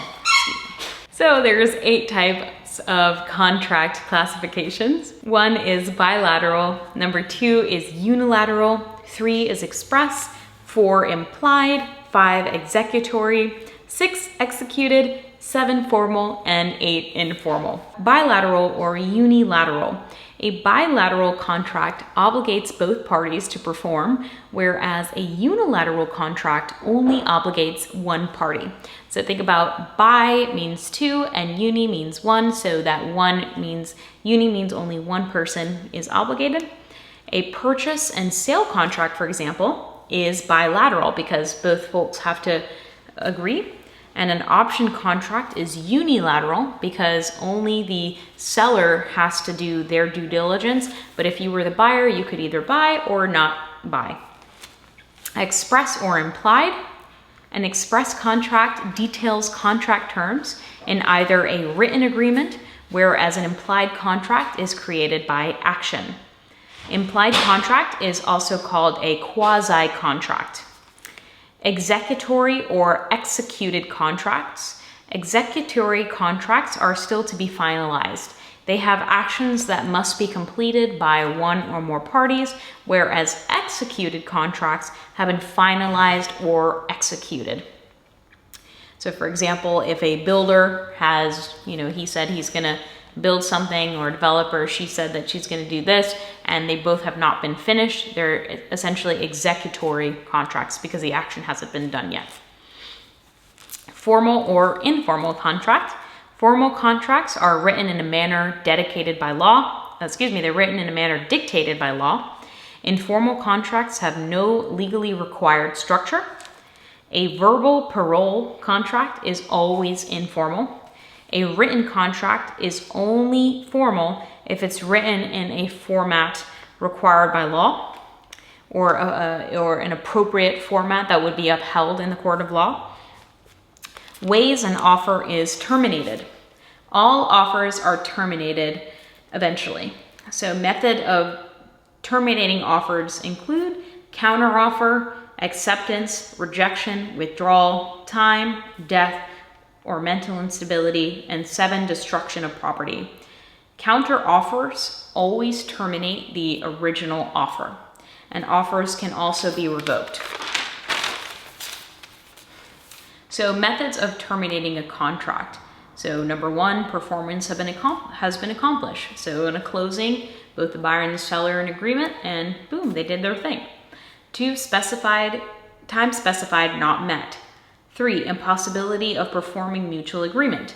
And 4, breach of contract. A method of securing remedy for breach of contract is to seek a legal intervention by the courts. Remedies for breach of contract include specific performance, award of damages, rescission, and compensatory damages. Specific performance is when one party demands that the other party perform as stated in the contract. Liquidated damages are retaining earnest money deposit, for example. Rescission is the court rectifying that the parties be made whole, matching how they were before the contract was entered. The court may decline to force rescission if substantial performance can be shown in implementing the contract. So let's say a builder starts building and they did a lot of work already. We don't have to rescission. We don't have to go back to rescission as if they've never built anything, because they did put in a good amount of work already. Even if it's partially implemented by one or both parties. Compensatory damages are damages equal to the amounts lost. Compensatory damages do not include punitive damages, which could also be awarded. So punitive damages are like additional damages, right? Like, oh, like all this headache that you've caused me, a seller, I'm gonna also charge for punitive damages. Compensatory damages are damages equal to the amount lost. And so the amount of money awarded is for the sum of the loss. May also be awarded expenses for lawyer and court fees. Losses must have been unavoidable. If non-breaching party could have prevented the losses but failed to do so, it will disqualify them from receiving compensatory damages.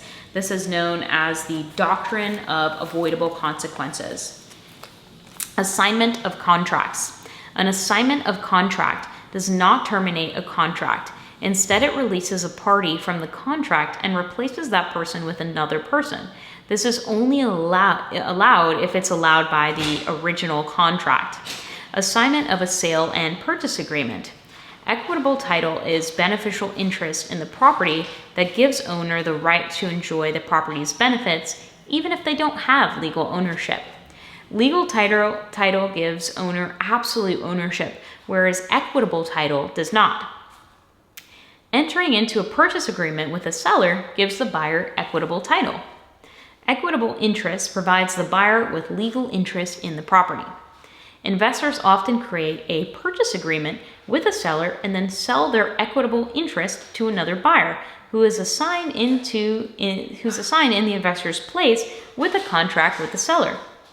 As long as the transaction is completed with full disclosure to all parties that there is only one closing, meaning that the assigner doesn't do a double closing where the assigner closes on the deal and immediately prior to the assignee closing uses the funds from the assignee on the first deal, this is a legal transaction. As long as they don't do that. A double closing method would not be a legal transaction. Novation. Assignment of mortgage does not release the original party from the obligation of debt of the contract unless novation occurs. Novation relieves the first party of legal responsibility of the contract. Novation is the replacement of one of the parties in a contract as long as all parties consent. It is possible for the mortgagor to assign a mortgage to a new party if terms of the mortgage allow for an assignment of the mortgage. However, the original party will still be responsible for the old debt should the new party default on the debt unless the mortgage allows novation to occur. With novation agreement, lender agrees to no longer hold original borrower responsible. Employment agreements. The first contract new real estate agents deal with is employing broker contract. Most agents work as a 1099 independent contractor. Listing agreements are a type of employment contract between a broker and a property owner. Listing agreements can be in writing, verbal, or implied, but must be in writing if it's in a period for over a year. Listing contracts ensure broker and agent get paid if they find a buyer for a seller's property. Chapter 475 says that written listing agreements must contain 1. A definite expiration date, 2. A description of the property, 3. Listing price with acceptable sales terms and commission structure to be paid to the broker either at the time of listing or upon the sale. Must be signed by all legal owners of the property, and a copy of signed listing agreement must be delivered to the owners either at the time of listing or within 24 hours. So once you have this listing agreement, you got to give it to the owners either at the time of listing or within 24 hours. It must not contain a provision for automatic renewal. That's a little sneaky. You can't add that in there. So the seller, the owner of the property might think that, hey, like this is the definite expiration date. You cannot add any automatic renewal clauses in there. Types of listings are an open listing, exclusive agency listing, exclusive right to sell listing, and a net listing. So an open listing, in my opinion, this is one of the best ones for a seller. However, it's not really great for a broker. It allows the seller to list the property with multiple brokerages. If the seller secured their own buyer, then no brokerage receives a commission. So it's a unilateral contract style because basically only the seller, only the broker gets something if the seller uses them, but the seller does not have to use them if they don't want to. Exclusive agency listing prevents the seller from listing with any other brokerage. So once you have an exclusive agency listing, this is exclusive agency. Like you can't list it with anybody else. However, the seller may seek the buyer or seller on their own without having to pay the broker. So this is a good one for the seller because they can still use a broker, even though they only can use that broker if they find their own buyer for the property. They don't have to pay the broker. And this is a bilateral contract, so there's something upheld by both sides. And exclusive right of sale listing. So this is really just the best for the broker. And this is an exclusive right of sale listing agreement. It obligates the seller to only list with the one brokerage and to pay the broker no matter who secures the buyer. And to be honest, this one is fair for the broker because the broker is going to be spending a lot of money and a lot of time and effort advertising the property. And so even if the seller does find their own person to buy their property, aside from the broker, they definitely cannot go ahead and just not pay the broker after all their work. This guarantees the broker payment with the listing timeline. Now, this exclusive right of sale listing contract might scare off some sellers. They might say, well, holy smokes, well, I've got a gal down the street that she was interested in buying the property, and if I sell it through her, I don't want to pay the brokerage if I already almost have somebody. So it is possible to exclude a specific buyer from an exclusive right of sale listing contract. So for example, the seller already had someone interested that might buy, and it would make them more hesitant to sign the exclusive listing contract without this exclusion. So you may also co-brokerage to a buyer's agent in the MLS, and this is also a bilateral contract. A net listing could either be an open listing, an exclusive agency listing, or an exclusive right of sale listing. So what creates a net listing is how the broker's commission is calculated. With a net listing, the seller agrees to an amount that the seller will receive after all selling costs, and the brokerage commission is part of the selling cost. So broker receives the remaining amount as a commission. Bilateral contract, not legal in all states, as it creates an opportunity for the real estate agent to take advantage of a homeowner that isn't aware of the home value. So this is a bilateral contract and it is legal in Florida, but you cannot misrepresent the property. You can't tell the seller, hey, well, you can only take $45,000 for, this house that's actually worth like $210,000. That's not ethical. Expected selling expenses are title insurance, title closing fee, title search fees, recording fees, documentary stamp on deed, property taxes, HOA estoppel fee, mortgage payoffs, and any expected repairs, etc. So I'll read that off again because that's pretty important. So typically selling expenses are title insurance, title closing fees, title search fees, recording fees, documentary stamp on deed, property taxes, HOA estoppel fee, mortgage payoffs, and any expected repairs, etc. Buyer-broker agreement. A buyer-broker agreement is between a broker and buyer wishing to secure property purchase. Employment contract. Buyer's agent obligations include protecting their client's financial information, negotiating the best possible price for the buyer, and they must disclose to the buyer if they are working with another buyer interested in the same property. They show all properties buyer is interested in that fits their criteria and budget, and connect buyer with service providers, for example, inspectors, lenders, home warranty companies. Buyers also have obligations, like working with this brokerage exclusively, not contacting other agents, and clearly stating what they desire in a property to streamline the showing process if they have a buyer-broker agreement. Buyer brokers may receive a retainer at the beginning of contract, or they may receive commission. Procuring clause is a doctrine among real estate professionals who are part of the MLS, which rewards a broker's efforts to match a ready, willing, and able purchaser with a seller for a sale to take place because of a broker's continuous effort and/or involvement. Procuring clause states that if a broker introduced the buyer to the property, continued to work with the buyer in an uninterrupted manner, the broker deserves to be paid a commission as outlined in the MLS agreement. Procuring clause disputes are handled through dispute resolution, arbitrated by the local realtor board. Information included in the contract. Sales contracts for properties should include date, time, and place of closing, price purchase, financing terms, quality of title to be conveyed, type of title, type of evidence of title to be provided, items to be prorated, spouse's signature, power to bind the seller or buyer. Purchase and sale contract would include names of buyers, sellers, and legal address of the property. Purchase and sale contracts must be in writing for the Florida statute of frauds.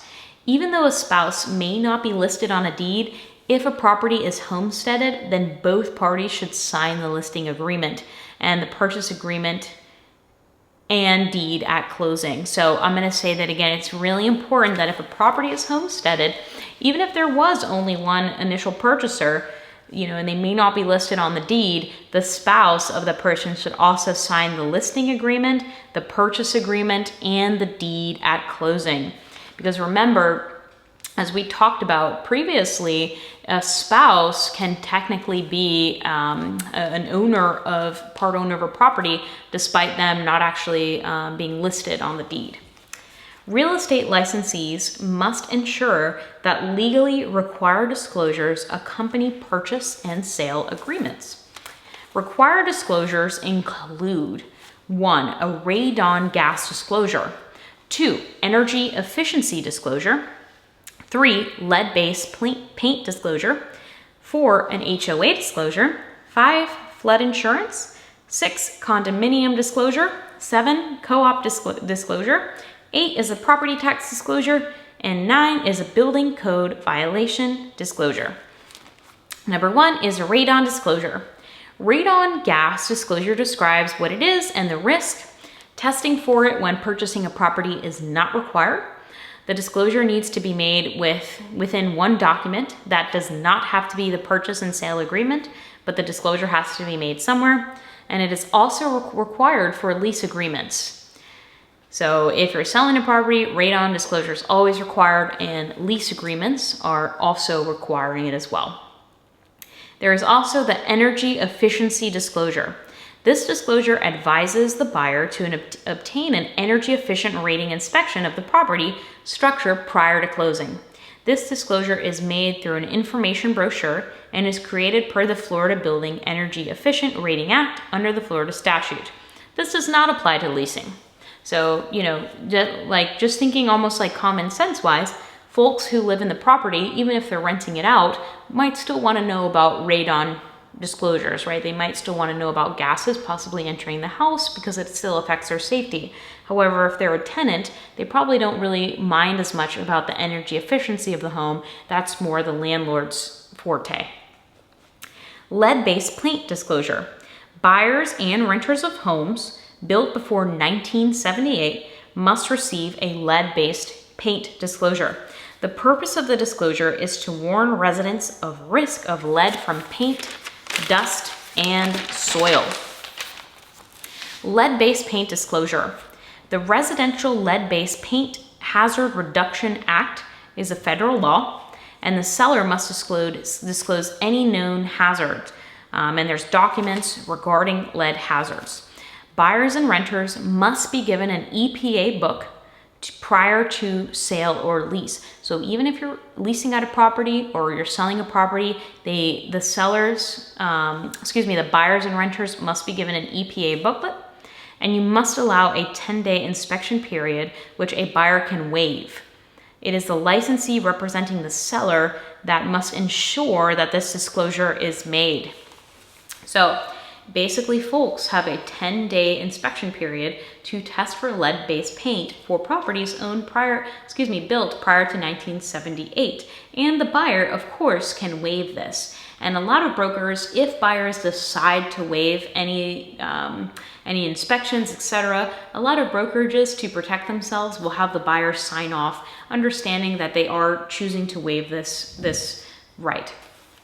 HOA disclosure requirement. If property has an HOA, it warns about the existence of required membership fees, assessments, and restrictions. Buyers are allowed a 3-day right of rescission upon receipt of the disclosure summary if the HOA disclosure summary was not provided at the time the contract was signed. So when the contract is signed, folks, you probably want to give the HOA disclosure there, because buyers are allowed a 3-day right of rescission upon the receipt of the disclosure summary. Otherwise, the rescission right ends at closing. Even if disclosure summary was only provided 1 to 2 days before, the rescission right completely ends at closing. Disclosure mentions that failure to pay off HOA's fees can result in a property lien. Also says that they can restrict usage through restrictive covenants. Flood insurance disclosure. If a property is located within a flood zone per Federal Emergency Management Agency, FEMA, must be disclosed to the buyer. The requirement to disclose is connected to sellers and licensees being required to disclose defects that materially affect the value of the property. The requirement to disclose is connected to sellers and licensees being required to disclose defects that materially affect the value of residential property under Johnson versus Davis and Rayner versus Wise Realty of Tallahassee. This stems from case law rather than statutory law. So I'll mention the cases again. Johnson versus Davis and Rayner versus Wise Realty of Tallahassee. And this just comes with the requirement to disclose. Property tax disclosure. It may be included in the wording of the contract or may be separate from the purchase agreement, but must still be attached to purchase agreement. If attached, the purchase agreement would contain a warning to the buyer to read the attached property tax disclosure prior to signing. The purpose is to warn buyers that the amount of ad valorem taxes may be dramatically different for new buyers versus existing homeowner. And this is in accordance with Florida Statute 689.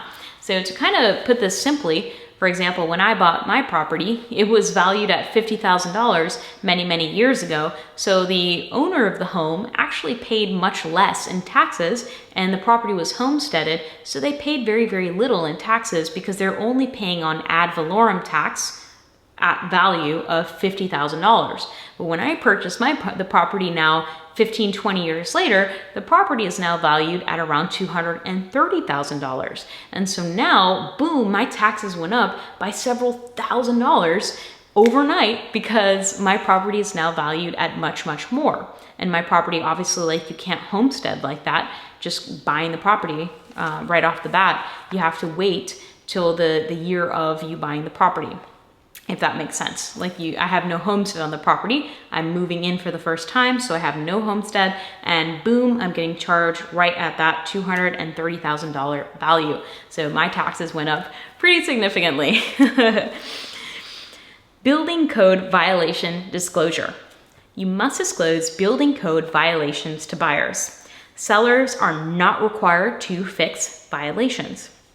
Upon transfer of the property, the seller is obligated to notify the Code Enforcement Department name and address of the new owner within 5 days of the sale. So the seller does not have to fix a building code violation, but if they sell the property, they have to let essentially they have to let the department know of the new owner within 5 days of the sale. And this is the Code Enforcement Department. Failure of seller to disclose violations could be fraud. Per statute, if sale closes prior to the date the seller was summoned in court for the violation, the buyer/new owner must appear and is responsible for the outcome. New owner will be provided a reasonable period to correct the violation. Community Development District Disclosure. Florida Statute 190 requires that standard language be included as a disclosure for the property located within a community development district, basically saying district can impose taxes/assessments on the property. There are different versions of purchase/sale contracts that Florida licensees can use on the Florida Association of Realtors website. Material defect disclosure. Any fact that may have significant reasonable impact on property must be disclosed. Johnson versus Davis. This is basically a case that set a legal precedent that material defects must be disclosed by seller that are known by the seller. This decision ended the application of the philosophy of caveat emptor, which is let the buyer beware. The case involved a seller that knew a roof leaked, yet concealed those facts to a buyer.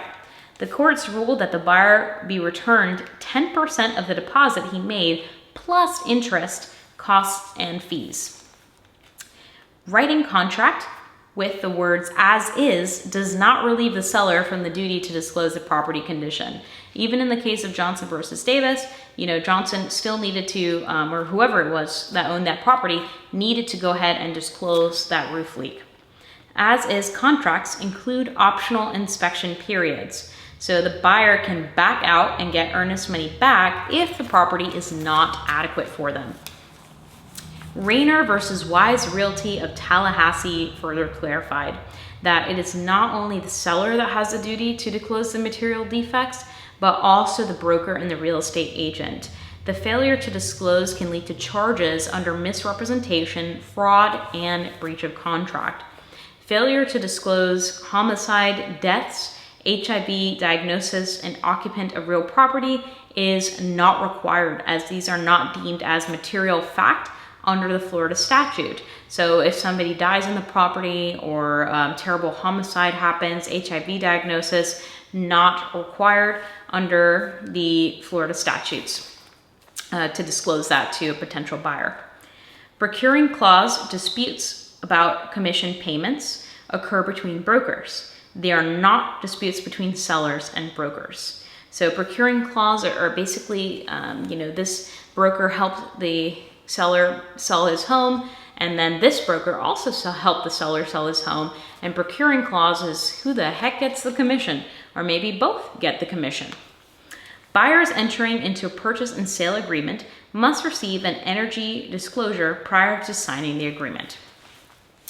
Option contracts. This is an agreement between a buyer and a seller that gives the buyer the right to buy the asset later at an agreed upon price. These are unilateral contracts as only one party is obligated to perform. The buyer is not obligated to buy, but the seller must sell if the buyer decides that he or she wants to buy. If an option is not fulfilled by the optionee within a specified time, the optioner usually keeps the option fee paid as a consideration upon initial contract, which paid for the option, not the property. Licensees should be careful when creating option contracts and look to their broker for guidance. Installment sale contract, aka a land contract or a contract for deed. Under regular contract, seller receives a payment at closing, which takes about a month or two. Under an installment sale contract, payment of real estate is completed over an extended period with installment payments made by the buyer to the seller per terms of the contract. The National Association of Realtors held to higher code of ethics. So when in doubt about a disclosure, disclose it.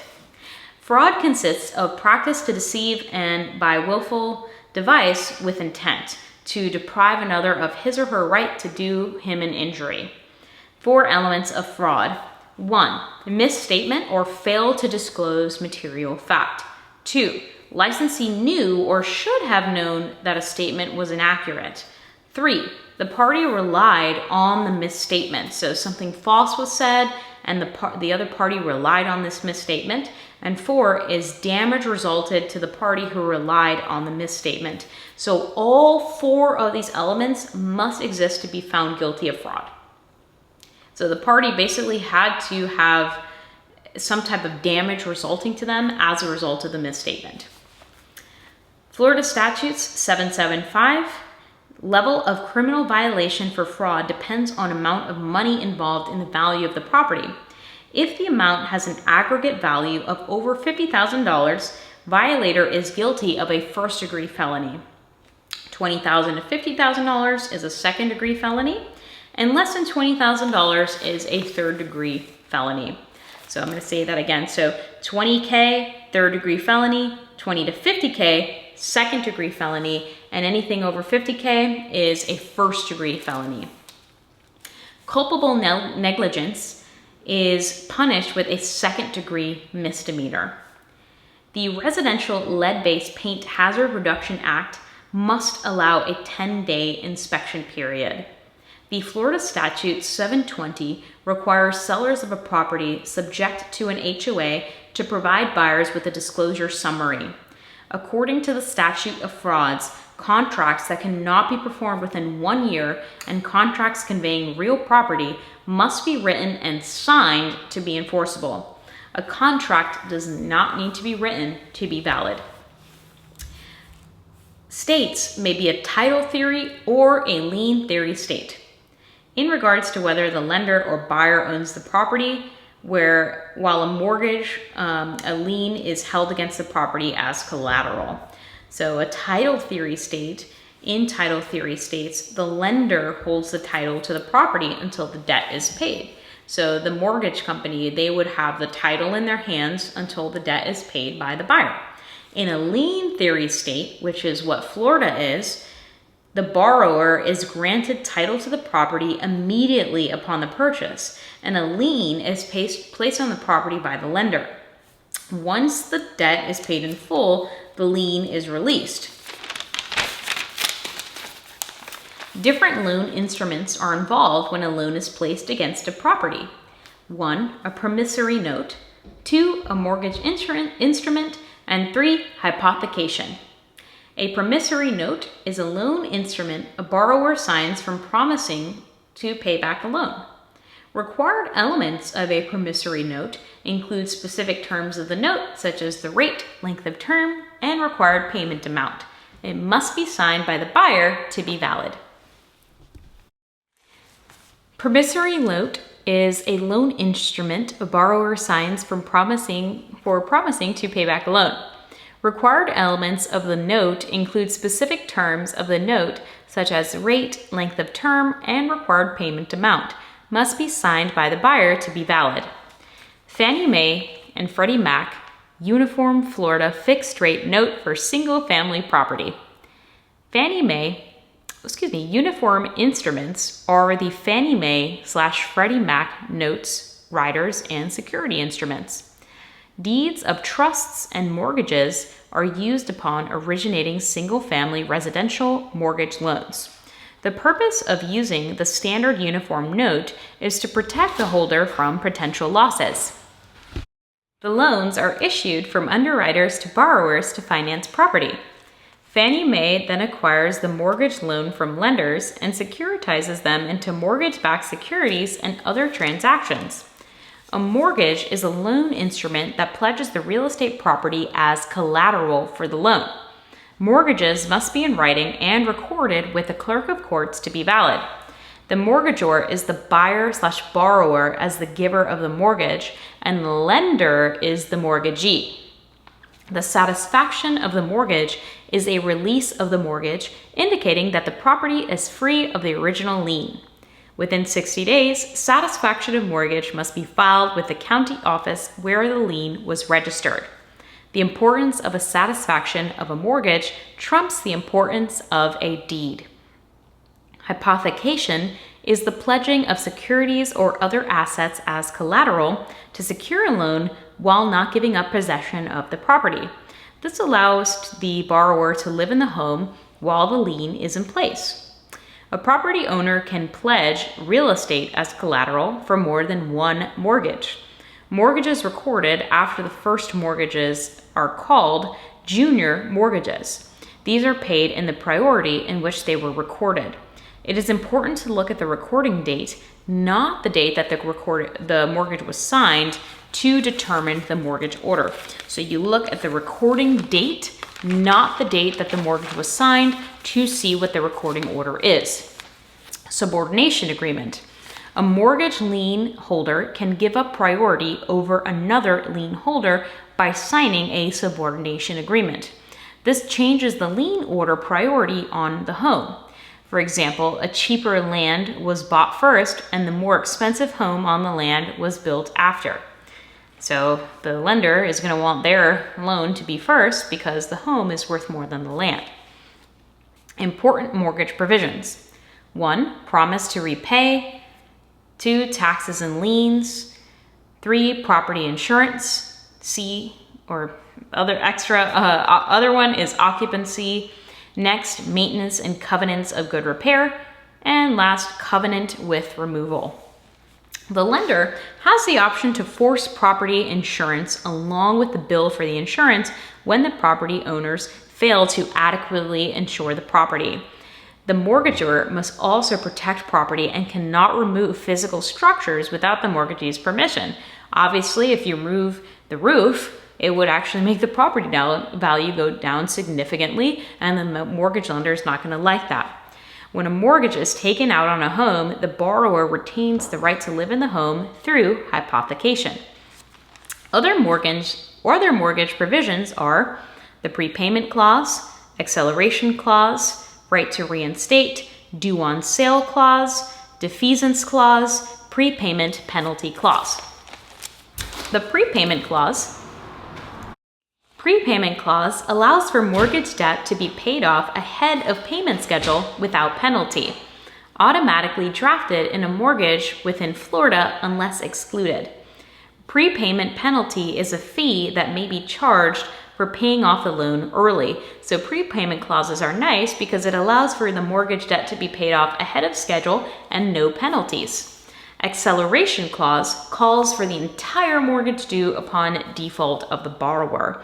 So the borrower has 30 days to pay the loan back in full after the notice. This can happen if the borrower falls 3+ months behind, for example. Right to reinstate. The lender can forgive the borrower's defaulted payments and can work out a new agreement with the buyer with the right to reinstate. Due on sale clause ensures the mortgagor will get the full amount back if ensures the mortgagee will get the full amount back if the mortgagor sells the property. The lender gets paid before the homeowner. So if you have a mortgage on your home and you sell it off to somebody, the lender is still going to want their money back, so they have a due on sale clause. Defeasance clause. A defeasance clause cancels the lien placed against the property once paid in full. In a lien theory state, the lien is said to be defeated, like you defeated the lien. In a title theory state, it defeats the conveyance of title by the lender and transfers the title to the borrower. Land contracts are best left to sellers that do not have mortgages due to the due on sale clause. Common mortgage features include the down payment, loan-to-value ratio, interest, loan servicing, escrow, impound account, discount points, loan origination fee, takeout commitment, buy down, partial release clause, or blanket mortgage. A down payment is not always required and reduces the mortgage amount. VA/USDA loans require no down payment. FHA loans require 3.5% down payment, and conventional loans require anywhere from 5 to 20% down payment. With conventional, less than 20% down requires PMI or private mortgage insurance. Loan-to-value ratio is the percentage amount covered by the loan compared to the entire value of the loan. At outset of loan, the borrower's equity is equal to the down payment. Equity is the current market value minus mortgage debt, and the loan-to-value ratio is the amount of loan divided by the value. Required loan amount is equal to the appraised value times the loan-to-value ratio, which equals the loan amount. Mortgage interest is expressed as an annual interest rate. Interest for mortgages is paid in arrears, meaning the June mortgage payment is paying for interest accrued in May, for example. Interest can be fixed or variable. Loan servicing is the process to manage payments connected with a loan. Processing payments, managing escrow accounts, sending statements, providing collection services on delinquent loans, ensuring that the insurance and property tax payments are made on the property, handling payoffs and assumptions. So that's what loan servicing does. If a loan is sold, a loan servicer can still retain the loan servicing to retain a fee. Fees are usually 3/8 to 1% of the unpaid balance of the loan. Escrow, impound account. An account set up by a lender and held to collect money to pay property fees such as property taxes and insurance. Money is collected at closing from the borrower to start the account. Money may also be collected to continue to build the account. The amount charged monthly to the borrower is the total amount for the year for the taxes and insurance divided into 12 payments.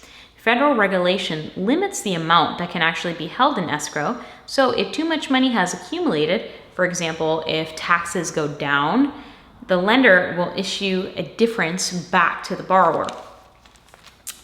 PITI is the four components of a mortgage.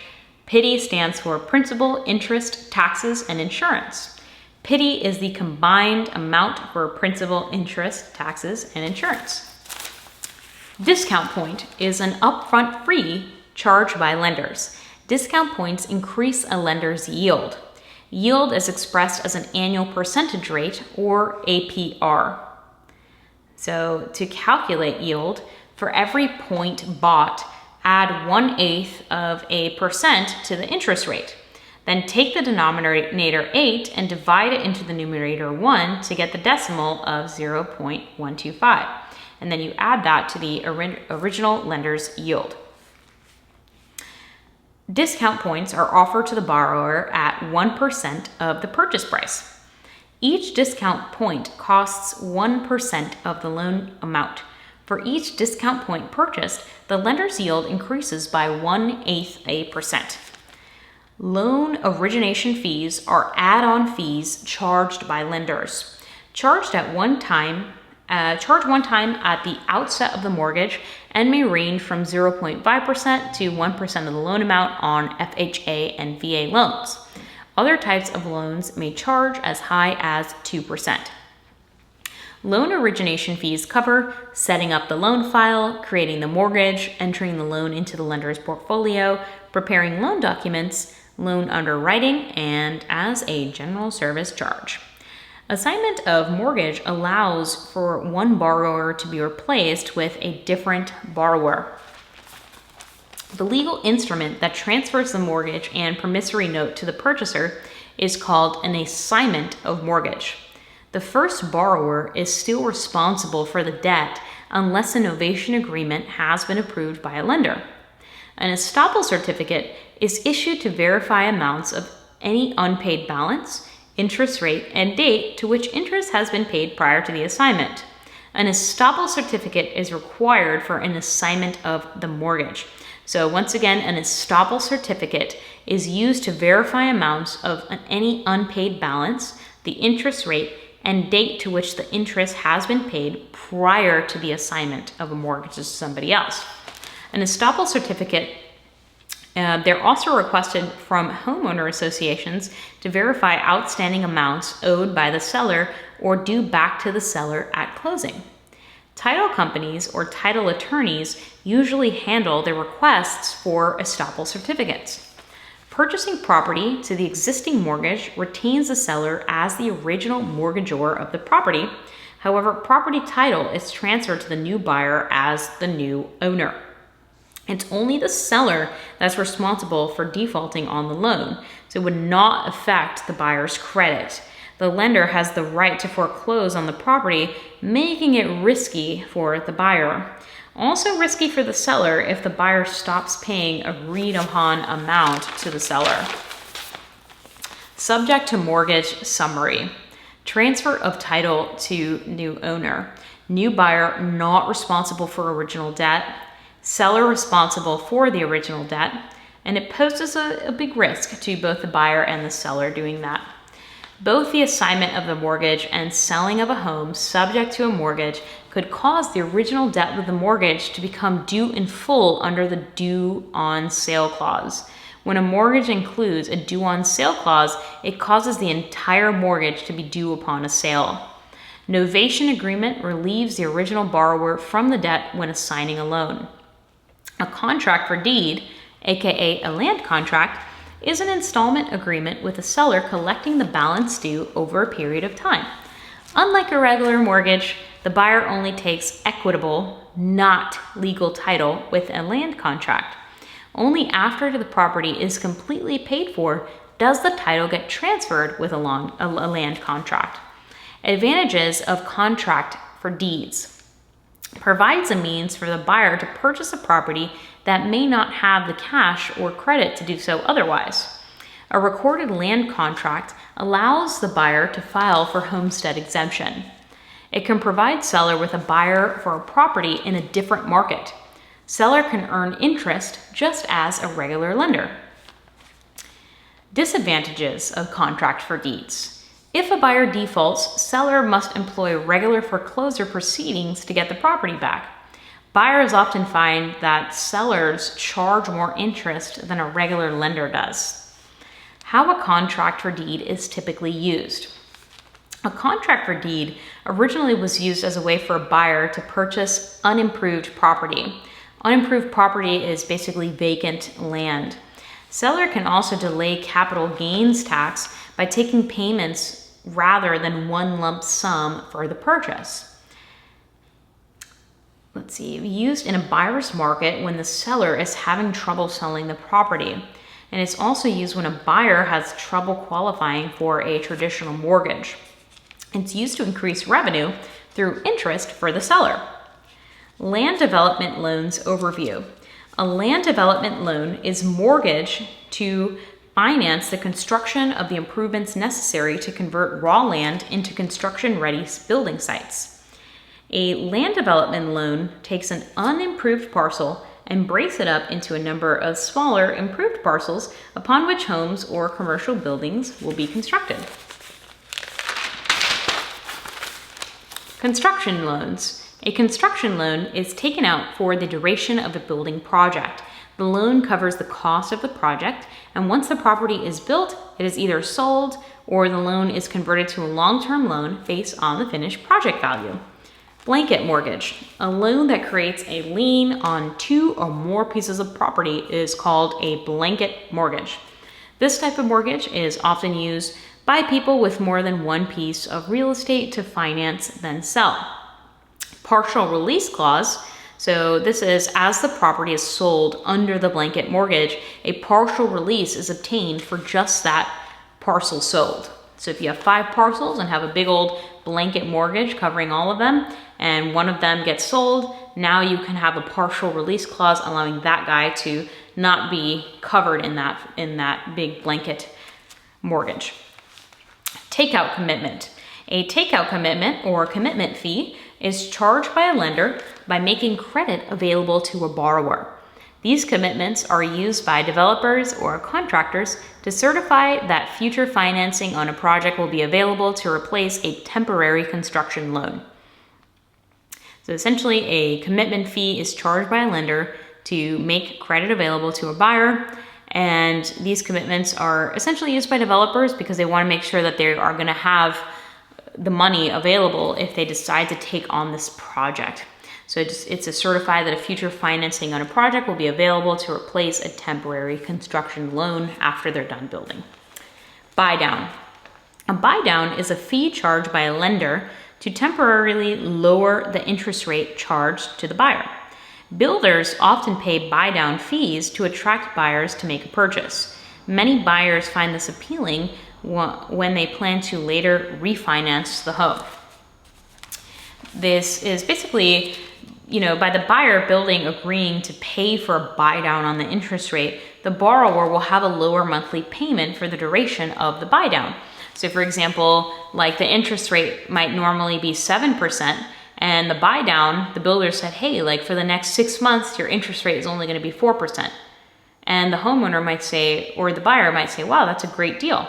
I'm going to do that now so I can save all that money.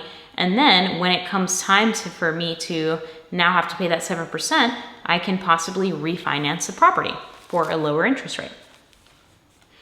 Builders are hesitant to drop home prices when selling to an individual buyer, as purchase prices are public record. And if they sell it to one person at one price, they might have to honor that for another. So instead, they negotiate with interest rate buy downs or upgrades to the property. A partial release is removing a property from a blanket mortgage. Failure to meet obligations promised through the promissory note is called a default of the mortgage. When a default takes place, lender can do 2 alternate actions. The first action would be to file a lawsuit based on the promissory note. This would result in a judgment which would attach to all of the mortgagor's property, real estate, and personal. 2 is the second option is to begin a formal foreclosure proceeding. And this process attempts to take the property pledged as collateral from the mortgagor, but does not affect other property owned by the mortgagor. The final judgment ends with property being sold at a public auction, and the debt would be paid out of the funds from the sale. A deed in lieu of foreclosure. A deed in lieu of foreclosure is a non-judicial process where a homeowner agrees to give up the property. Court can be avoided this way, and that's why a deed in lieu of foreclosure is actually a friendly foreclosure. And this is basically the buyer saying, hey, he or she can't afford the property, and instead of going through the whole process where the mortgagee has to sue the mortgagor to get the property, basically they say, you know what, a deed in lieu of foreclosure, I'll hand you the deed so we don't have to do the whole thing. And the buyer signs a deed over to the lender. And this actually can typically be more advantageous for the buyer because now they don't have to pay all the court fees and wait all this time to litigate in court. They can just, hand over the deed in a nice and respectful manner. Lis pendens. Lis pendens is when a lawsuit for foreclosure is filed. The lender files a lis pendens to give constructive notice to the public that the suit has started. The purpose of this notice is basically to flag the property in case the mortgagor tries to sell the property. Property owners do have rights even after foreclosure has been filed, according to Florida Statute 45. Right of redemption. Property owner has the right to pay off the debt in full to stop the foreclosure. Right of redemption ends once the property has been sold at auction. So once the property is sold at the auction, the right of redemption goes out the window and the property owner can no longer pay off the full debt to stop the foreclosure. So their right of redemption is gone. Surplus funds. Should a foreclosure auction result in surplus funds after all liens have been paid, the remaining funds are paid to the mortgagor. So the home buyer actually can make some money if the house actually provides surplus funds. Deficiency judgments. Should a foreclosure sale not cover all the liens, a deficiency judgment may be requested to be placed against a borrower. This becomes a personal judgment against other real estate and personal property owned by the buyer. Mortgagor could experience even cuts to their wage with deficiency judgments. So deficiency judgments are not fun, and it's when the property sells and it still doesn't cover all the costs of the court and the home sale and the mortgage, Junior liens that are left unpaid by the auction are released from that property. Release of liens does not cancel the debt of the borrower. If left unpaid, lien holders may sue the borrower for the unpaid debt. So basically, the junior liens don't transfer to the new property, so the new property owner doesn't have to worry about those junior liens, but those junior liens can still follow somebody around, and those junior lien holders can definitely still sue the person that owes them money. Effect on title. The clerk files a certificate of title and passes to purchaser at foreclosure auction. No warranties, and remember, it's caveat emptor, so let the buyer beware.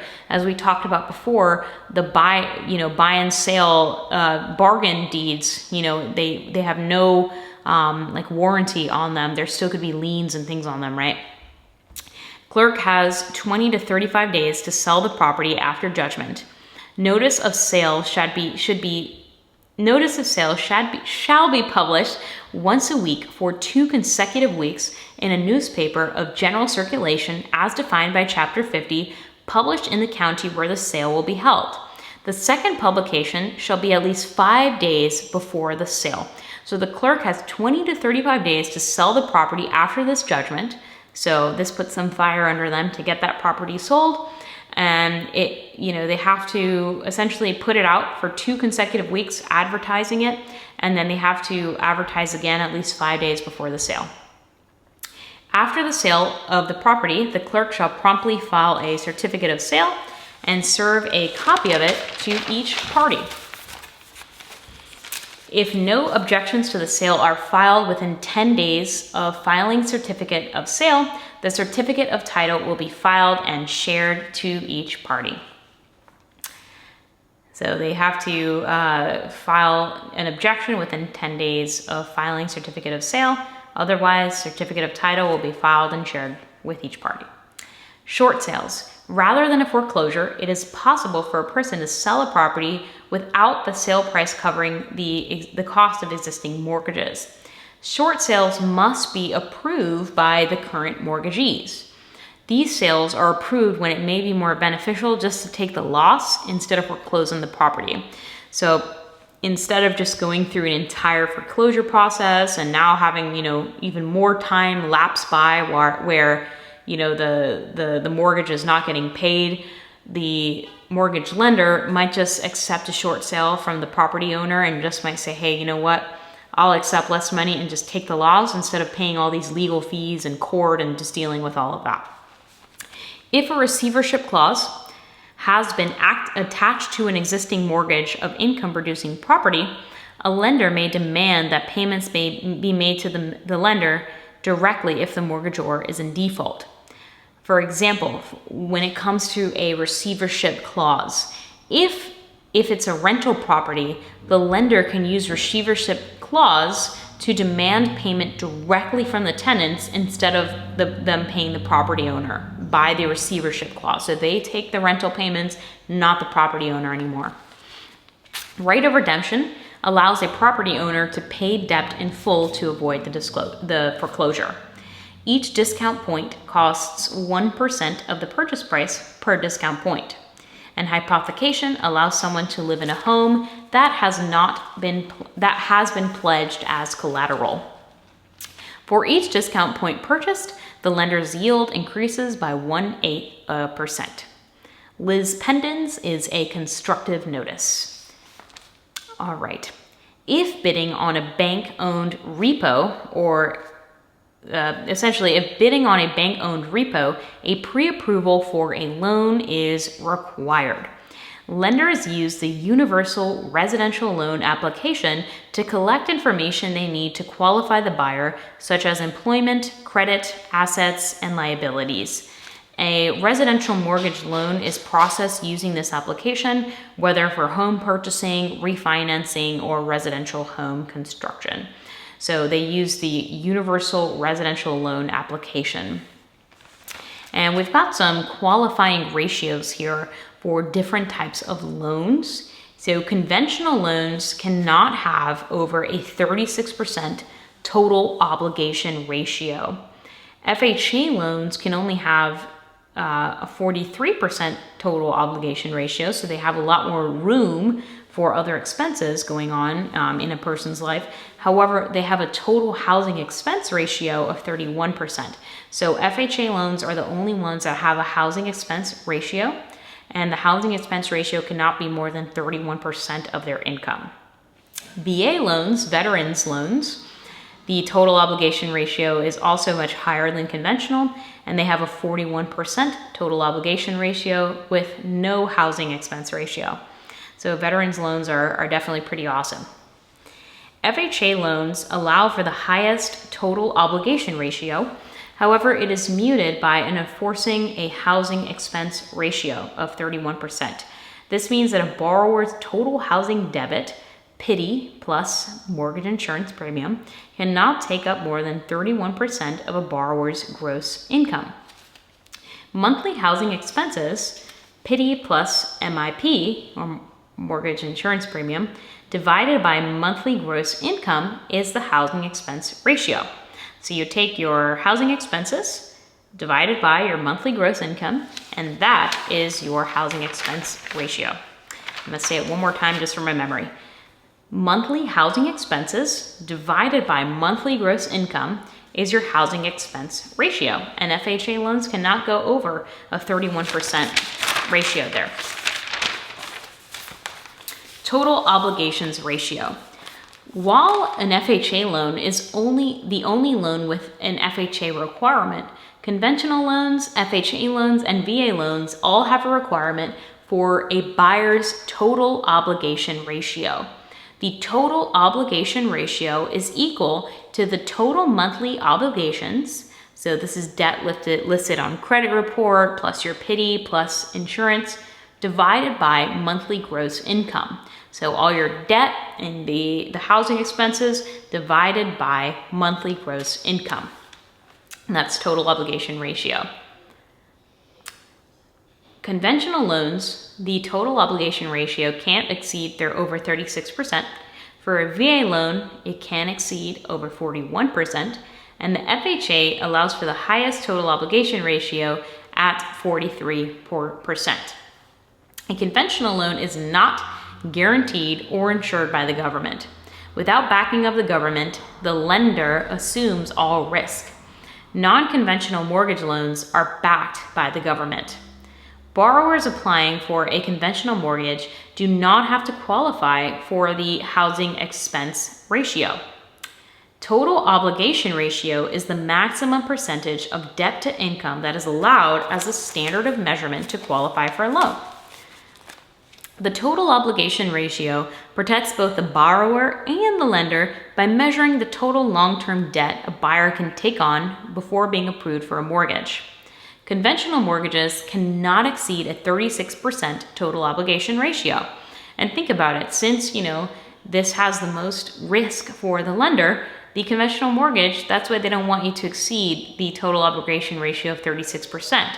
That's the lowest number compared to FHA and VA loans. Child support is included as a long-term debt payment. Expenses like food, gas, and utilities are not included in total obligation ratio. Total obligation ratio is once again equal to total monthly obligations, PITI plus PMI, over monthly gross income, so divided by monthly gross income. Interest rates are negotiated between the buyer and lender and are part of a free market. When a Federal Reserve creates a surge in the money supply, interest rates drops. Fed conducts monetary policy through three ways: open market operations, discount rate, and reserve requirements. The sale and purchase of U.S. securities is the principal method and most effective tool used to influence the supply of available money. This directly increases/decreases the amount of money available as loans in the primary market. Total obligation ratio protects both the borrower and the lender by measuring the total long-term debt a buyer can take on before being approved for a mortgage.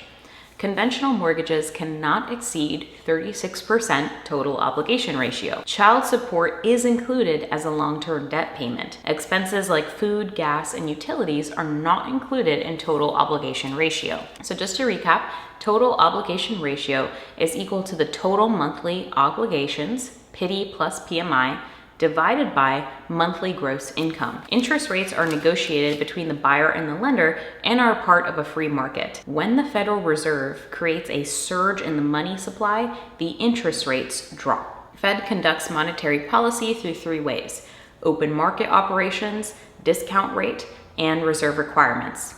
The sale and purchase of U.S. securities is the principal method and most effective tool used to influence the supply of available money.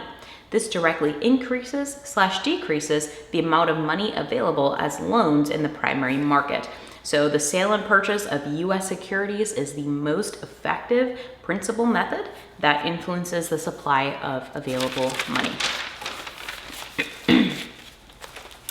So again, a conventional mortgage total obligation ratio cannot be over 36%. And the purchase and sale of U.S. securities is the principal method to determine the supply of available money. Because if more money is available, the interest rates drop, and as money drops, interest rates increase. This is known as open market operations. The discount rate is the interest charged to commercial banks and depositories for loans received from the Federal Reserve Bank. Adjusting the discount rate is the second most common method of adjusting the money supply. So the first most common is the purchase and sale of U.S. securities, and then the discount rate is the second method, adjusting this, and it has the highest impact on the short-term interest rate. It is least effective, though, with long-term real estate loans. Federal Reserve requirement. Banks are limited to how much of their own money that they're allowed to lend out. A small increase in the reserve requirement causes a decrease in the money supply and vice versa. Because think about it, if a bank has to hold on to more of their money, there's less of it to go around. The Fed conducts monetary policy through open market operations, the discount rate, and the reserve requirement. VA and FHA loans are assumable by another buyer because they do not include a due on sale clause. Conventional mortgages typically do. Conventional mortgages usually have a prepayment clause, which allows you to pay upfront with no penalty. Private mortgage insurance covers any of the 20% not put down in case the buyer defaults. Loan divided by value is equal to the loan to value ratio. Amortized mortgage provides for a payment that is the same month to month. Amortized mortgages are referred to as a level payment plan. Because the amount combined, principal and interest, stays the same, the amount of the payment applied to the principal increases while the amount applied to the interest decreases. Formula to calculate amortized mortgage.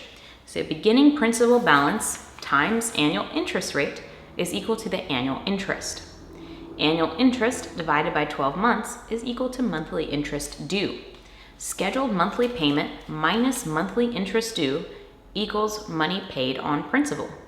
And then the beginning principal balance minus money paid on principal is equal to the new balance. Adjustable rate mortgage, ARM. This has an index, margin, spread, adjustment interval, interest rate caps, payment cap, and teaser rate.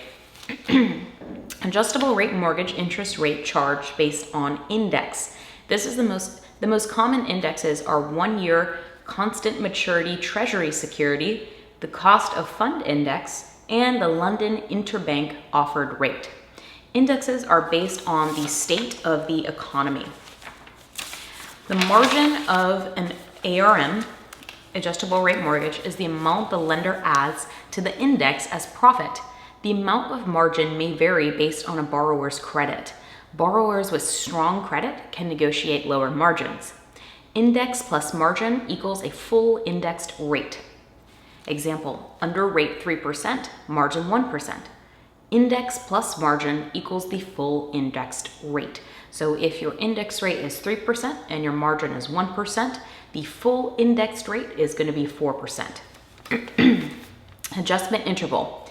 Interest rates are adjusted based on allowable time interval agreed upon the terms of the loan. The period between the change is called the adjustment period.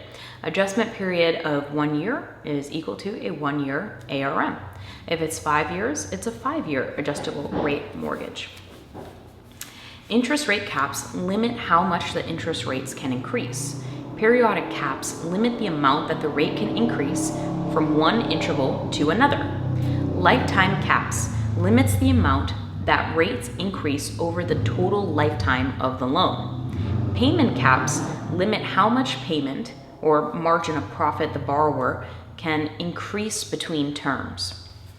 Payment caps create a risk of negative amortization. Combo of increasing interest rates with payment caps that keep the payment from rising can produce a payment that does not cover the interest being charged from month to month. So instead of paying a monthly balance, more debt is actually added every single month. Teaser rates. Teaser rates with adjustable rate mortgages are also called discount rates or start rates. It's initial rate that's lower than the fully indexed rate. Lender charges higher rate after initial discount rate passes, and this is combined with larger initial loan fees typically. Partially amortized mortgage. With a partially amortized mortgage, the payments are based on a longer term than what the actual mortgage must be repaid within. This type of loan has a large payment due as a final payment called a balloon payment. Payments are lower than fully amortized mortgage. The balloon payment is the final loan payment, and this is larger than previous payments that's required to pay off a loan. Borrowers unable to pay the final payment are required to get a new loan to avoid defaulting on the old loan and possibly losing the property. Biweekly mortgage. A biweekly mortgage payment is, and basically the interest is calculated based on a monthly amortization schedule. At the end of the year, 26 payments are made instead of 24, and this significantly drops the amount of interest charged over the course of the loan. Package mortgage. This covers more than real estate. This includes the money for property repairs, equipment, and package mortgages are typically common for businesses. Home equity loans are basically refinancing or HELOCs, which stands for Home Equity Line of Credit. If there's already a mortgage on the home, a home equity loan is actually called a secondary or junior lien. Purchase money mortgage. Seller financing where the seller offers the buyer a mortgage. Title transfer to the buyer and seller and files a lien and a promissory note. Not the same as a land contract or an installment sale. Sellers can also choose to provide financing for part, not the full purchase price. And this is considered a second mortgage and also referred to as a seller takes back loan from buyer. Home equity conversion mortgage, HECM, or reverse mortgage loan. A reverse annuity mortgage, also called a reverse mortgage or a home equity conversion mortgage, is a mortgage that allows a property owner to receive cash payments for a home that has significant equity. To qualify, you must be at least 62 years old. The money can be taken as a lump sum or monthly, and the money does not have to be repaid until the owner moves, sells, or dies. And HUD, Housing Urban Development, insures most reverse mortgages. And reverse annuity mortgages, these are typically used for some older folks who have been living in their home for a long time and have typically received a lot of equity in that property. The FHA insures mortgages and is a larger insurer of mortgages in the world. Federal Housing Administration, FHA, doesn't actually give loans, but they insure loans protecting lender from losses should the homeowner default. Loans come from FHA-approved lenders. Lenders providing FHA charge discount points paid for either the buyer or the seller.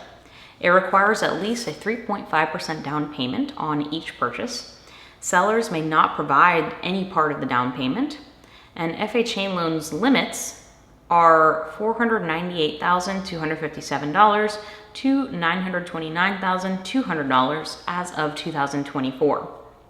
Homes must be built to FHA standards.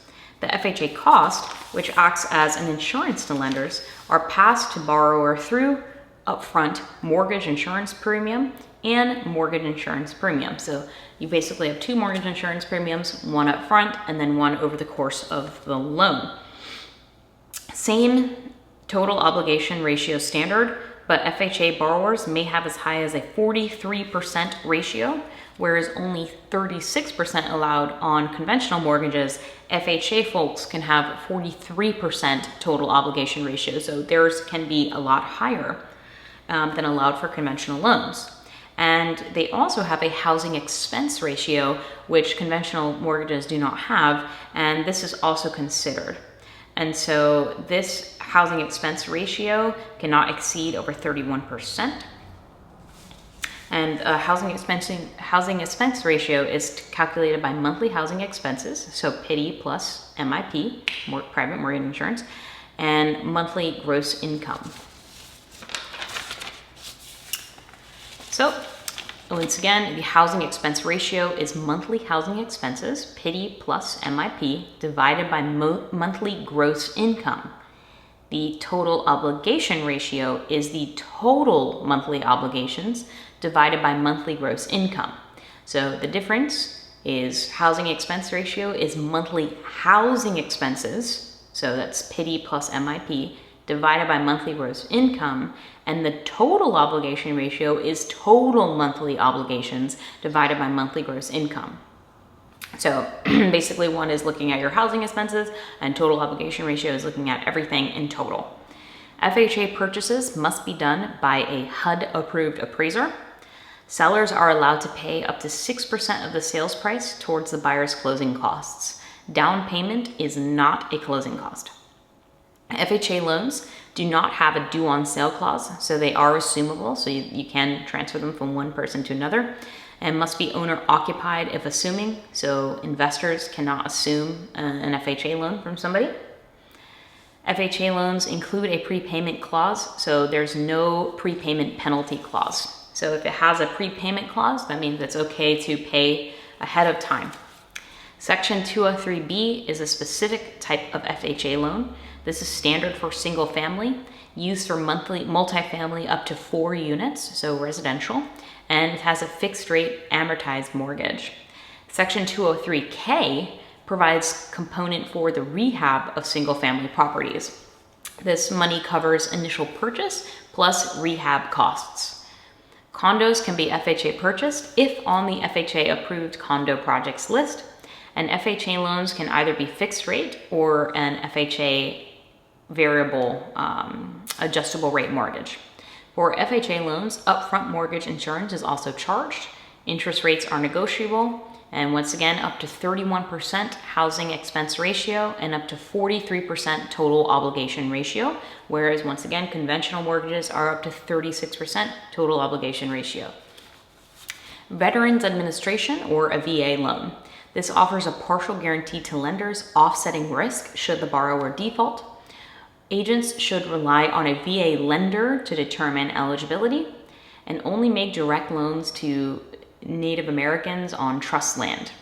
It's only for residential loans. Borrower must live in the unit, may be used to build a home or refinance a home. Lenders can charge discount points, and the total obligation ratio is up to 41%. There is no housing expense ratio requirement, and there's no max loan amount. The home must be verified through a certificate of reasonable value, and the home can be bought without a down payment. Entitlement is the amount of guarantee made by the U.S. Department of Veterans Affairs should the borrower default on the loan. So again, I'm just gonna, put this out there because it's important for us to remember this. The qualifying ratios, conventional mortgages, total obligation ratio is 36%, no housing expense ratio.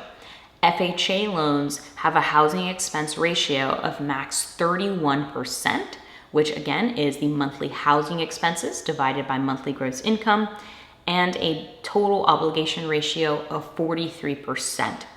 And a VA loan has no housing expense ratio limits. However, it has a total obligation ratio of 41%. So think about it this way, FHA loan has the highest total obligation ratio, so it allows you to have the most obligations. However, they do still cap you with the housing expense ratio. The entitlement amount for VA loans is covered by the department to the lender.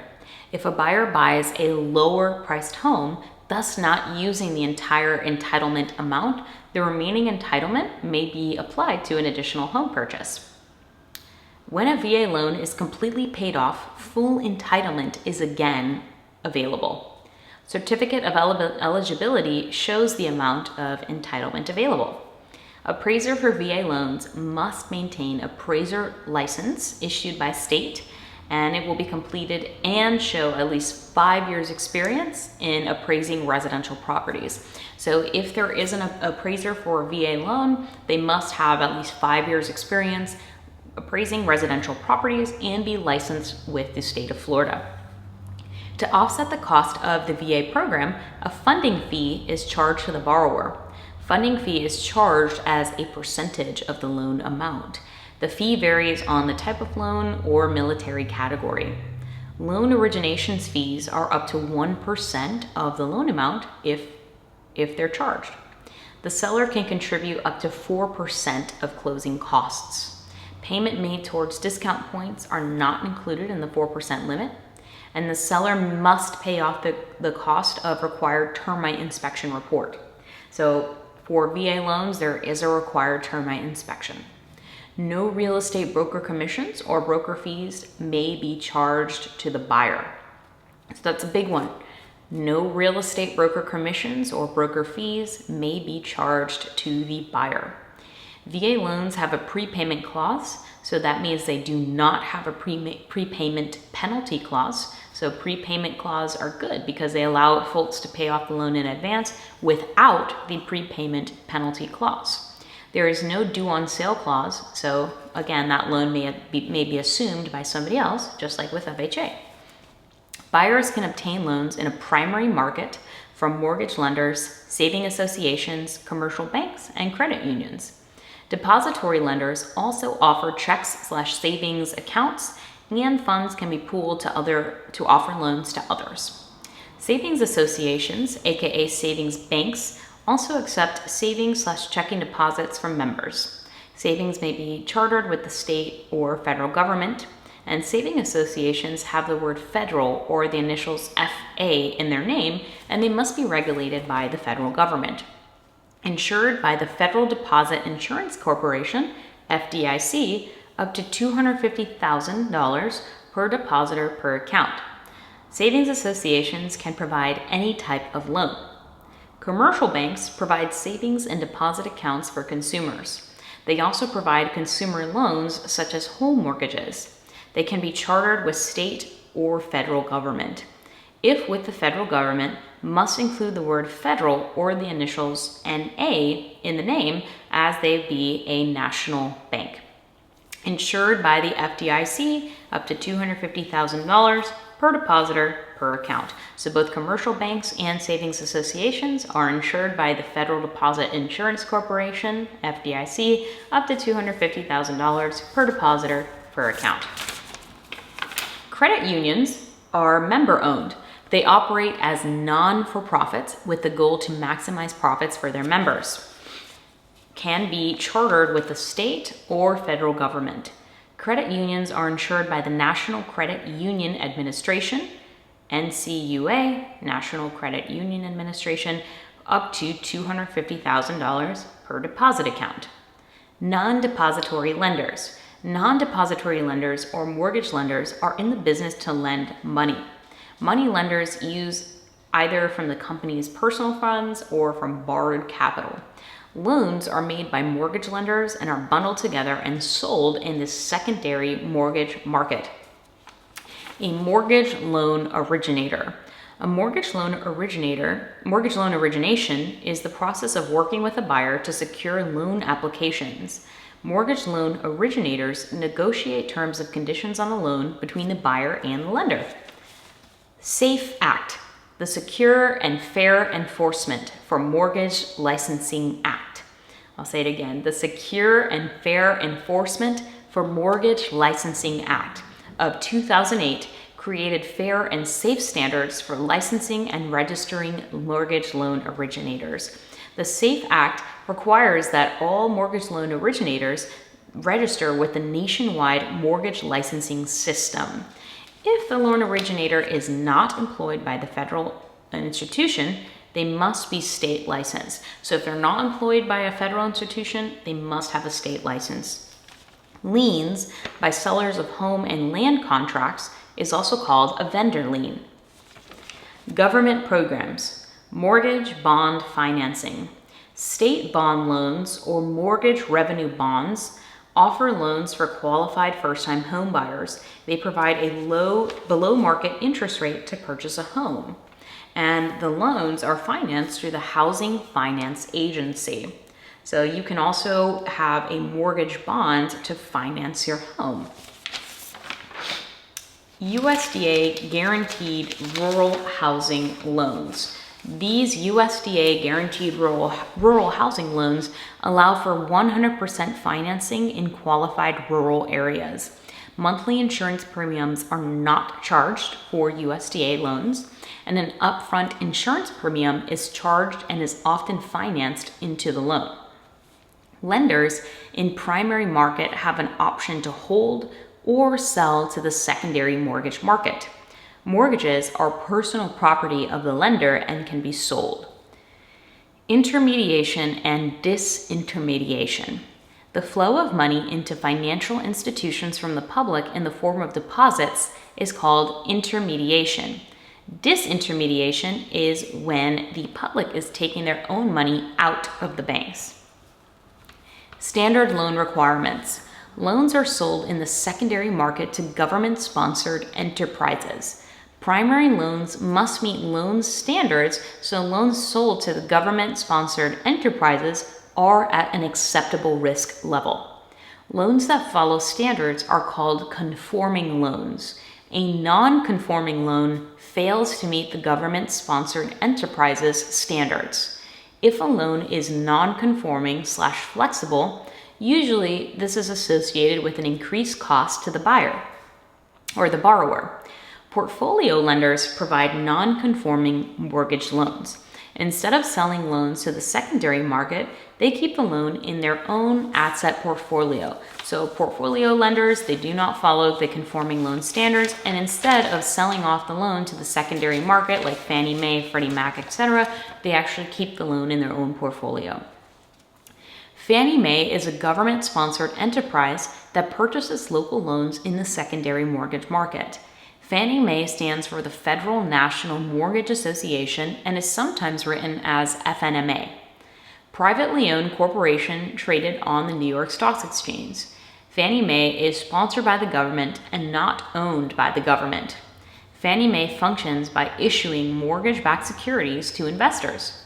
Fannie Mae is the largest single private mortgage purchaser. Investors can buy a whole pool of mortgages and enjoy interest from homeowners. Ginnie Mae, Government National Mortgage Association, is a government-sponsored enterprise that guarantees loan payments in the secondary market. Government wholly owned corporation under HUD. So this is a U.S. Department of Housing and Urban Development owned, and unlike FNMA, unlike Fannie Mae, Ginnie Mae does not buy and sell mortgages. Instead, it acts as a pass-through payment entity for FHA and VA mortgages, guaranteeing the investors all payments, including interest, are made in full and on time. Ginnie Mae mortgage-backed securities carries full faith credit guarantee of the U.S. government. Ginnie Mae charges a fee for this guarantee, but the guarantee adds value to investors, which allows them to be sold at a higher profit for investors. Only secondary participant backed by full faith guarantee, and only FHA and VA loans. So only FHA and VA loans qualify for Ginnie Mae, and only the secondary participant, so after the initial primary loan is sold, that's when Ginnie Mae will fully back it. Freddie Mac is a secondary market for conventional mortgages. Freddie Mac is a government-sponsored enterprise that purchases conventional loans in the secondary market. This is FHLMC, Federal Home Loan Mortgage Corporation. The shares are sold publicly for Freddie Mac and allows smaller banks, credit unions, and savings associations to offer loans, and then frees up their ability to make more loans because they are purchasing mortgages that meet underwriting standards. Freddie Mac also pools loans and sells them as mortgage-backed securities. Typically, these are for smaller banks, Freddie Mac, that provide conventional loans. Conservatorship. Both Fannie Mae and Freddie Mac are under government conservatorship right now, and they're trying to build more reserves. Correspondent lenders have the authority to underwrite their own loans funded by their investors since they issue non-conforming loans. Their goal is to do loans, package them all together, and then sell them in a secondary market before the borrower's first payment is even due. Correspondent lenders have secured trade lines from investors in which loans are funded. Hard money lenders are specialized mortgage brokers, offering loans offered by private money investors. Mortgage fraud occurs when someone deliberately falsifies information to obtain mortgage financing. Mortgage fraud is classified as fraud for housing on or property, fraud for profit, or fraud for criminal enterprise.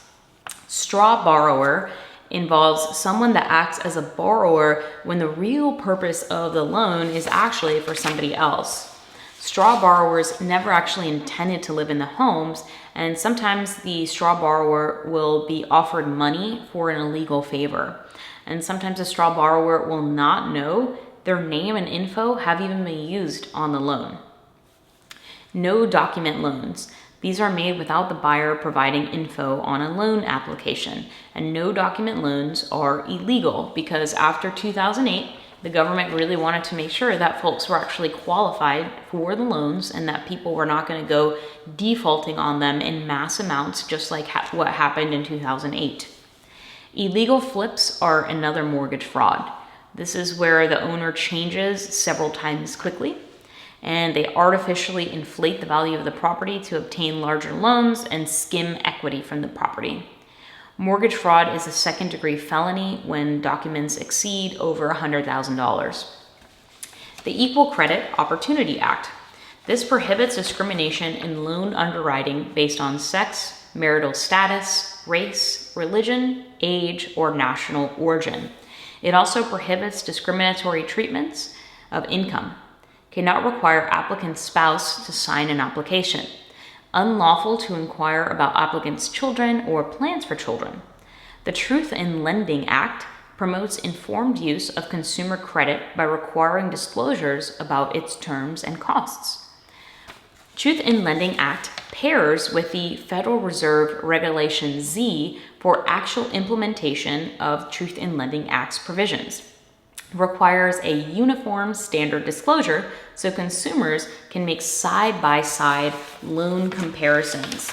Truth in Lending Act requires disclosure of loan terms in 4 formats: finance charge, total amounts financed, total amount of payments, and annual percentage rate, APR.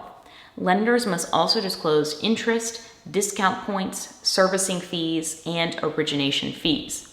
Truth in Lending Act requires that all, not just a bit, of loans advertising be advertised. If an ad contains any of the trigger terms, then 3 specific disclosures must also be included in the advertisement. So these are the triggering terms. 1, amount of down payment or money down. 2, amount of any payment, percentage or money. 3, the repayment period, so the total time required to repay. If any of the above triggering terms are shown in an ad, then these must also be shown. 1, amount or percentage of down payment. 2, terms of repayment. 3, annual percentage rate, APR, must be spelled out as annual percentage rate. If APR can increase after, you must also disclose that. Non-triggering terms, no down payment, vague terms talking up the loan, pay weekly, 5% down, 5% below the standard rate. So 5% below the standard rate, but it's not talking about any money down. Under TILA, members must also be notified that they have a 3-day right of rescission. Lenders are required to provide 2 copies of this right and 1 copy of the disclosure statement. And this applies to home refinancing and home equity loans as well. So under Truth in Lending Act, lenders essentially must be, they must notify folks that they have a 3-day right of rescission. So after they receive this information, within 3 days, they can rescind their loan application. Another type of Consumer Protective Act is the Real Estate Settlement Procedures Act. The Real Estate Settlement Procedures Act was passed in 1974. This created various real estate associated companies that were providing, this was created because real estate associated companies were providing kickbacks to each other, raising the price for consumers. So for example, if I'm a real estate agent and I offer, extra money to an appraiser to go ahead and recommend him, and then I charge him extra, then he might actually, and he gives me like a little kickback for that. He sends me $100 extra, then he might actually charge the consumer $100 extra, for example, right? Just so that I could get that extra $100 so he doesn't lose any money. And obviously that's illegal and appraisers are only allowed to charge a flat fee, but I hope that gives you a good example. Real Estate Settlement Procedures Act prohibits affiliated business relationships, and it applies to closings where federally related mortgage loan is secured by a 1 to 4 family residence. Real Estate Protection Act the Real Estate Settlement Procedures Act also allows buyers not to purchase title insurance from any particular company. Only ones lender deems acceptable can be filtered. Real Estate Settlement Procedures Act has max escrow limits in accounts. So you can only have a max escrow limit per each account. Real estate agents can only give other real estate agents a referral fee, and mortgage brokers can only give other mortgage brokers a referral fee. Title companies cannot charge a referral fee. So only real estate agents and mortgage brokers can pay each other referral fees, but title companies cannot pay referral fees. The Dodd-Frank Act established the Dodd-Frank Act established this. TILA RESPA, so this is the Truth in Lending Act with the Real Estate Settlement Procedures Act integrated disclosure rule. The Dodd-Frank Consolidated Consumer Protection Agencies under this to simplify oversight and compliance. There's a timely issuance of a consumer booklet, a loan estimate, and a closing disclosure are required due to the Dodd-Frank Act. RESPA requires that no later than the 3rd business day after a loan application, the borrower is provided with a loan estimate which discloses key features, costs, and risk of the mortgage loan for which the person has applied. The closing disclosure must be provided 3 days before closing, and the required disclosure is a form that details all costs associated with the closing, including lender fees, real estate commissions, title closing fees, APR, and monies prorated between the buyer and the seller. RESPA requires that an information booklet be provided to the borrower regarding closing cost, and it must be provided to borrower at the time written, no later than 3 business days after the application was received. If an application was denied before the 3rd day period, the lender does not have to provide the booklet. The booklet is called Your Home Loan Toolkit and is published by the CFPB. This applies to most consumer credit transactions secured by real estate even through private or seller financing.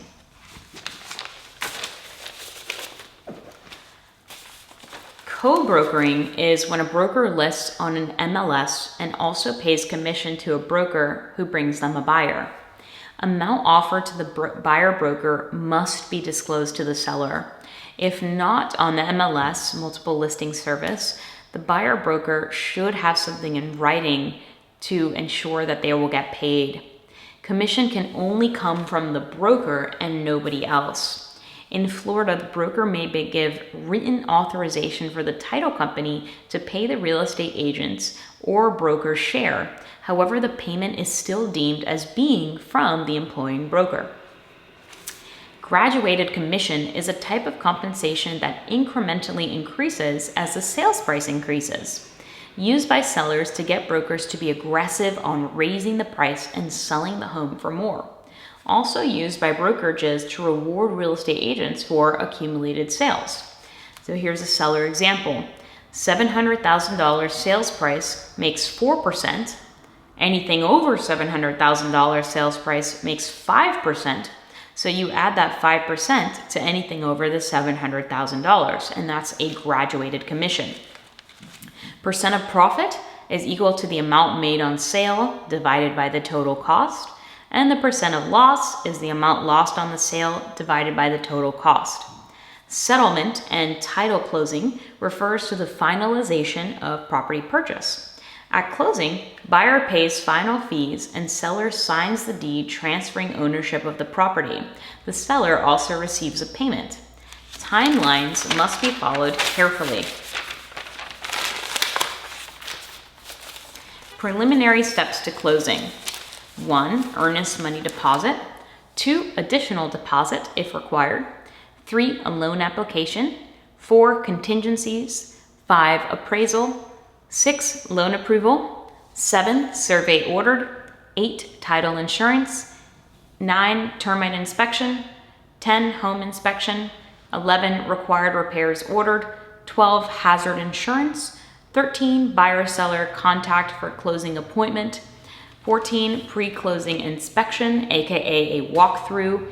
15, reviewing closing documents. 16, buyer informed of funds needed to close. And 17, the earnest money is transferred to the closing agent.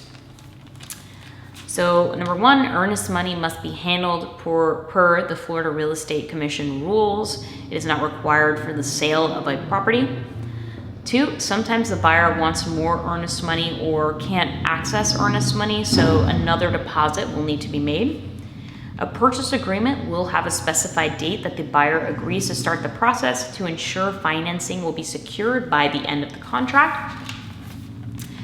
Contract contingencies are conditions of the contract, such as inspections, and these must be completed within a specified time frame, and real estate agents must ensure that all contingencies are completed. When financing, the lender orders an appraisal. Even cash purchases can still order an appraisal. Loan approval. The loan approval results gives the clear to close. A survey may be ordered to verify property lines / setbacks. Title opinion is not required for property transfer, but title insurance provides a clear title. Inspections are not legally required. Should buyers waive inspections, brokers should secure clear written statements from the buyers recording that the buyers were advised to have the inspections done. This is a good idea to prevent after-the-fact property defect lawsuits. Termite inspection or wood-destroying organism is another type of inspection, and VA loans require this. Purchase contracts often leave room for repairs within a certain dollar amount. In the absence of this provision for repairs that are more costly, the decision to demand repairs or deduct from the purchase price will require the contract terms to be negotiated. Depending on the wording of the contract, the buyer may be able to cancel the sale if the repair demands aren't met. Lenders require proof on hazard insurance before they'll fund a loan for real estate. Properties in flood zones will also require flood insurance. An elevation certificate required to issue flood insurance which you can get from survey companies. Contracts provided by Florida Association of Realtors contain automatic extension of closing date if there is a hurricane. This is because insurance companies will not issue a binder for new real estate during a hurricane threat. Real estate agents need to coordinate the date, time, and location with all parties for closing. Pre-closing inspection provides the buyer leverage to ensure the property is as expected per contract and that the negotiated repairs were made. Closing documents reviewed/preceded for accuracy. Inspected for accuracy. If the buyer is financing to fund the purchase, TILA/RESPA integrated disclosure rule requires that a closing disclosure be provided to the buyer for review at least 3 days prior to closing. If disclosure isn't provided as agreed, closing date would be extended or the deal would be canceled. It is the licensee's duty to ensure that the numbers on the closing disclosure match the contract. For example, if the contract stated that the seller would pay 3% of the purchase price towards buyer closing cost, and then an adjustment for this amount would need to be reflected on the closing disclosure. A HUD-1 settlement statement may be used instead of a closing disclosure if financing is not involved with the deal. Funds gathered once figures of closing disclosure or HUD is verified, or HUD-1 is verified. If buyer is coming out of pocket, instructions for wire transfer will be given. Checks are rarely accepted. Earnest money held by the brokerage is transferred to be credited as part of the closing funds. Usually, the title company holds earnest money, but if it's a broker, real estate agent must ensure that the money gets to the seller. Using a statutory formula when calculating rent is 30 days, not actual days of month. So Florida property tax is paid in arrears, so the seller must prorate. So instead of 365 days, you use 360 days if you use the statutory method. Mortgage proration. Interest is paid 1 month in arrears. Buyer of assumed mortgage must pay from the beginning of the month to the date of closing. And to calculate the assumed mortgage, start with seller days that the seller will owe buyer for the interest. This will be from the first of the month to the day of closing. Do not count the day of the closing, as a seller will own the property that day. HOA fees are also prorated. For HOA, do charge the day of the closing in calculations for the seller's prorations. The buyer takes the day of closing in the contract unless specified by a story problem. Prorations are entered on closing documents as double entry system, showing the buyer-seller credits/debits. For exams, always use 28 days for February. The knuckle method for memorizing month days. So you start actually with your first knuckle, and this is just like a little memorization trick. And then except February, every month on the knuckle has 31 days, and every month between the knuckle has 30 days. So for example, January, February, March, April, May, June, July, August, September, November, October, November, December. So that's kind of how that works. State transfer taxes. In Florida, there are transfer taxes for transfer of a property. There is a documentary tax on the deed, a documentary tax on the mortgages, and an intangible tax on new mortgages. So I'm gonna go ahead and read that one more time. There is a documentary tax on the deed, a documentary tax on the mortgages, and an intangible tax on new mortgages. Deed. A documentary stamp tax is calculated based on the purchase price of the property transfer. Most purchase contracts design the tax as a charge to the seller. Deeds may not be recorded unless a tax payment has been documented. The tax is charged as 70 cents per $100 of the purchase price. State intangible tax. An intangible tax is charged as a one-time recurring intangible tax on notes secured by a new mortgage and is payable when the lien note is recorded. This is charged to the buyer, but can be paid by the seller if negotiated in the contract, charged at 0.002 cents per $1 of note. Notes. A documentary stamp tax is due on notes recorded in Florida, both new and old. Considered a buyer expense, but can be negotiated, and this is charged at 35 cents per $100 of total mortgages. All new and existing mortgages are charged on notes. So state tangible is only new at 0.002 cents, and then notes are new and existing at 35 cents. In total, 2 taxes are due on mortgage notes, intangible to new mortgages only. Deed is 70 cents, intangible is 0.002 cents, and documentary tax stamp is 35 cents. So here's the rules for calculating transfer taxes, and you will need to memorize this.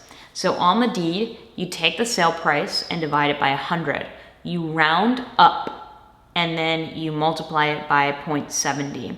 So you always round up, even if the decimal is under 0.5, because think about it this way, the government, they want as much money as possible, so they always want you to round up when it comes to calculating this. On intangible tax, you calculate on every single dollar, and then you multiply by 0.002.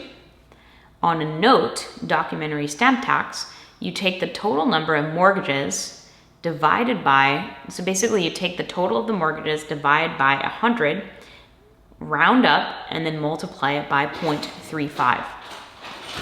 The fee for a document, pre-preparation and fee phone document, woo! Had to go around and run around a little bit just to get myself spruced back up, because this stuff can be a little tedious.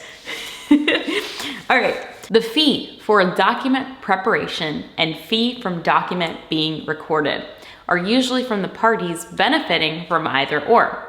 The fee will be entered on closing statement on party paying fee. The seller usually pays to prepare the deed to sell the property, single entry system, and the buyer usually pays to record the deed, single entry system. Mortgage and note normally signed and paid for by the buyer, a single entry system, and broker's commission usually is paid for by the seller. Title insurance policy of seller, usually of charge to the seller, and title insurance required by the lender is usually a charge by the buyer. On closing disclosure, most items are entered on both buyer and seller sides. This is called a double entry system. Item that's a credit to one party is usually a debit to one party and vice versa. The Real Estate Settlement Procedures Act requires that the loan estimate be given 3 business days of buyer having applied for the loan. Then at least 3 business days before the loan/property closes, a closing disclosure must be presented to the buyer. A closing disclosure is a 3-page document presented in a similar fashion to a loan estimate. Closing disclosures are clearly specified. Buyer's transaction entries, seller transaction entries, and settlement charges to both the buyer and the seller. Closing costs and cash to close are listed on page 2 of the disclosure. Profit divided by cost price times 100 is the % of profit made. The closing date does not count for the seller when calculating taxes due. Real estate has 3 characteristics that affect the value of land. Land is immobile, indestructible, and non-homogeneous. Land does not depreciate. Property insurance does not cover land, as land is indestructible, like you can't destroy the land. Non-standardized, non-homogeneous. That means no 2 parcels are exactly alike. Economic characteristics of real estate: government control restrictions, supply and demand, price, area preference, and slow to respond to changes in supply and demand. Area preference, aka situs. Situs is people's preferences for a certain area, and changes in real estate prices have an inverse relationship with supply and demand. Developer loan availability craftsman availability, land availability, building materials, and other things like this also affect the supply. Increasing vacancy rates also shows home ownership increasing because folks, when they're not living in apartment buildings, they go to live in homes. Housing price index is a measurement of changes of single-family homes across a specific market. The purpose of the housing price index is to measure and track housing trends. The new housing price index is a measurement of changes of new single-family homes. When the market is down, prices are down. When the market is up, prices are up. When vacancy rates are down, occupancy rates are up. That means, vacancy rates are basically the amount of folks who are not living in the home, like how many vacancies you have in an apartment building. And so when there's low vacancy rates, that means occupancy rates are up. If rental vacancy rates are increasing, this can be a sign that people are choosing home ownership over rentals, and as an indicator of a strong market sometimes. An even better indicator of a strong market, though, are low vacancy rates while the rate charged for rent is up. Vacancy rates are a measure of the total number of units available. Occupancy rates are a measure of total rentals being occupied compared to the total rental units, used as a tool to measure the health of an economy. In a strong market, consumers will cross from being renters to homeowners.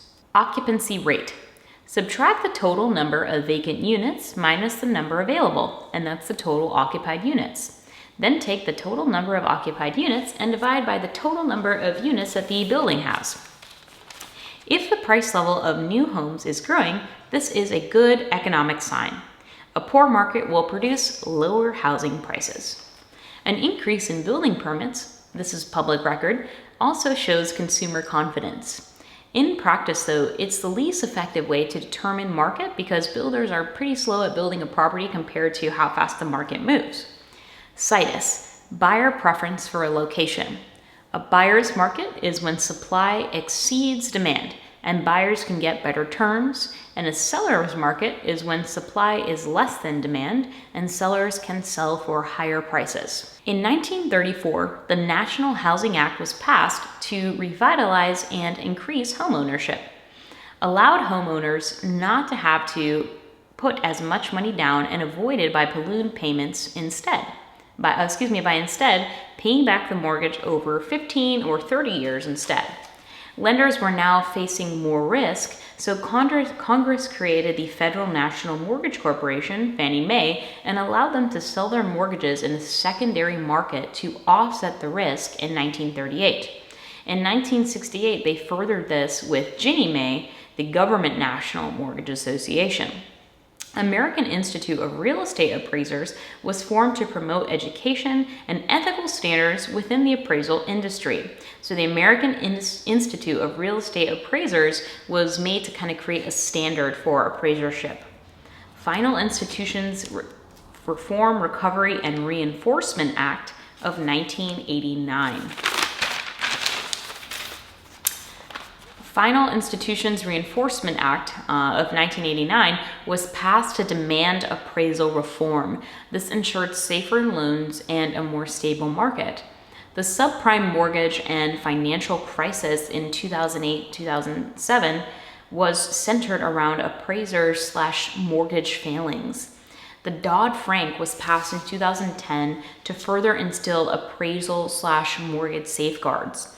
And among the many provisions of Dodd-Frank were: 1, it mandated National Registry of Appraisal Management Companies registered with and subject to supervision of the state appraiser certifying and licensed agencies. Number 2, it established that appraisals be subject to appropriate review for compliance with the uniform standards of professional appraisal practice.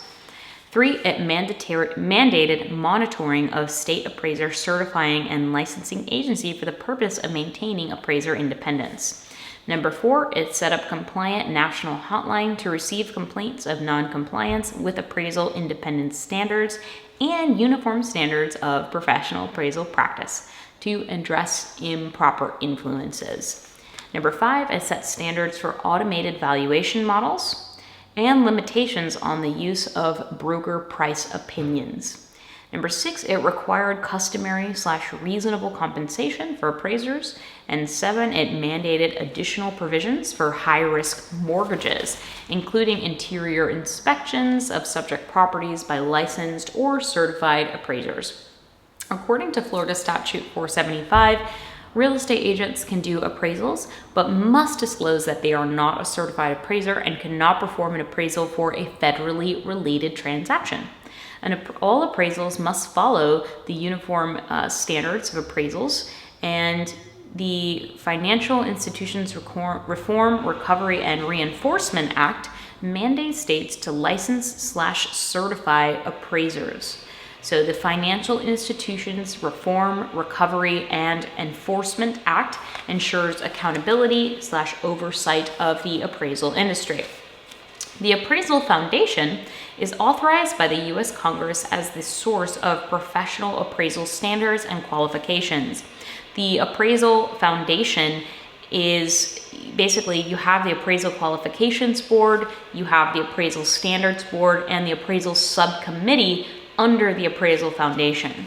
The Appraisal Foundation ensured in 1989 that appraisers are independent, consistent, and objective. And it's made up of these organizations: the Appraisal Qualifications Board, the Appraisal Standards Board, and the Appraisal Subcommittee.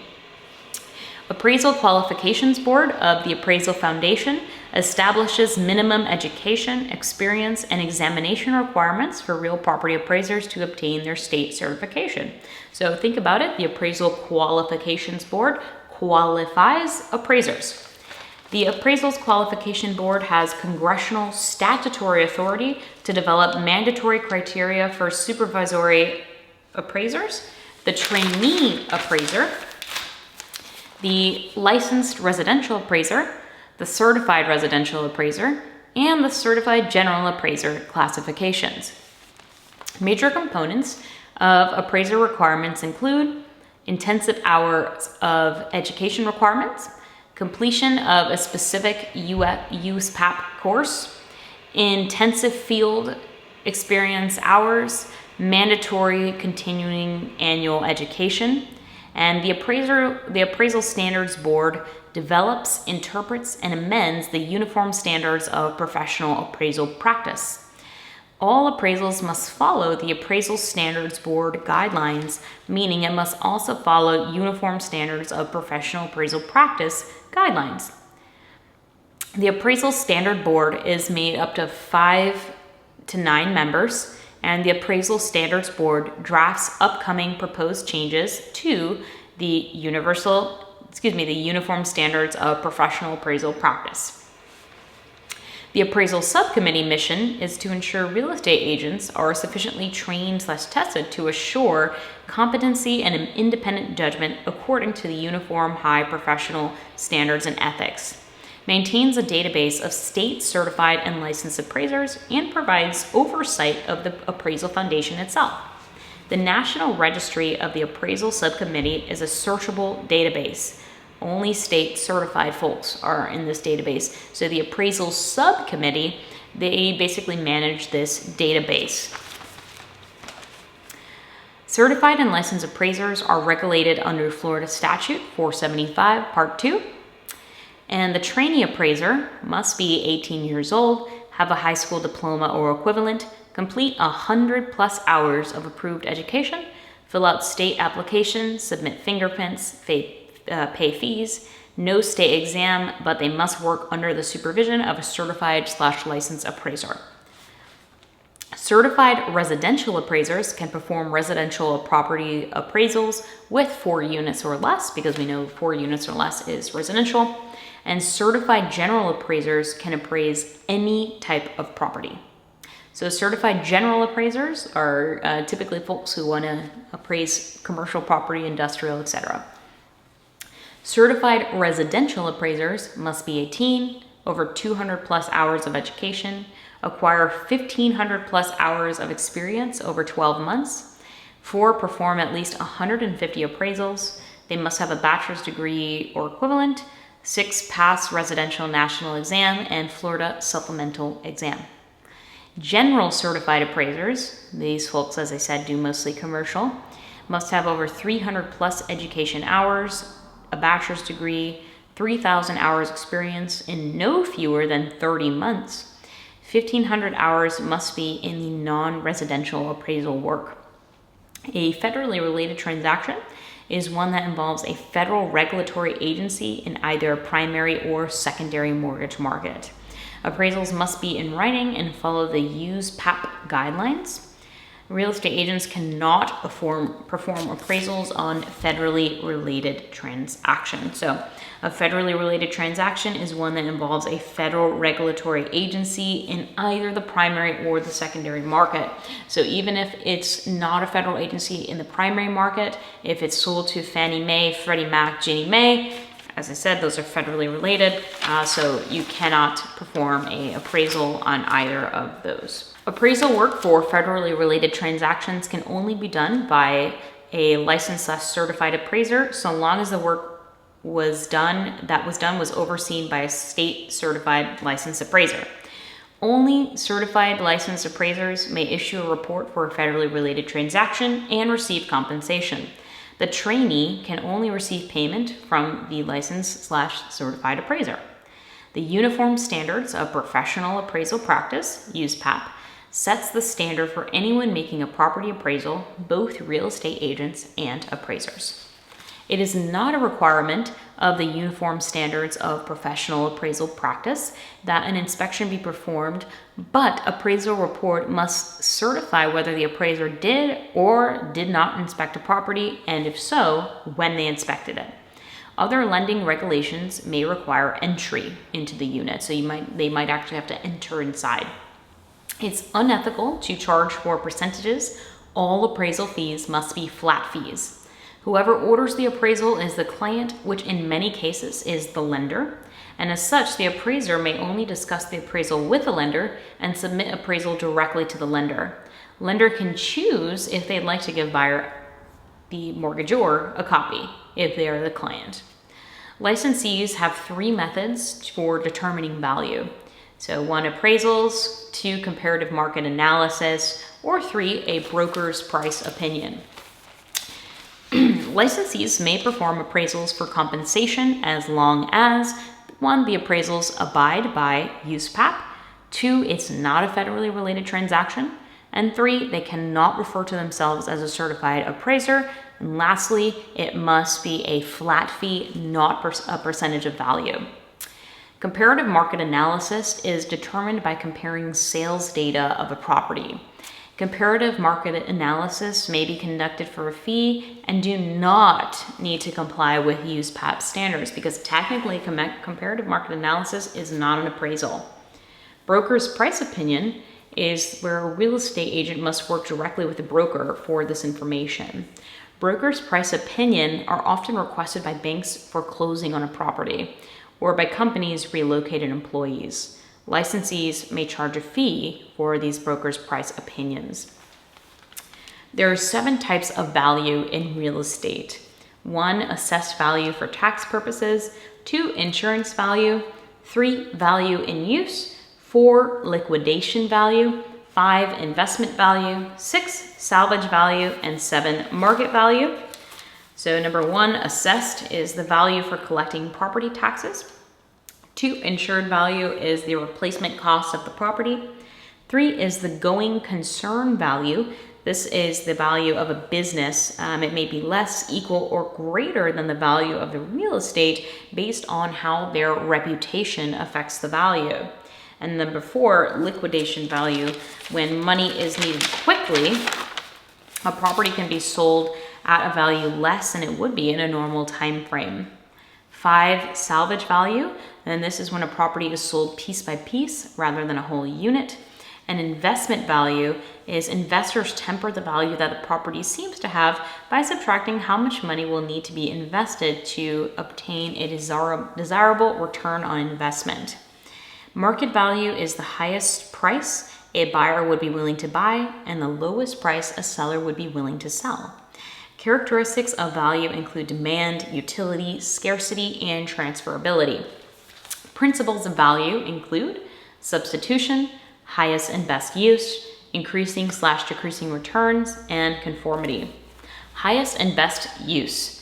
The most probable use of a property that is legally permissible and is physically possible, financially feasible, and results in maximum profitability. If a vacant property, then the highest and best use will be based on the zoning usage. Once the value of vacant lands exceed the value of improved property, including demolition costs, the highest and best use will usually dictate that improvements be demolished. Over-improvement is continuing to improve a property past the maximum value. Odd design buildings could hurt value due to the principle of conformity. Assemblage is combining two or more adjoining properties into one, and plottage is added value that results from that assemblage. So when you assemble two properties, you get the plottage, which is that extra added value that you get from assembling those two properties together. Progression is the value of an inferior property being enhanced by association with superior properties. Regression is the value of a superior property being adversely affected by the association with inferior properties. And situs, once again, is people's preferences for a certain area. Most appraisals view value from three different methods. The sales comparison approach, which is comparing sales recently made nearby. 2, the cost depreciation approach, which is new homes, unique properties with few comps, for example, where you don't have as many comparables. And 3, the income approach. So this is used for income producing properties. Weighted reconciliation is where we apply a percentage to each comparable and then total the results for each subject property estimated value. Properties that work well with the weighted reconciliation approach are properties in a well-established area with previous sales of other properties or 2 vacant lots. The concept of substitution is that an investor or buyer will pay no more for a property than an equally desirable alternative property. Cost appreciation approach. We calculate the reproduction/replacement cost of the structure.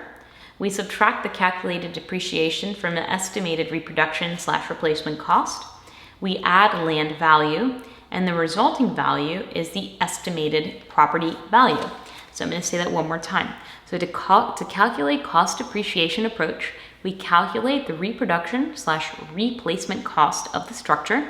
We subtract the calculated depreciation from the estimated reproduction replacement cost, and then we add the land value, because remember, we don't depreciate the land because land does not depreciate. Rationale is that the buyer will not pay more than the cost to replace the unit or the property minus depreciation.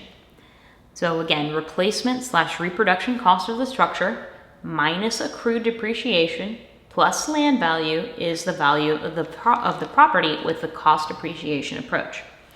Reproduction cost is as close to the exact duplicate as possible of the original structure. Replacement cost is constructing a suitable replacement that will meet the same needs at the same quality but will not be exactly the same. So replacement cost is just replacing one thing with another, like one light for another, but it doesn't have to be the exact same light. For example, determining reproduction cost would require calculating exact cost of materials to rebuild.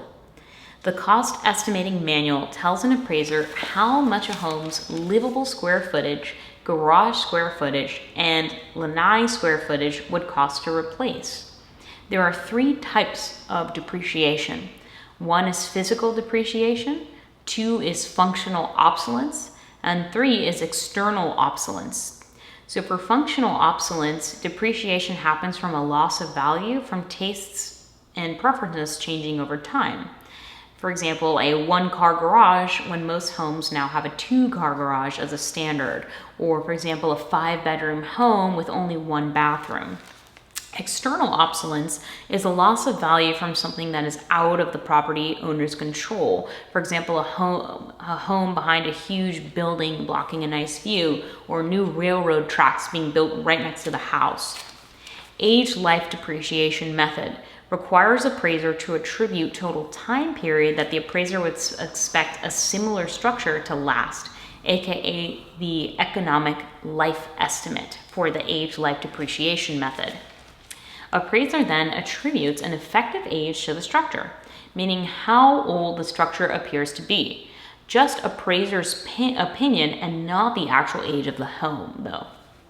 So to calculate depreciation for the age life depreciation method, we take the effective age of the home divided by the total economic life. And remember, the effective age of the home is, just the appraiser's opinion. This is not the actual age of the home.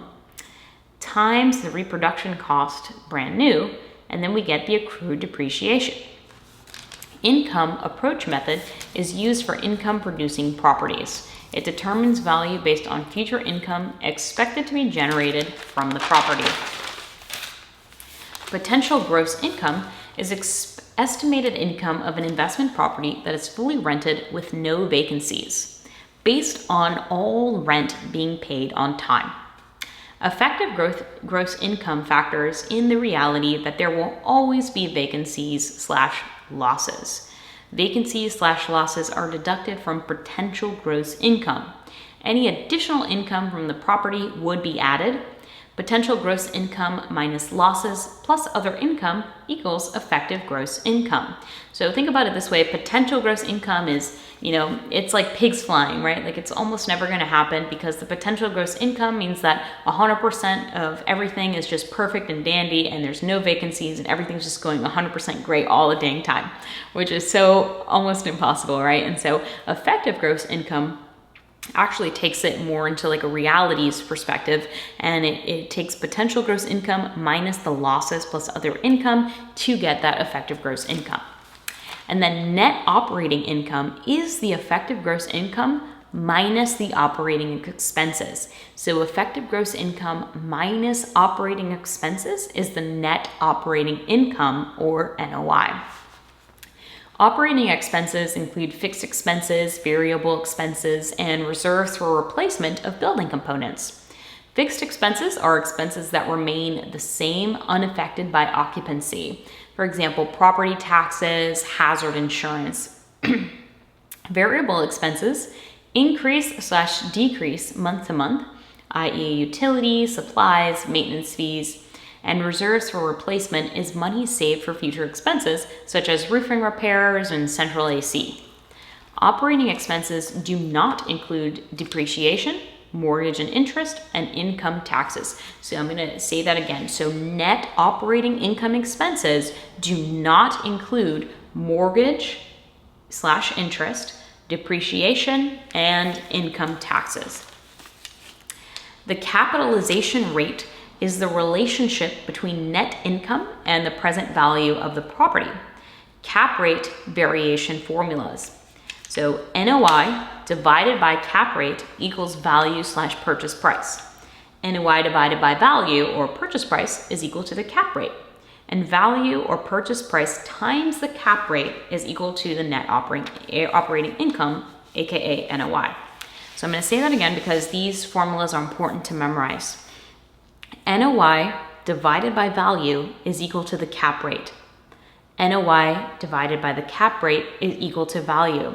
The sales price divided by the gross monthly rent is equal to the gross rental multiplier. And the gross rental multiplier is an alternative method to calculate value for income producing property. It does not act as a substitute for the income approach to valuation. It is preferred for smaller units, such as single-family homes, and value is determined by measuring the sale price against the monthly rental income. This gross rental multiplier approach to determining value works even if the exact amount of rent collected is unknown.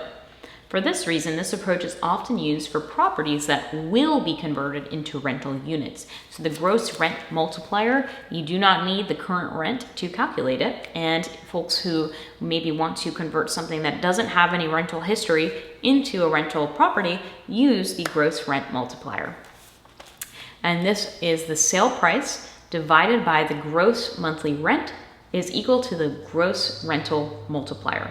So sale price divided by gross monthly rent is equal to the gross rental multiplier, or gross monthly rent times market area gross rental multiplier equals estimated market value. The gross income multiplier is used when a property generates income from other sources rather than just rental income. The same principles of gross rent multiplier still apply. However, substitute gross monthly income for annual. So value divided by gross monthly rent is the gross rental multiplier. Value divided by gross monthly rent is the gross rental multiplier. Value divided by gross annual rent is the gross income multiplier. Value divided by gross annual rent is the gross income multiplier. A comparative market analysis determines value based on recently sold properties, properties currently on the market, and properties expired unsold. Data is gathered from the MLS, Property Appraiser's Office, and Clerk of Courts. Only licensees that have joined their local real estate board office and the National Association of Realtors have access to the MLS. The Property Appraiser's Office has a for sale by owner data. Property sold but hasn't yet been reported to the appraiser's office can be found at the Clerk of Courts. Sold properties are one of the best measures to determine value.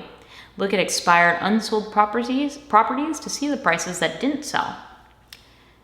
Automated valuation models give superficial, quick affirmation of value. For example, it can be used to get a home equity line of credit instead of a full appraisal. And these automated valuation models, I believe they can be automatically generated on the MLS. Appraisers commonly use the cost depreciation approach, not the comparative market analysis approach, to determine value. Not included in NOI calculations are mortgage and interest, depreciation, and income tax.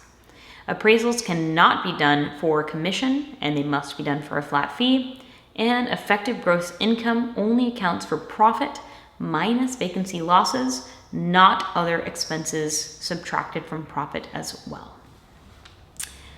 All right, cash flow. Cash flow is equal to the income minus expenses, including mortgage and income taxes. Cash flow is income minus expenses, including mortgage and income taxes. So remember, net operating income does not include mortgage. It does not include depreciation and income tax. But with cash flow, we do calculate the mortgage and income tax into the expenses. Every property owner who sells a property must report to the IRS whether a capital gain or a capital loss happened from the sale. Capital gain is calculated by taking the sale price minus expenses to sell, minus the adjusted basis of the property, and this results in a loss or gain. Sale price minus selling expenses minus adjusted basis equals capital gain. In practice, adjusted basis may be reduced by property depreciation already reported during the taxable years. By failing to adjust the original cost of the property by capital improvements, this can result of an overpayment of the capital gains tax. So I'm going to say that again. By failing to adjust the original cost of the property by capital improvements, this could result in an overpayment of the capital gains tax. Capital gains is owed when property makes a profit of $250,000 upon a sale. Basis. Basis is the cost to purchase. Cost as basis is the purchase price plus fees to buy. An adjusted basis is basis plus capital improvements to the property, less depreciation taken on federal taxes. Basis is the original cost plus the fees to buy the property. An adjusted basis is basis, so remember the basis is cost plus fees to buy the property, plus capital improvements minus depreciation reported on IRS taxes. So I'm going to say that one more time. Basis is equal to the original cost plus fees to buy, An adjusted basis is the basis, cost plus fees to buy, plus capital improvements minus depreciation reported on IRS taxes. Appreciation is equal to the amount of appreciation divided by original property value, and this is equal to the percentage of appreciation. So the percentage of appreciation is equal to the amount of appreciation divided by the original property value. Equity is equal to the property value minus debt.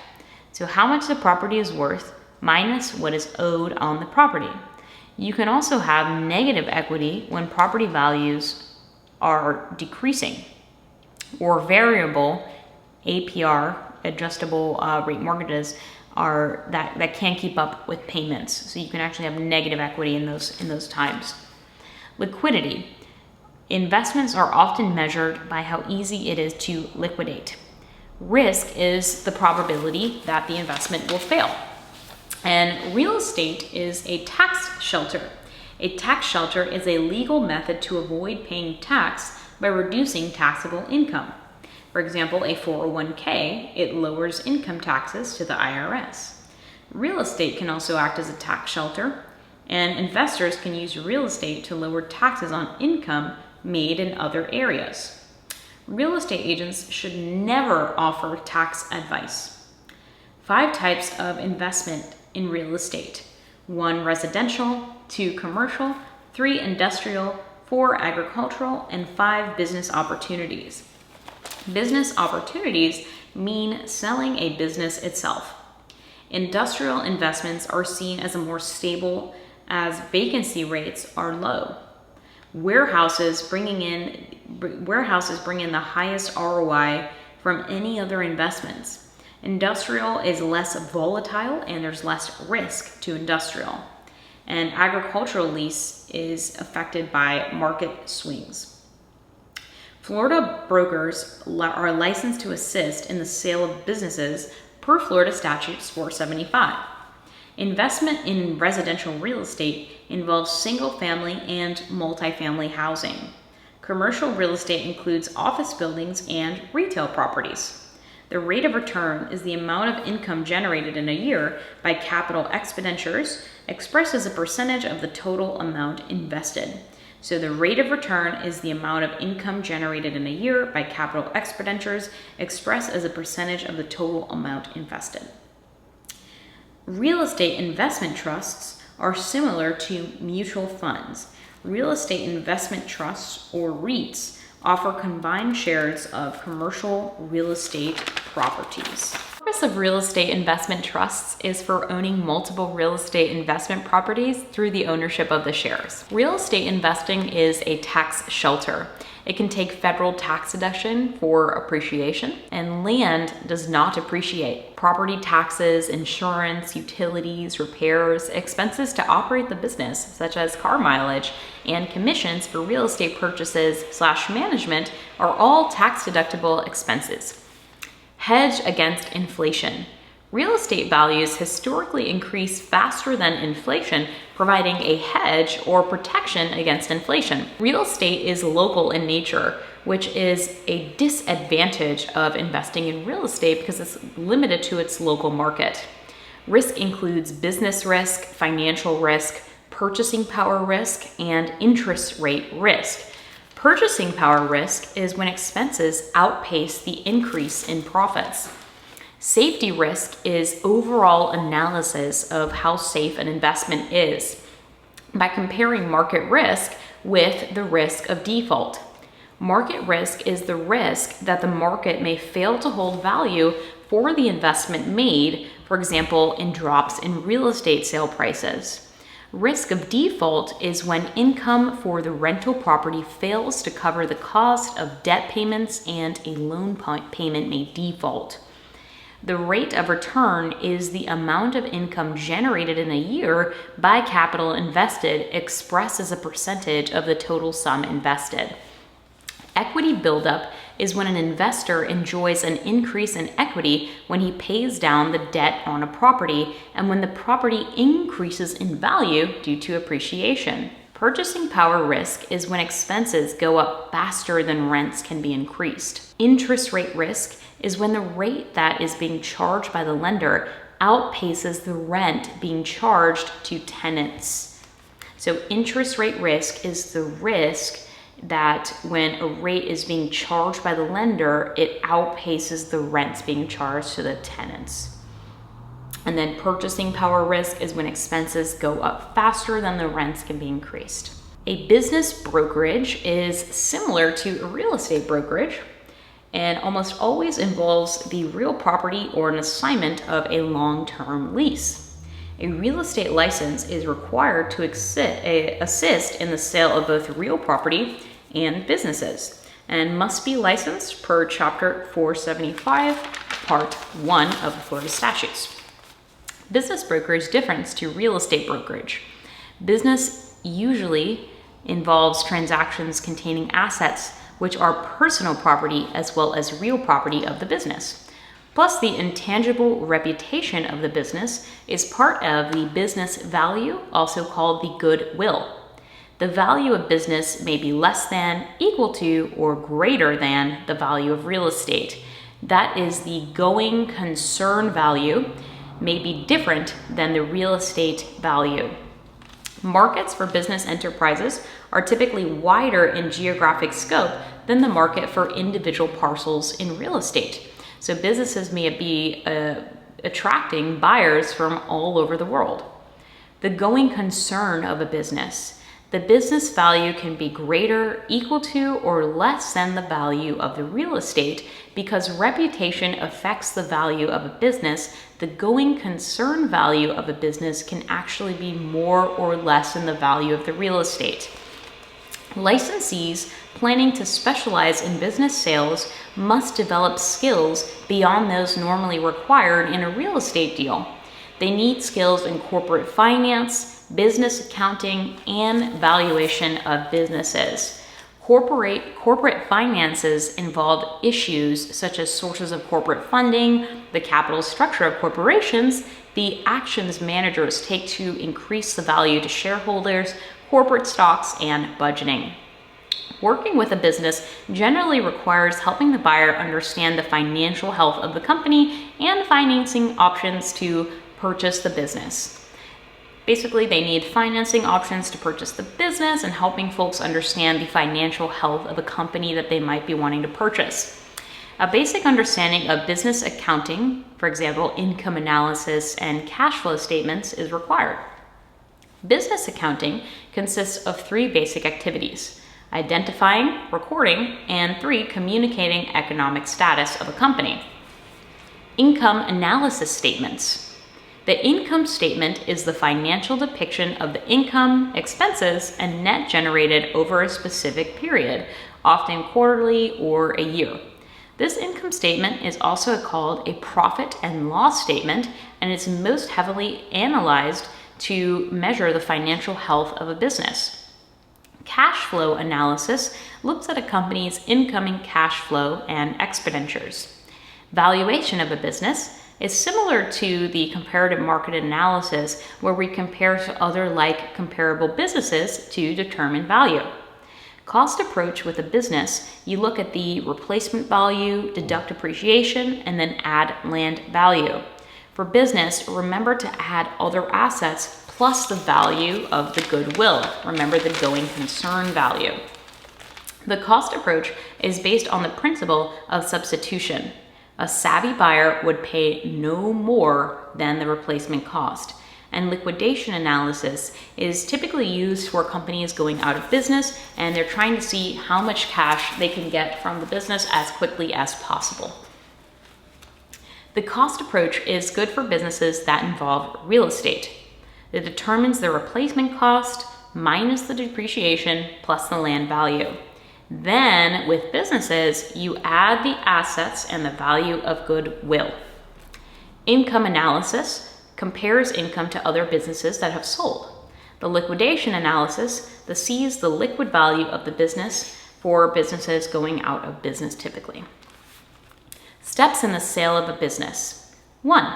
Identify all real estate assets / property to be sold. Real estate agent would be responsible for identifying the legal description of the property being sold, common address, and boundary lines. 2, determine the valuation of the business, including the goodwill, a combo of the cost approach and the income approach to determine the asking price, the going concern plus real estate value. 3, market the business to potential buyers. Biz can also be listed on the MLS. 4, buyer signs a non-disclosure agreement. The seller information as well as income reports must remain private. 5, purchase contract negotiated. Terms of the sale are negotiated. Standard contracts are rarely adequate for a business transaction, so lawyers also create contracts. Real estate agents will do the negotiations and back and forth, typically before the contract is written in writing. 6, closing to transfer property. Before closing can occur, inspection and financing tasks will need to be completed and all financing contingencies must be met. Smaller businesses can have a quicker closing. However, some businesses require advanced inspections, like a gas station, for example. Once all inspections are completed and the property condition is accepted by the buyer and/or valuation is accepted by the lender, the deal will proceed to closing. If a real estate agent wishes to specialize in business opportunities, it is important that they become adept in corporate finance, business accounting, and valuation of businesses. Liquidation analysis is the process unique to business valuations versus regular real estate.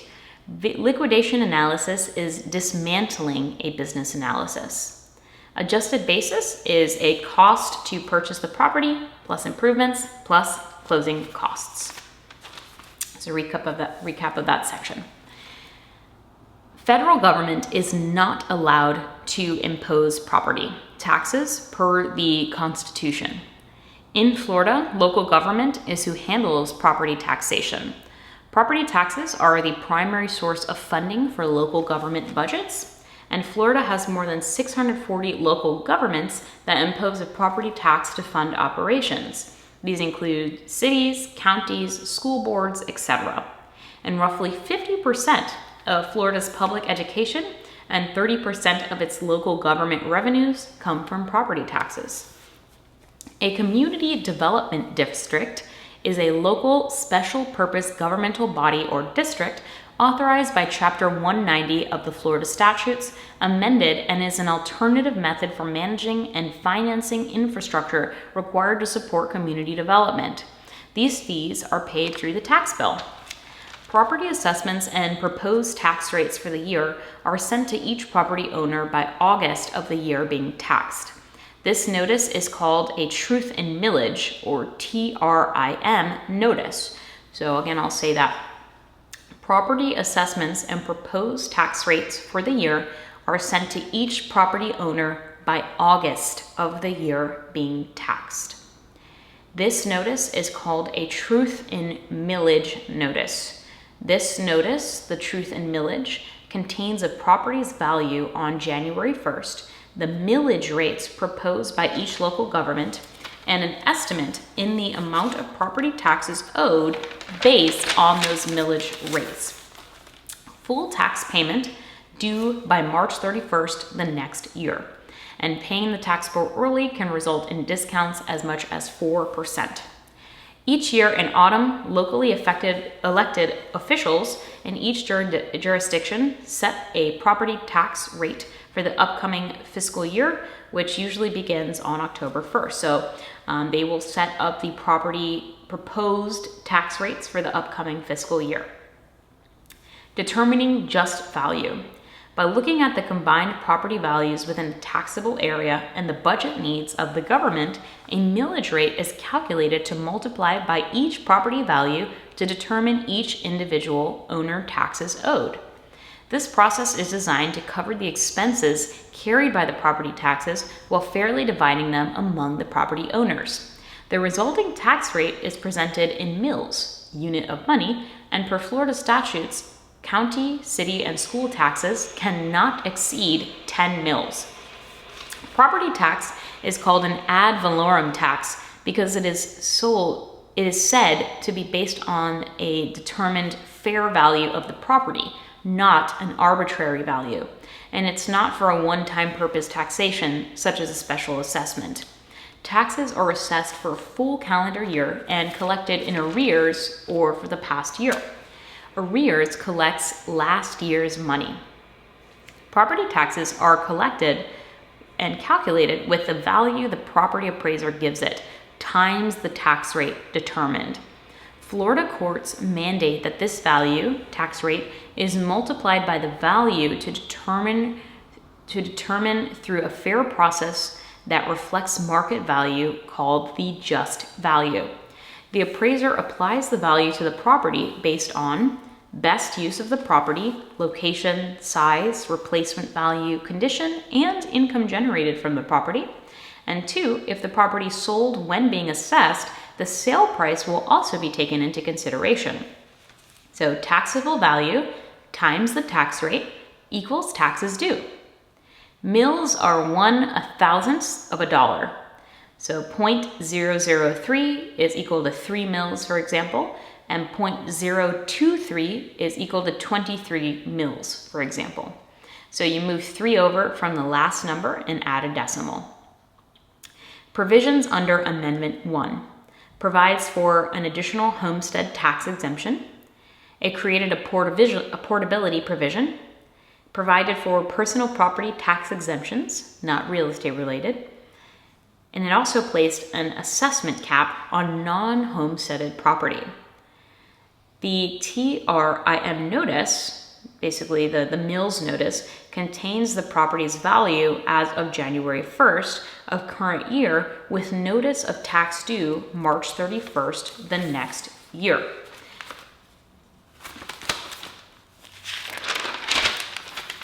Property owners can protest assessed value of the property. So here's the protest procedure. 3 steps can be taken to protest the property tax assessment. 1, they can have an informal hearing with the property appraiser to discuss objections to the appraisal. 2, they can file an appeal with the Value Adjustment Board. And 3, they can proceed to the courts for litigation. By having an informal meeting, the issue may be settled without going to a hearing or without going to court. Having an informal conference with the property appraiser does not extend the deadline to file a petition with the Value Adjustment Board, which must be done 25 days of the Mills notice being mailed. If you petition the Value Adjustment Board, you must still pay all of your ad valorem assessments by March 31st. The Value Adjustment Board is made up of 2 members of the governing body of the county. 1 member is the elected chairperson, and 1 member is also a member of the school board. It also has 2 additional citizen members.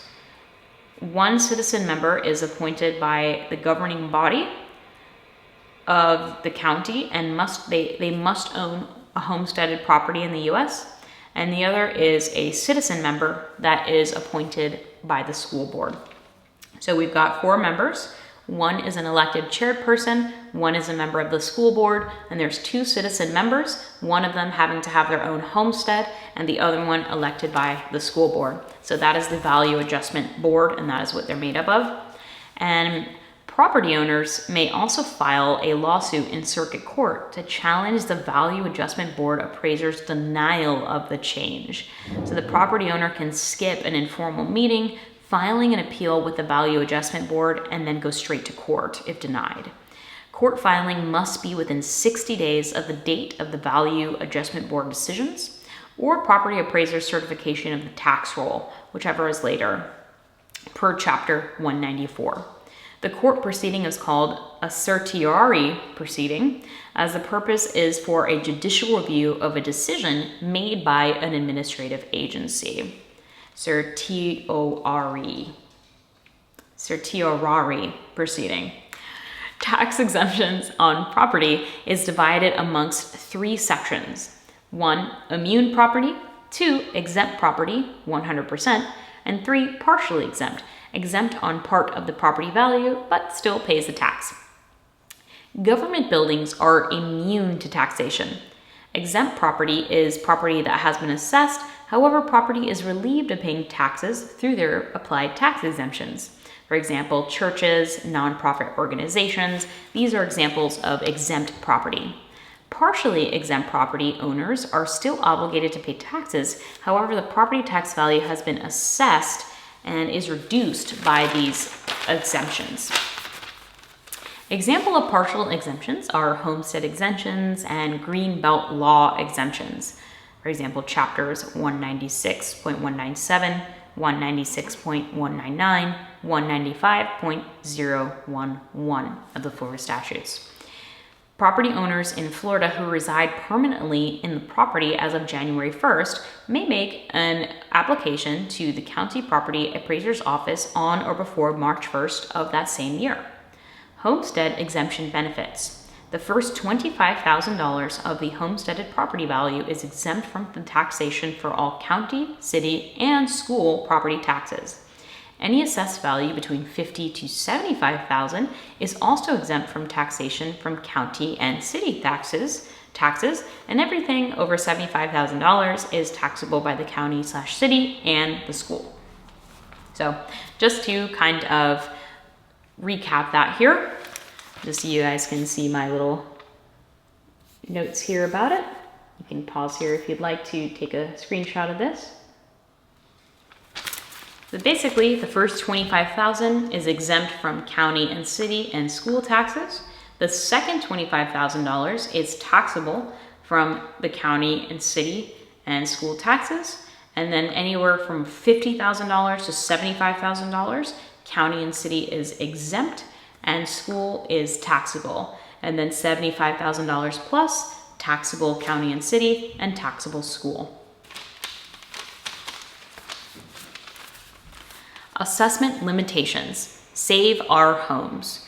The Save Our Homes amendment caused assessed value changes a year to not increase more than 3%. So assessed value changes year to year cannot increase more than 3%, and the assessed value cannot increase more than 3% each year.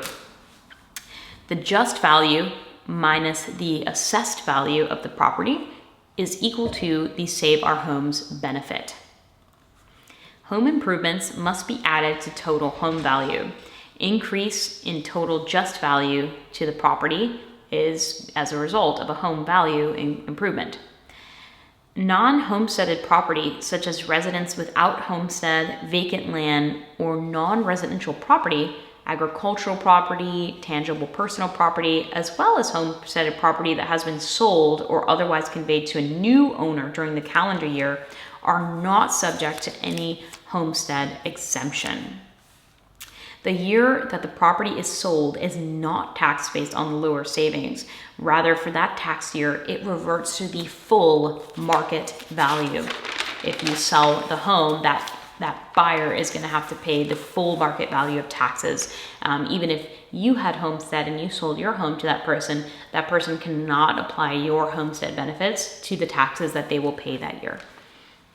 Part 2 of the amendment created a portability provision for the Save Our Homes tax limitation, which allows the benefit to be transferred from one property to another. Limited to $50,000 and transferred within 2 years of selling the previous property. And it's applied differently depending upon whether the new home is worth more or worth less. So let's say if you're a homeowner and you have Save Our Homes Act and Homestead in effect for that property and you move somewhere else, you can actually take that with you through the Save Our Homes Portability Act. And when moving up in value, the entire Save Our Homes cap value can be transferred. So if you're moving up in value, let's say your old home was $100,000 and your new home is $200,000, the entire benefit can be transferred.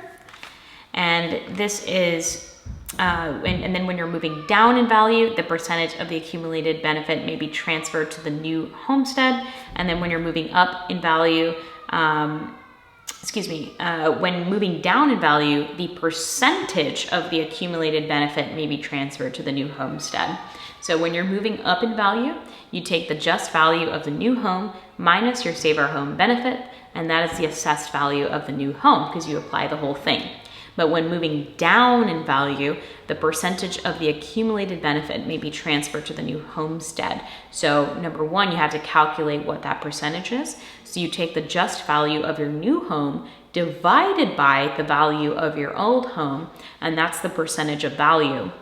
And then you take that percentage of value, you multiply it by the assessed value of the old home, and you create assessed value of the new home.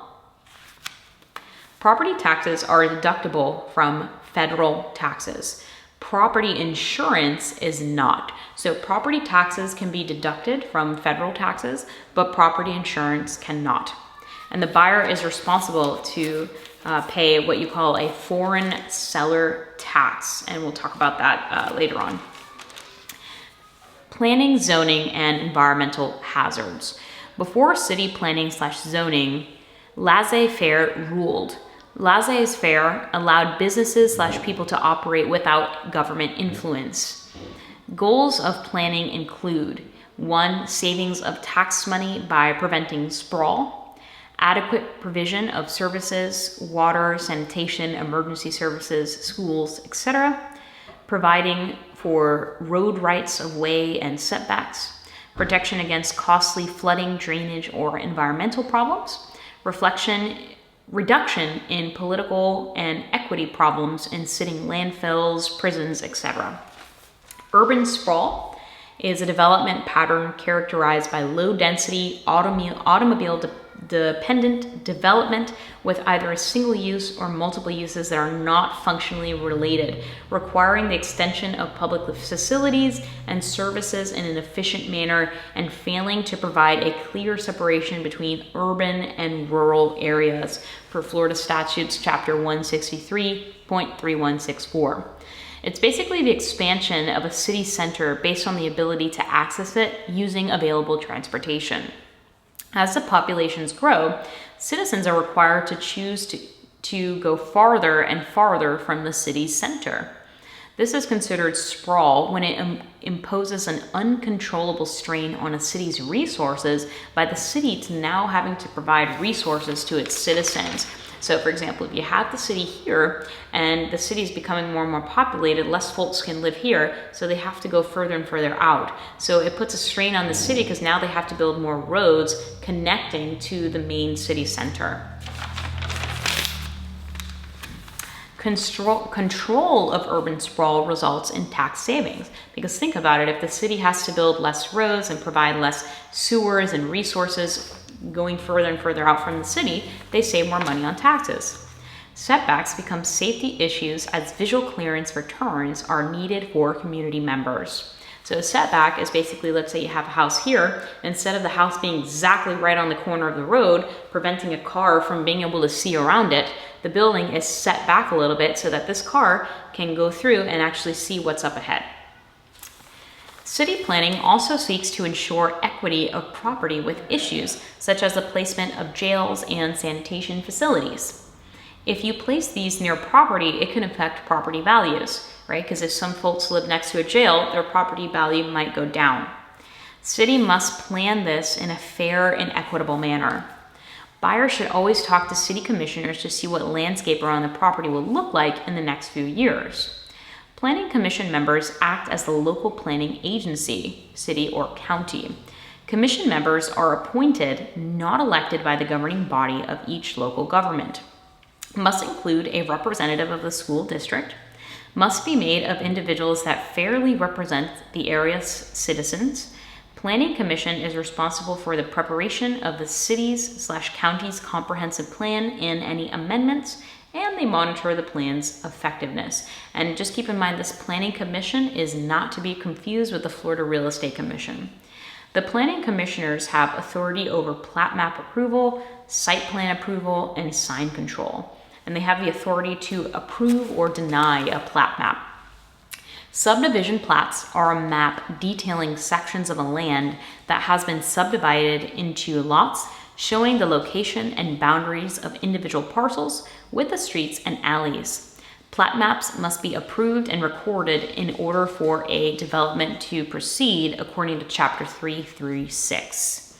So subdivision plat maps must be recorded and approved. Site plan is similar to a plat map, except a site plan involves a larger project with a broader community impact. A site plan depicts the property lines, outlines of existing proposed buildings and structures, the distance between the buildings/property lines and setbacks, parking lots, driveways, surrounding streets, landscaped areas, easements, utilities, etc. Sign control.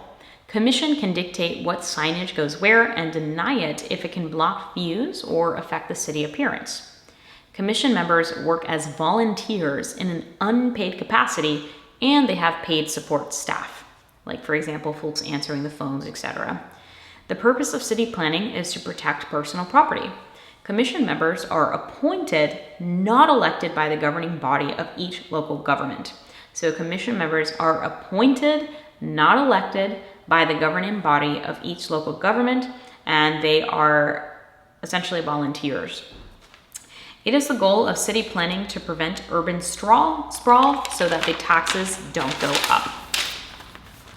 Florida's Growth Policy and Community Planning Act, Chapter 163 of the Florida Statutes. Florida's Community Planning Act, per Chapter 163 of the Florida Statutes, gave authority and responsibility for establishing and implementing roles, processes, and powers of comprehensive planning to local governments. States of Florida's role is to be the protector of the state's resources as a whole, but the local governments have actual regulatory authority over the land. Chapter 163 of the Florida Statutes, Growth Policy. The Growth Management Act, or the Growth Policy Act of Chapter 163 of the Florida Statutes, is a broad collection of laws and regulations and rules affecting all planning and development in Florida, created in 1985. All plans must be adopted by ordinance and reviewed by state. It provides strategies for development and guides future plans in a consistent manner. Under the Community Planning Act, state-mandated concurrency is not required for transportation, schools, or taxes. So I'm just going to say that again. Under the Community Planning Act, state-mandated concurrency is not required for transportation, schools, or parks. Concurrency allows for the new development only after a minimum of public infrastructure is in place around the development site. This means that projects could be approved without provisions for public transportations, schools, or parks already being in place. So I'm just going to say that again. Concurrency is not required for transportation, schools, or park. And concurrency allows for the new development only after a minimum level of public infrastructure is in place around the development site. So that means that projects can be approved without provisions for public transportations, schools, or parks already being in place. So you don't need to have those things before you can develop there. Department of Economic Opportunity. In 2011, there was a massive rewrite of Florida's growth management laws, putting enforcement of community plans in the hands of the Florida Department of Economic Opportunity. The overall goal of the Department of Economic Opportunity is the development and support for communities and economic incentives for businesses that create new jobs. Florida's comprehensive plan must contain certain elements to be coordinated with the plans of surrounding areas. These include future land use, traffic circulation, water, sanitary and storm sewers, and solid waste, conservation of natural resources, recreation, housing, coastal zone protection where relevant, intergovernmental coordination, and impact upon utilities. To avoid overburdening infrastructure, all plans must be implemented by first adopting enough land use control ordinances and capital improvement programs which meet concurrency requirements. Plans may include optional elements such as historical destination, scenic preservation, economic, and public buildings. It must be consistent with public health and safety. All elements must be concurrent to keep up with new developments. Zoning requires that properties of certain types be built within certain areas called zones. There are 5 residential zoning areas: residential, commercial, industrial, agricultural, and special use. Residential control of density. Zoned areas for residential purposes control density, meaning there's a limit to how many homes can be built within a certain area. Lot sizes are regulated, as well as setbacks and placement of buildings, known as lot coverage. Density is the measurement of the number of people or residential units allowed per unit of land, per Chapter 163.3164 of the Florida Statutes. Commercial control of intensity of use. Zoned areas for commercial purposes control the intensity of use, meaning the effort is made to control public use and access numbers. As such, the number of parking spot requirements, as well as building heights and size limitations, are also controlled. Industrial control of emissions and effluents. Zoned areas for industrial purposes control of byproducts such as noise, odor, smoke, congestion, and chemicals or effluents. Effluents are liquid waste or sewage discharged into a river or sea as a result of industrial activity. Confines industrial buildings to industrial zoning areas. Agricultural zoning preserves an agricultural base while minimizing the conflict between agricultural and non-agricultural uses. It reflects a community-wide policy that farmland is a valuable resource that should be presented to ensure the continued production of agricultural commodities. This maintains a critical mass of agricultural land. Special use. These are exceptions for zoning, for example, allowing a doctor's office in a residential area. A special use permit must be obtained for special use zoning, and only previously written in exceptions may be used. A buffer zone. A buffer zone is an area of land designed to separate different zone areas, such as an industry from housing. This can be a green space with trees or park-like areas. Building codes set minimum standards for how buildings are built and standards to promote health and safety. Florida has set building standards within the Florida Building Codes that are maintained by the Florida Building Commission. Building permits required for any construction project issued by the local building department. Ensures proper building codes are being followed. Once a building permit has been issued, inspections will be done periodically to ensure compliance with building codes. A certificate of occupancy is issued upon completion of construction, which deems the structure to be fit to reside. So I'll say that again. A certificate of occupancy is issued upon completion of construction, which deems the structure fit to reside. Florida energy codes must also be incorporated into the design and construction of all new residential/commercial buildings. Ensures that the buildings are energy efficient. R value. Energy codes requirements for a minimum R value of insulation. The minimum value depends on the area. R value is the rating of insulation thermal resistance. It indicates the resistance to heat flow. The greater the R value, the greater the insulating effectiveness. So the greater the R value, the greater the insulating effectiveness. To determine the R value of multi-layered insulation, the R values of the individual layers are added.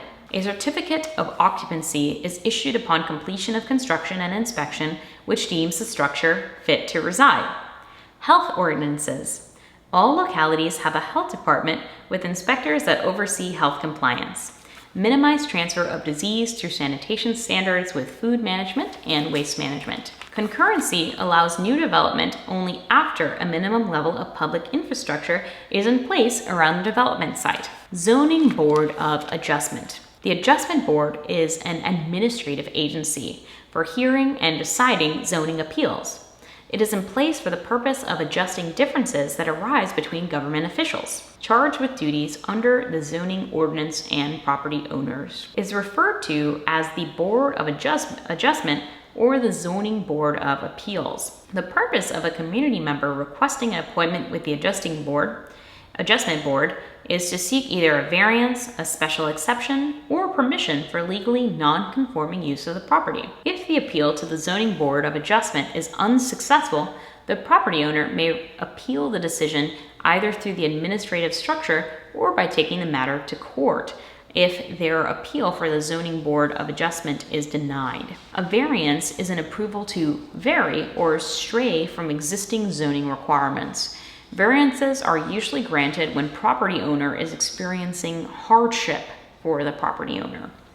A land hardship comes from the impractical application of the zoning rule based on the property's physical elements. All variances must maintain public safety while providing equal justice for all citizens. For a variance to be granted, the issue cannot have been caused by the property owner. Variances may not be used to cure ordinances that affect multiple property members. Special exception refers to the concept of a special use property. Zoning board may approve exception, but only if it was pre-approved as a type of exception. Special exception is to promote the interest of the public. Special purpose property is specifically designed for one use, such as churches, theaters, and schools. It's more difficult to alter these special purpose properties for a different use. Legally non-conforming use. A legally non-conforming use is granted to a property that was already used in a non-conforming manner prior to the zoning going into effect. Non-conforming use is grandfathered in as acceptable. Property owner risks losing the legally non-conforming use status if the property owner discontinues use of the property in a non-conforming manner. If a non-conforming property is destroyed more than 50% of the value, it may not be rebuilt and used as a non-conforming property. Legally non-conforming use can be passed from one property to another, and always check with the zoning board before assuming that use is transferred. Legally non-conforming use can be passed from one property to another. Always check with the zoning board before assuming that use is transferred. Building regulations impose minimum lot size requirements for individual land parcels. To calculate how many lots may be created from one parcel of land while complying with minimum lot standards, follow this formula. Lots per acre formula with density requirement. 1. Take the starting acres times the percentage to be developed equals total acres to develop.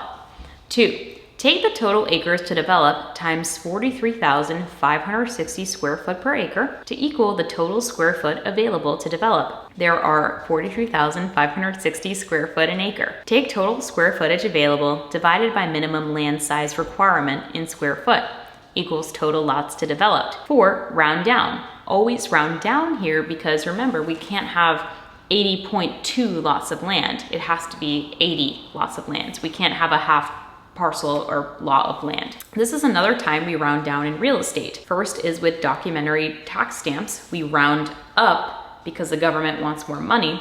And the second is with rounding land parcels. So with documentary tax stamps, we round up and then we round down with rounding land parcels. Development of regional impact. Construction projects that are so large that they affect more than one county would be subject to regulation of development of regional impact.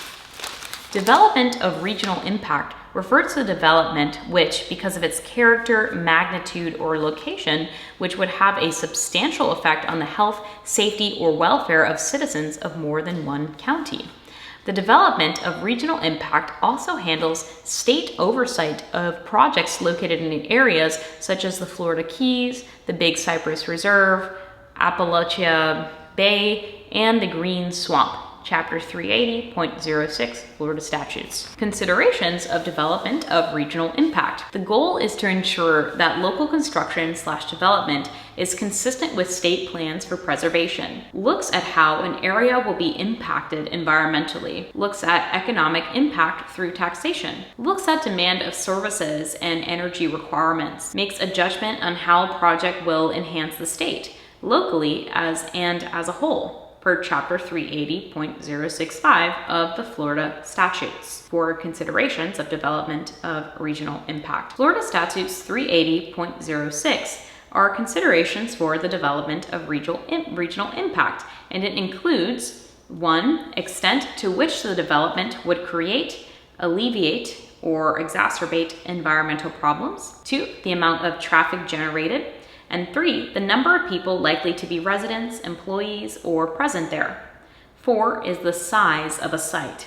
And 5 is the likelihood of additional developments being created. 6 is energy demands. And 7 is the unique qualities, or are the unique qualities of particular areas of the state. Planned unit development. Projects with regional impact are planned unit developments. Communities that are operated by an HOA and designed to offer amenities and features not found in traditional subdivisions. Usually offer a variety of housing, for example, single family, condos, townhomes. Commonly include retail and commercially designated spaces within the development. Homes built with planned out unit development commonly have zero lot line development, built with the homes crowding the lot lines without normally imposed setbacks to maximize the number of homes offered within the space. So I'm going to say that again.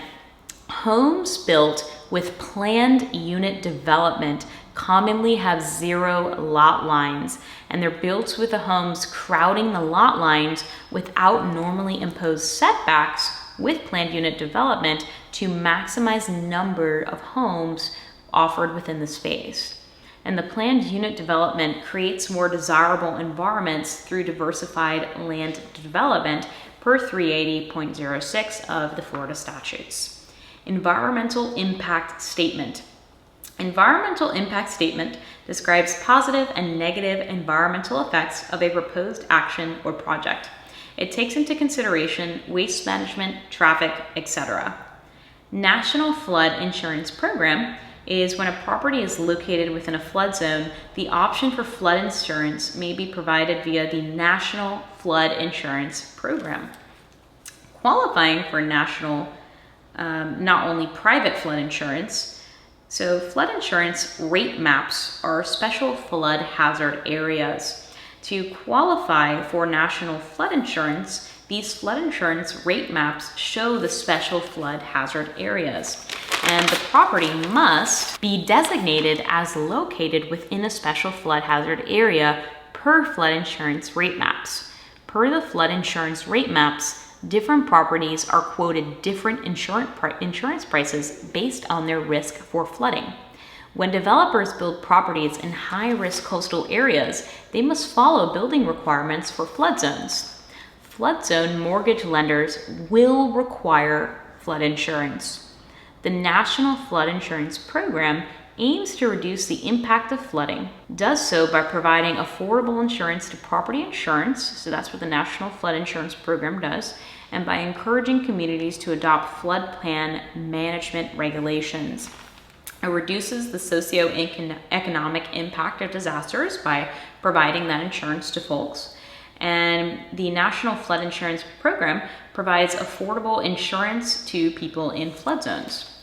Communities agree to adopt/enforce flood plan management ordinance to reduce the flood risk, and in turn, the federal government will make flood insurance available within the community. So these communities agree to adopt and enforce the flood plan management ordinance to reduce the risk, and then in turn, the federal government makes that flood insurance available to the community.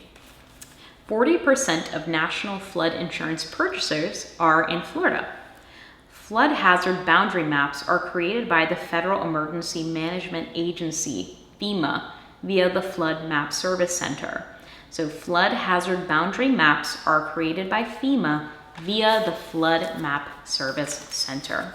And the Flood Map Service Center is the official public source for flood hazard information produced in support of the National Flood Insurance Program.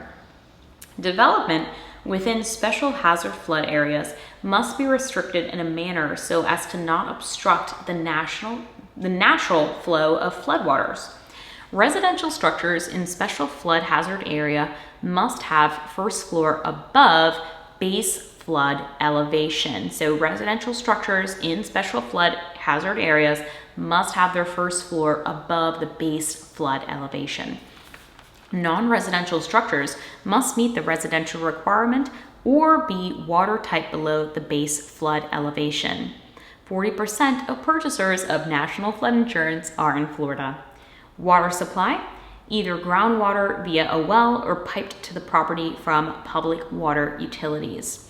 Impurities in drinking water must be kept within acceptable standards set by the U.S. Environmental Protection Agency. Safety levels of well water are not monitored by public agencies, so property owners or potential buyers can have the well water specifically tested for impurities. Buyers of homes with wells can have an inspection done on well to ensure that the water supply is adequate. An inadequate well could result in the drilling of a new well. Public water suppliers are required to routinely test the water to ensure impurities are within adequate levels. Recipients of public water are charged a fee for use of the water. Home sellers must disclose to buyers known conditions of water systems. Some properties have on-site septic systems. A failing septic system could contaminate drinking water and contaminate nearby soil. Buyers can also order inspection of these septic systems. Attempting to remove asbestos is considered more harmful than encapsulating or sealing it. The removal of asbestos might trigger the duty to notify the Florida Department of Environmental Protection 10 days prior to the removal, along with the requirement to use contractors certified in removal procedures. There are no disclosure forms for asbestos when selling real estate. However, it is advisable for buyers to inspect for asbestos. Radon is an odorless gas from naturally decaying uranium in the soil. Florida statutes mandate a radon disclosure warning be given prior to a buyer signing a purchase agreement for real estate, Chapter 404 of the Florida statutes, and also remember it's also required for leasing. No requirement to test for radon, however. Some parts of the country have a higher incidence of radon than others, and some more efficient, tightly sealed homes may trap the radon inside. Toxic waste can be in the soil from industrial activity, agricultural chemicals, or improperly disposing of waste, etc. Petroleum underground storage tanks used at gas stations can leak as they age, allowing petroleum to contaminate soil/groundwater. They end up entering homes as vapor into buildings and become what is dubbed as brownfields or Superfund sites. Today, underground storage tanks are regulated to prevent these leaks, to prevent brownfields and Superfund sites. Prior to 1978, lead-based paint was used, and deteriorating, not intact lead paint is a hazard and requires immediate action. A disclosure must be made for any home built prior to 1978 of the possible existence of lead-based paint before a sale or lease. A brochure from EPA, HUD, and Consumer Product Safety Commission brochure must be provided titled "Protect Your Family from Lead in Your Home." Mold disclosure is not required to home buyers or renters, but it must be disclosed if there is mold known in the property. Many lenders require an inspection for WDOs, or wood-destroying organisms like termites.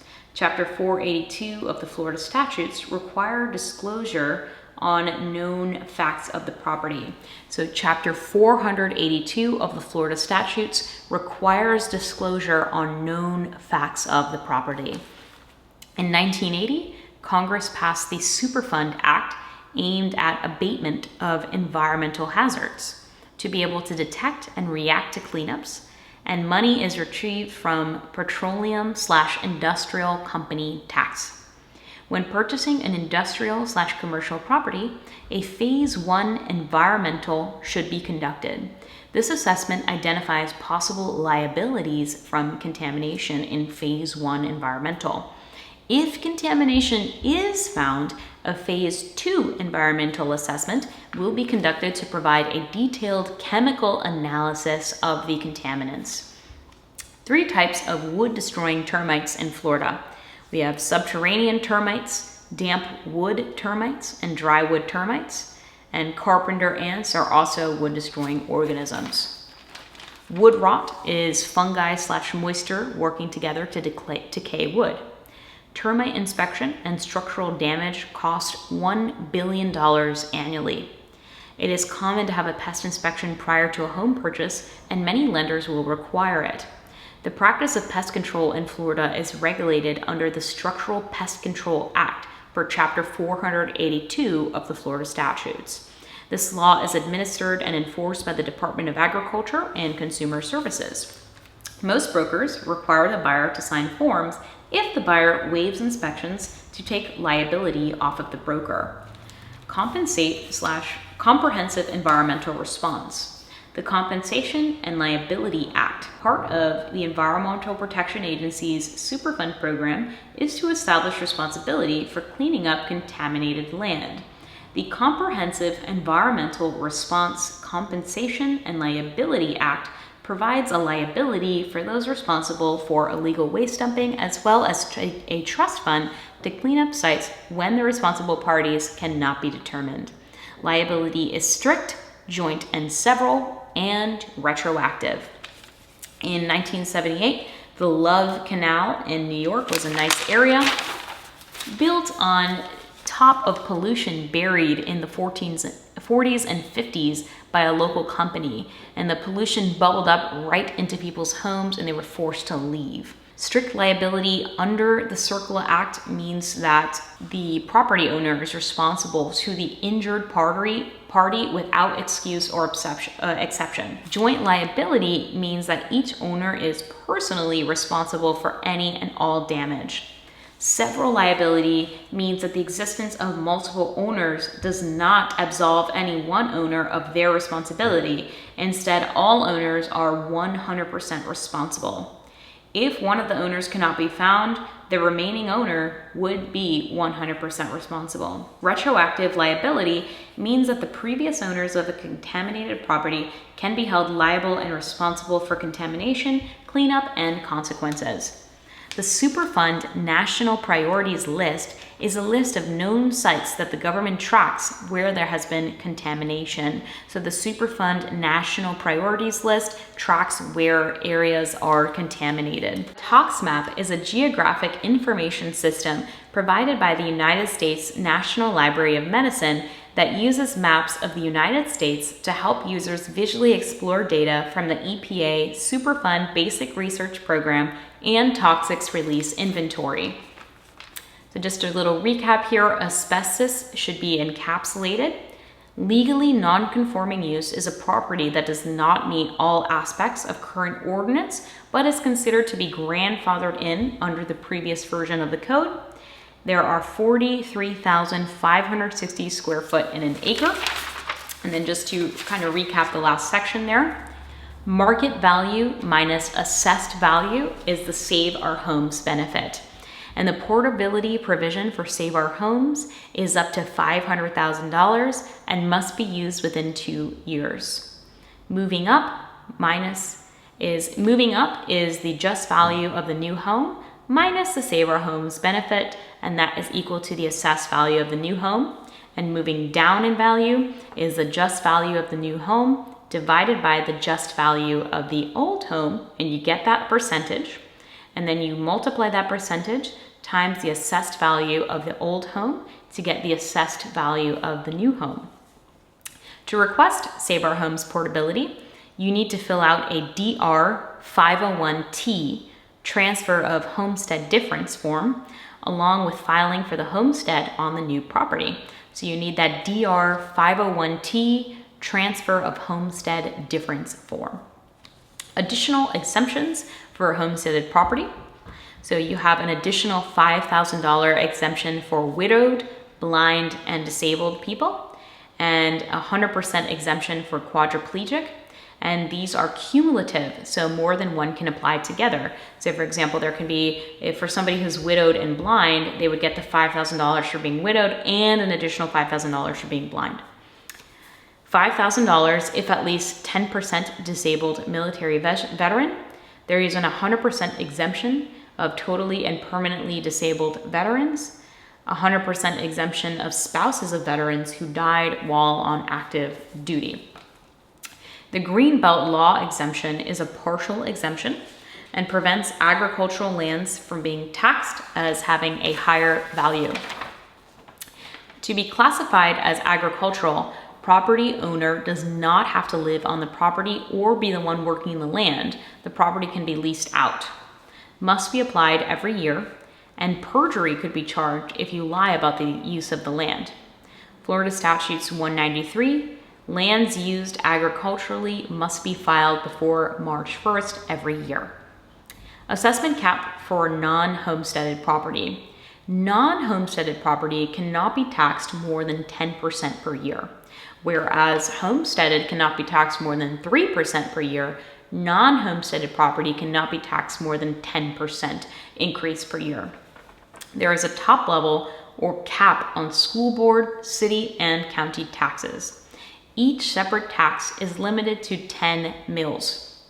To calculate taxable value, we start with 1, the property assessor's just value minus the Save Our Homes benefits. 2, we reduce the assessed value by any homestead exemptions. School/county taxes are assessed differently, remember.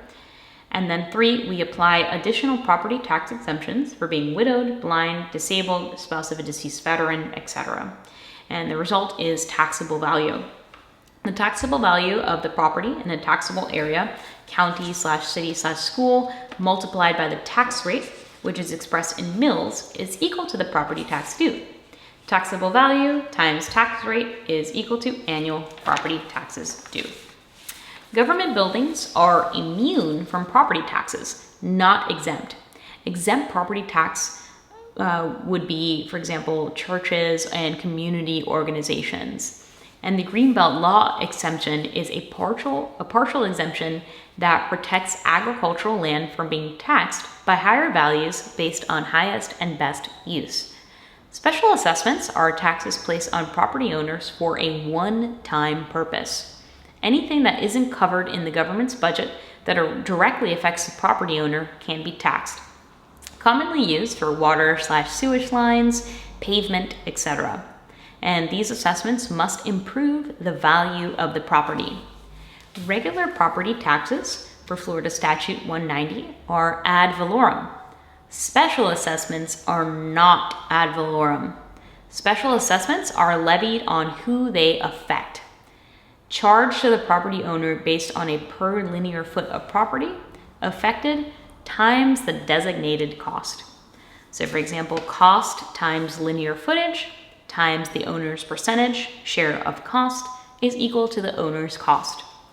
So then you divide by 2, or the homeowner, or however many homeowners share that street, usually 2. If it's like a street facing this way, there's usually 1 home on this side and 1 home on this side.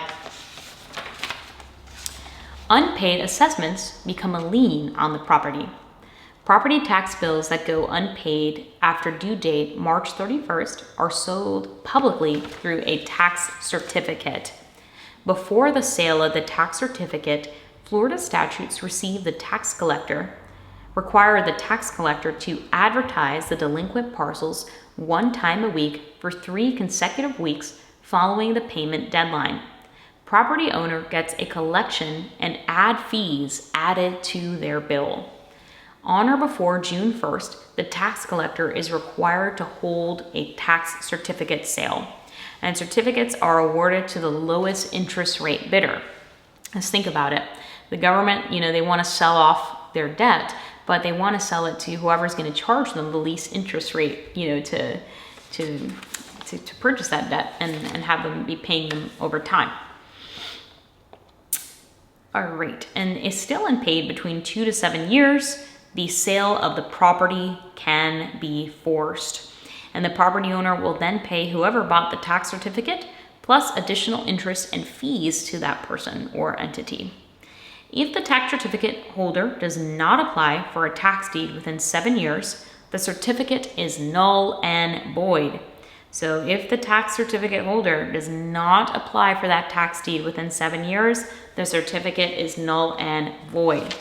And if no one bids on the property, when the forced sale of the property happens, the tax certificate holder now owns the property. And if someone bids on the property, it will go to the highest bidder. The winner of the property must now pay the tax certificate holder plus interest. Taxable gain is determined by the amount realized from the sale, so the sale price minus the expenses of the sale. The adjusted basis is the owner's original cost plus the expenses of purchase and capital improvements. And capital gain is the amount realized minus the adjusted basis. There are federal tax advantages to home ownership, and advantages include property owners can claim a mortgage interest deduction on their federal taxes for their principal residence and also for a second home. So again, that's pretty awesome. You can claim a mortgage interest deduction on federal taxes for primary residence and your second home. Property owners may deduct the amount of property taxes on their principal residence from their federal taxes.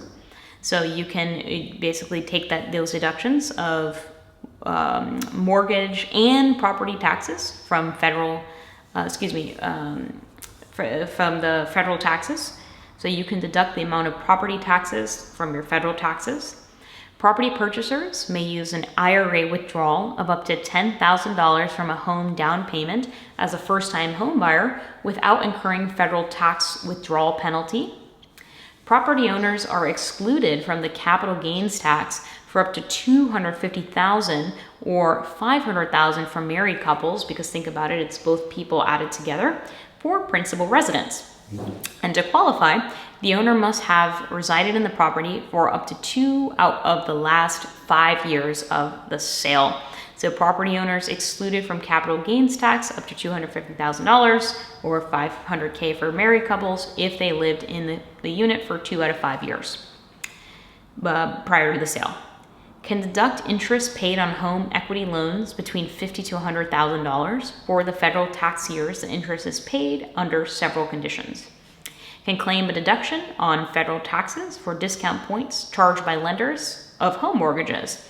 So you can actually claim a deduction of federal taxes for discount points charged by the lender on a mortgage. And you may deduct from federal taxes origination points paid to refinance. So you may deduct from federal taxes origination points paid to refinance. Property owners can claim a mortgage interest deduction on their taxes for their principal residence and for a second home. Itemized deductions, not the standard deduction, are generally required to take advantage of these tax benefits. Taxpayers paying mortgage interest should fill out a Schedule A to see if their itemized deductions exceed their standard deduction. If so, taxpayers will save more money by itemizing. Taxpayers who itemize deductions will need to file a Form 1040 long form, and the loan must not exceed the home. Couples filing jointly can deduct interest of up to $750,000, filing separately up to $375,000. When property taxes are paid through an escrow account attached to a mortgage loan, the property owner can deduct only the amount paid out of the escrow for the property taxes. Primary residence owners do not have to pay a capital gains tax on anything below $250,000 of capital gains. Married people up to $500,000. And to qualify, you must reside in the property for 2 out of the 5 years before the sale. Interest on home equity loans is deductible, so used for improvements on the home for the year the interest is paid, up to $100,000 married, $50,000 single. So interest on home equity loans is deductible for the year the interest is paid, and this is for home improvements up to $100,000 married, $50,000 single. Only if used to improve property can you get that tax cut on those home equity loans. Property owners may claim a deduction on federal taxes for discount points charged by lenders of home mortgages. Mortgage loan origination fees and points are deductible in year paid up to $750,000, then deduction may be limited. Number of points may not be excessive, and the points may not be used for standalone fee items like property taxes, and cannot have made a loan to be able to pay the points. Origination points. Property owners may deduct from federal taxes origination points paid to refinance a home. These points are deducted over the life of a loan. The Foreign Investment in Real Estate Property Tax Act means that up to 15,000% of the purchase price may be required to be withheld by the purchaser on a sale by a foreign seller unless certain requirements are fulfilled. The buyer must report purchase and paid tax withheld to the IRS. So the Foreign Investment in Real Estate Property Tax Act means that up to 15% of the purchase price may be required to be withheld by the purchaser on a sale by a foreign seller. And the FIRPTA, or Foreign Investment in Real Estate Property Tax Act, is to avoid having international sellers not pay taxes. So that's why the buyer, they need to retain that 15% of the purchase price. Investment in real estate can result in 3 types of income. 1 is active, wages, salary, etc. 2, passive, rental income. And 3, portfolio income, real estate investment trusts, stocks, bonds, etc. And cash flow is equal to NOI, net operating income, minus expenses. Money left after all expenses equals after-tax cash flow.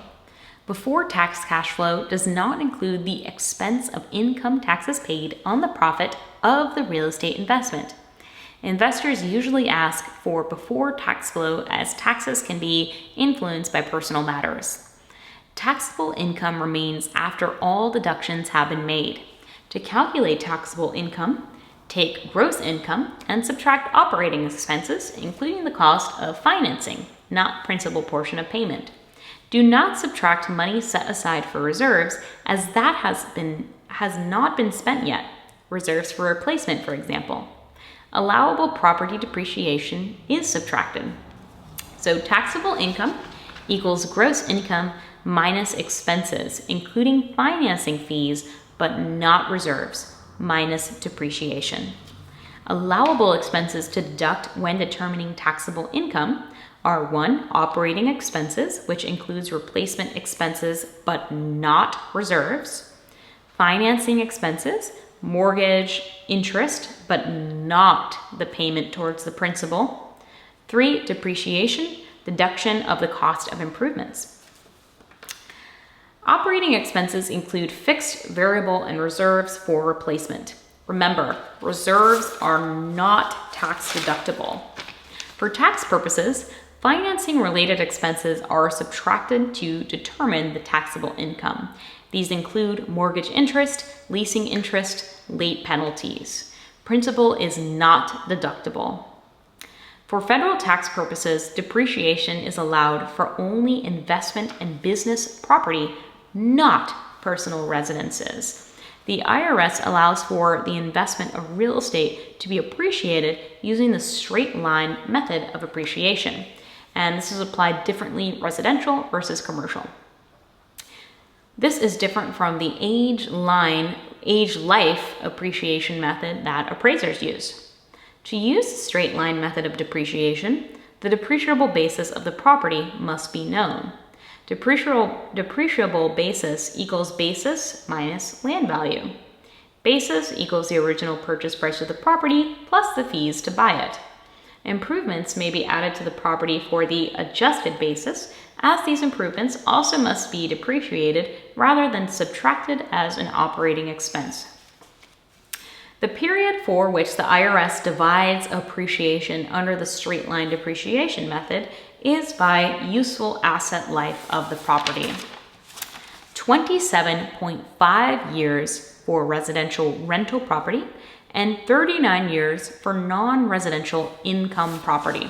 So the period for which the IRS divides appreciation under the straight line appreciation method is by the useful asset life of the property. And the useful asset life for residential is 27.5 years and 39 years for non-residential income property.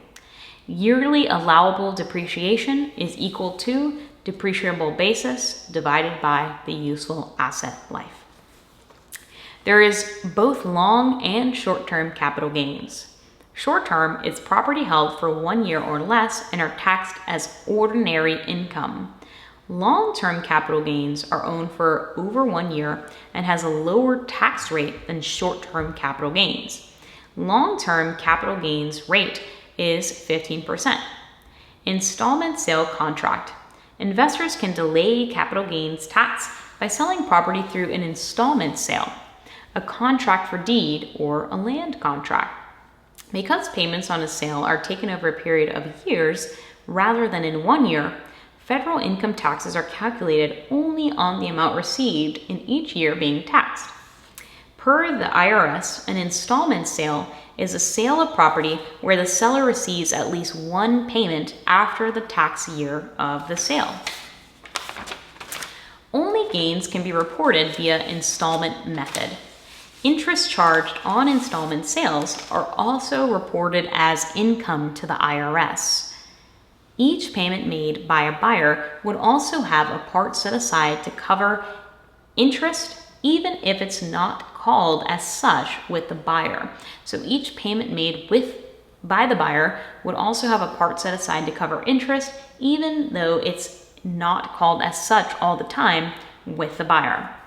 A like-kind exchange, or a 1031 exchange, is when an investor sells one property with the intent to buy another. An investor can use a 1031 exchange to avoid paying the capital gains tax. And there is a timeline on this. And so typically, if an investor has another property in mind, they can sell one property and then immediately invest those funds into another property to avoid the capital gains tax. And then just to recap some important formulas here that we just want to memorize for the Florida real estate exam. Documentary stamp taxes. We've got on deed. We calculate it by the sale price divided by 100, round up, times 0.70. And then intangible is the amount times 0.002. And intangible, remember, is only for new mortgages. And then we've got the doc stamp note, which is the total mortgages amount divided by 100, round up, times 35. I don't know if you can see this here.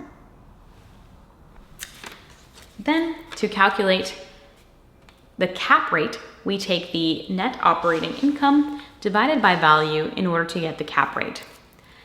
The sale price divided by the gross monthly rent is the gross rent multiplier, or annual for gross income multiplier. So you can take the sale price divided by the gross annual rent for the gross income multiplier. Let's see if I can zoom in there. And lastly here with mortgages, we have the housing expense ratio and the total obligation ratio.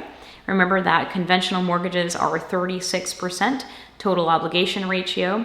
FHA loans are the only ones with housing expense ratios of 31%, and the total obligation ratio is 43%. VA loans have a lower total obligation ratio of 41%. Whew. All right, so we have finished up here. Thank you so much for making it to the end. I hope this helped you with your Florida real estate exam. And woo, here's to all of us passing our exam. And if you wanted to see just your average gal documenting her real estate journey, go ahead and hit the subscribe button, as I'm gonna be posting more here and just showing you all of my hiccups and challenges and the school of hard knocks here on this channel. I'm pretty new to all of this, and so it's really a whole new world, and just want to bring other people on my journey. So thanks so much for making it. Wishing you well on your exam.